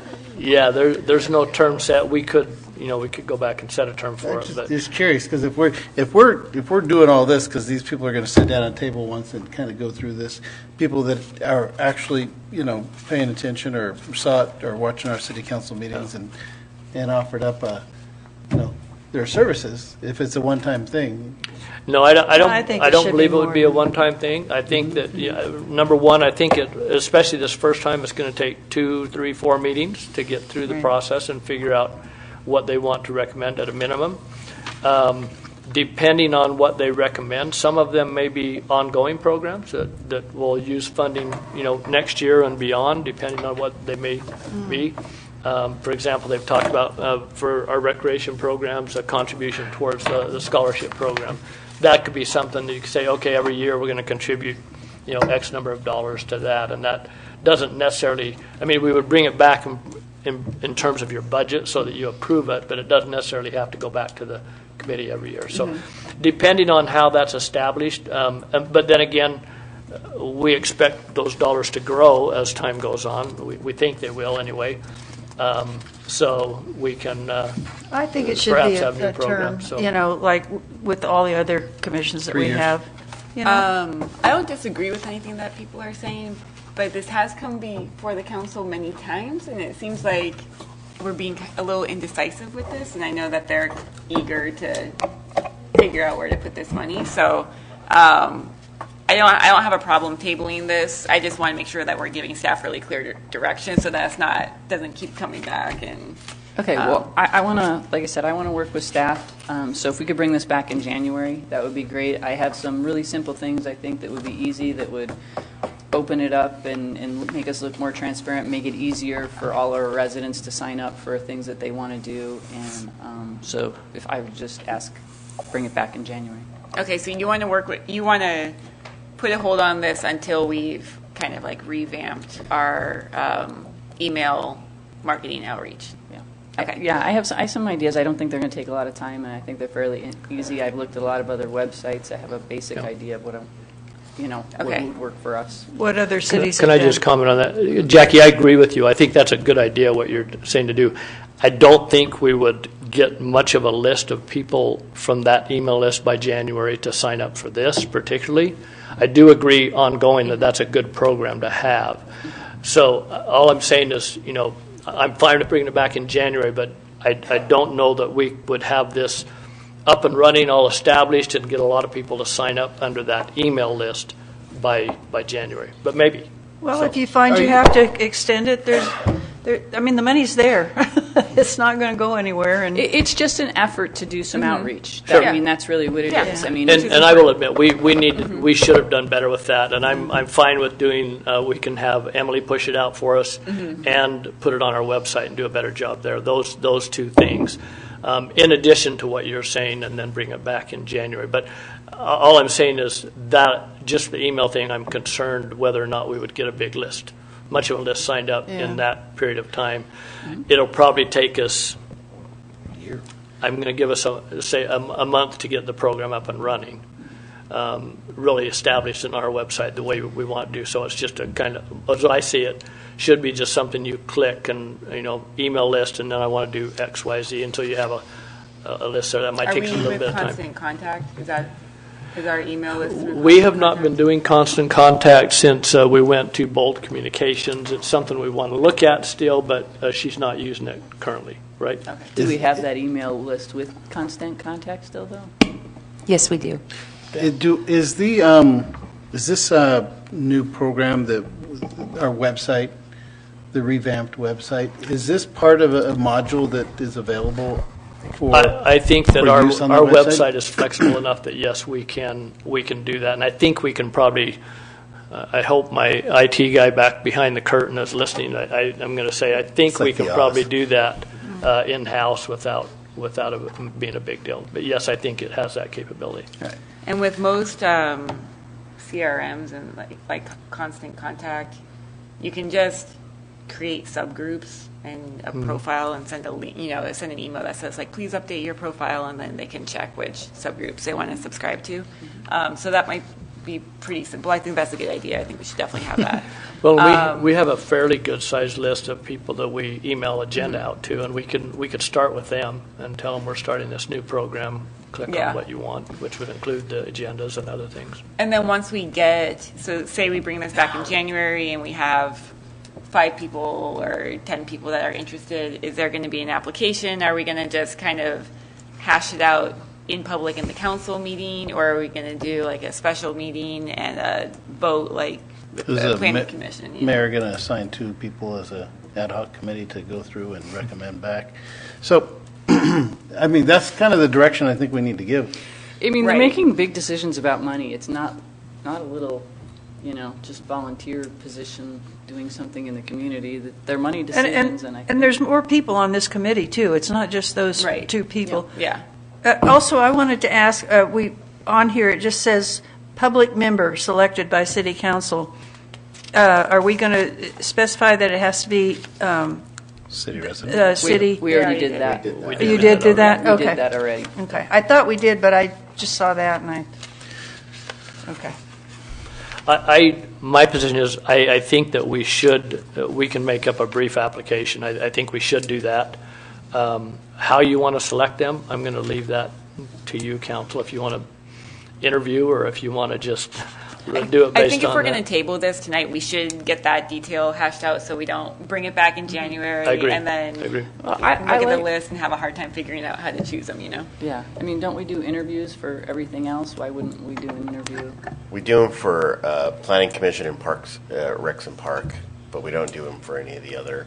I don't think it's necessary for this. This is something that's, my understanding, is going to meet 2 to 4 times a year. at the You most, do after actually the for first peak year. also, Michael, you do an that's interview true. for that, yeah. Yeah. I think, ad hoc though. Like we actually do them en banc for the other Right. two. Yeah, just ad hoc, a 2-member committee for peak, correct. Okay. So you could do it that way. It'd be Okay. easy. I would be in favor of that, to have Yeah.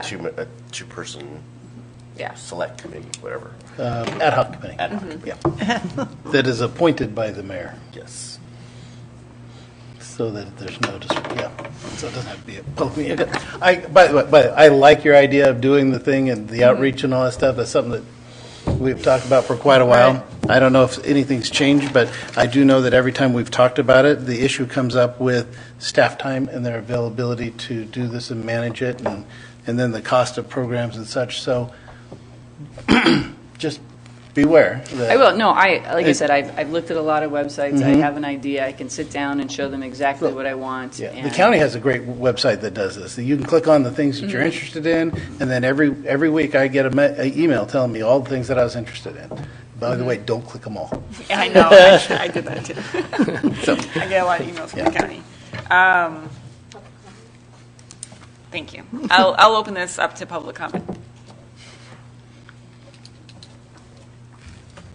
She's on.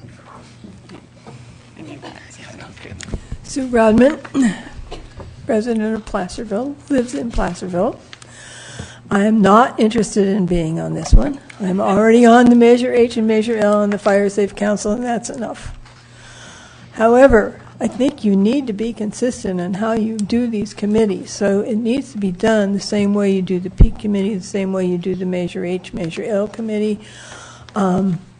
This looks really slipshod, and it has from the last few council meetings when it's been on the agenda. I've said, what is this? How are they selecting these people? Is it just, okay, my next door neighbor and would like to do this, so let's put them on it?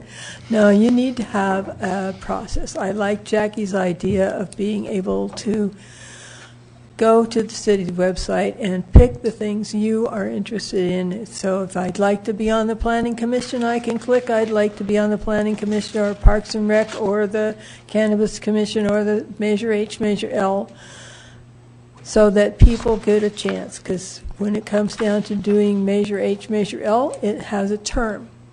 And at the end of that term, if you want to stay on the committee, you need to submit your application to remain on the committee. And this needs to be done the same way. So that's my 2 cents worth. Thank you, Sue.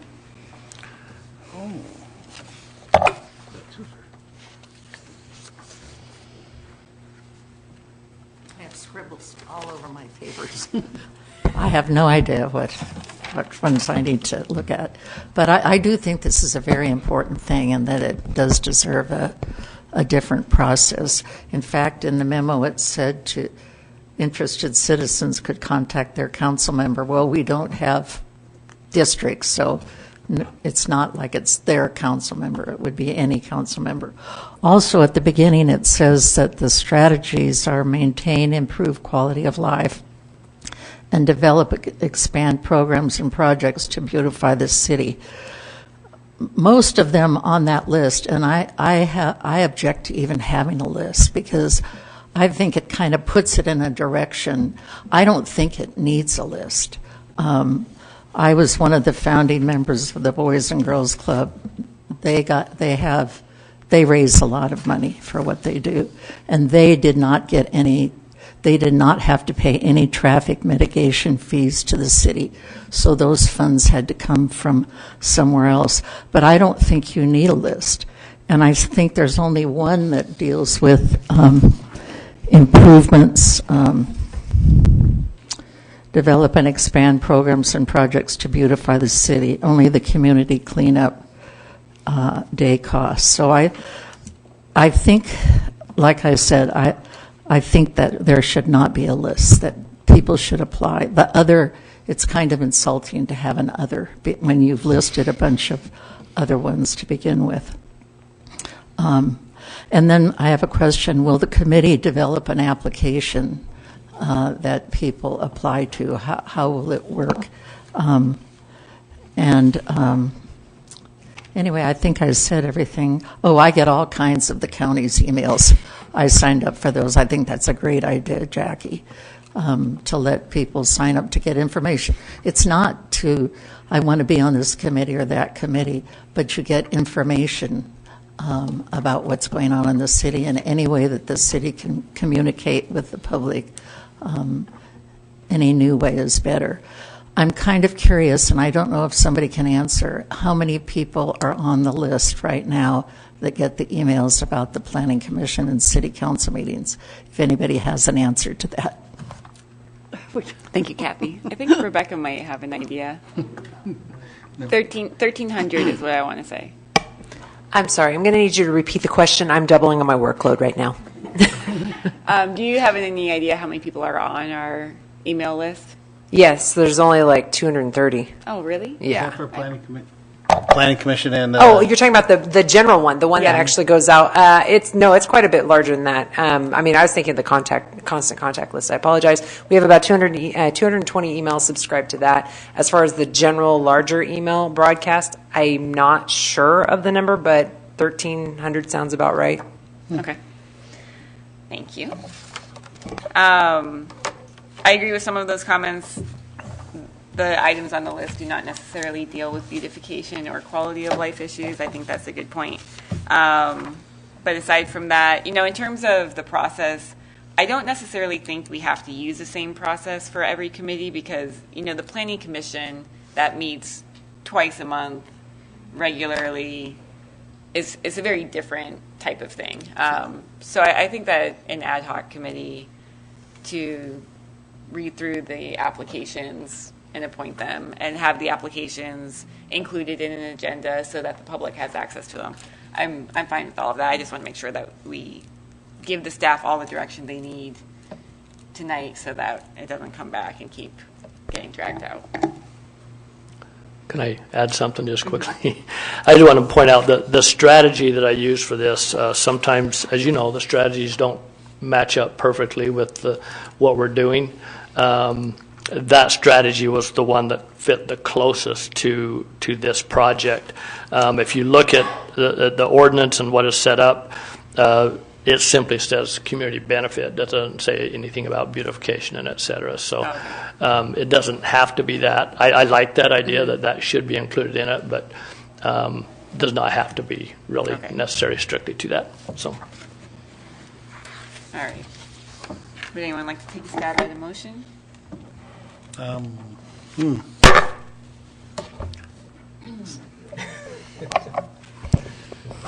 Move to table. Yeah, move to continue this item. Move to continue it to January.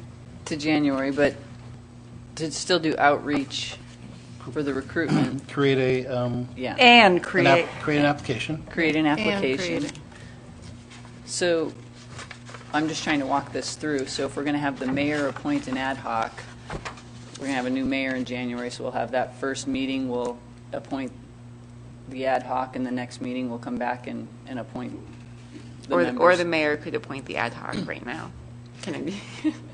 Yeah, but next meeting, we're changing everything. There'll be new, yeah. Yeah, there'll be new members. It's all got to wait Well, if the till. mayor's going to do it, you only have two really to pick from. Mm-hmm.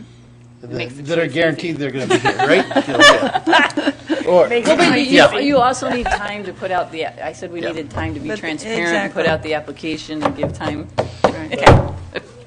Just one point, though. If you do that, we're going to need to come back to you again after you appoint the mayor, which will be in January. All right, so the first At meeting. that we'll first appoint- meeting in January, you will need to appoint the committee then, and then interview, and hopefully we can get it to We'll appoint them at the second meeting. the second meeting in January. Okay. So what was the motion? I second it. Motion is to continue this item to the first meeting in January. In the meantime, do more public outreach, as we've discussed. No. Create application. Create an application, yeah. Yeah, we need to create the application before we do the public outreach, otherwise what are they doing? All right? Yep. But I think we can create the application and start doing the outreach before the January meeting. That's why I Yeah, second it. Yeah. and we should. Okay. Okay. I'll work with that. Yep. Do you have a second on that? Yeah. Dennis, Okay. Dennis I second. seconded it twice. Yeah, preemptive. All right. Yeah. Okay. So I'm fine with this. The last direction we gave to staff was to have someone contact their council member with just an informal letter. So we're changing our mind here. I don't love doing that, but No, I I'm don't fine like with doing it Yeah. either, but I realized as we were going through it that we weren't very It wasn't transparent thought at all. out. I mean, I looked at this agenda item, and the Should public we didn't have any contact these idea four who we were people? considering. Okay. Cleve All said right. he would contact the four people that. Yeah. And then make sure that our city social media definitely shouldn't be putting it out, for sure. Okay, so we have a first and a second. Can we get a roll call, please? Councilmember Borelli? Aye. Councilmember No? Aye. Councilmember Thomas? Aye. Vice Mayor Saragosa? Aye. Mayor Taylor? Aye. Thank you. All right. Item 13, council reports from other agencies. El Dorado County Transit Authority, We haven't met? No meeting? Transportation Commission, No meeting? LAFCO, No meeting? No meeting? SACOG, We have a special meeting, not a special meeting, but we moved up our date till tomorrow, so we meet tomorrow. Well, we have a meeting tomorrow. Pioneer Community Energy Board, I have a meeting next week. Placerville Fire Safe Council. I think you got a pretty hefty report. All right. 2x2 has not met, and Opportunity Knocks. There was a special meeting that I couldn't attend. It's weird because they don't have like a Special set, meetings, a yeah, a lot of special meetings and no set date, so it makes it difficult to plan a schedule around it. So unfortunately, I missed the last one. All right. I will open 13 up to the public if anyone would like to speak on these reports. All right, seeing none. Move on to item 14, future agenda items. Nope. Staff reports. We have the 15.1 police and fire, or police report is 15.1. Anything you'd like to highlight? No? Okay. Glad to hear it. 15.2 is our fire report. Chief Cordero, anything you'd like to highlight? You're doing a great job. Are we out of fire season for the year? All right. What's that? Public comment on I think item- also, I just, real quick, the handout that we have, it looks like Chief Cordero's getting a plaque. No, he's giving them. Is he giving a plaque or getting a plaque? You're presenting, okay. I just wanted to congratulate you if you were the one that was on the receiving end. Oh, okay. Okay. I love the pumpkins too. I do too. Nice. And the fill the boot. How'd they do on fill the boot? I put some money in the booth. Yeah? I think they raised about $6,800 on the phone. Oh, good. That's awesome. My son was out there helping fill the boot, holding the boot. I'll open up item 15 to the public if anyone would like to speak on it. All right, I see none. Item 16, upcoming future agenda items. Cottonwood, Clay Street, certification of ballots. There's a bunch of stuff on here, so I'll let people read that if they would like to. And then item 17 is adjournment. It is 9:37. I'll second that. All right. Good night, everybody. Good night, everybody. Thanks for sticking through a long meeting. Happy Thanksgiving to everyone. Happy Thanksgiving.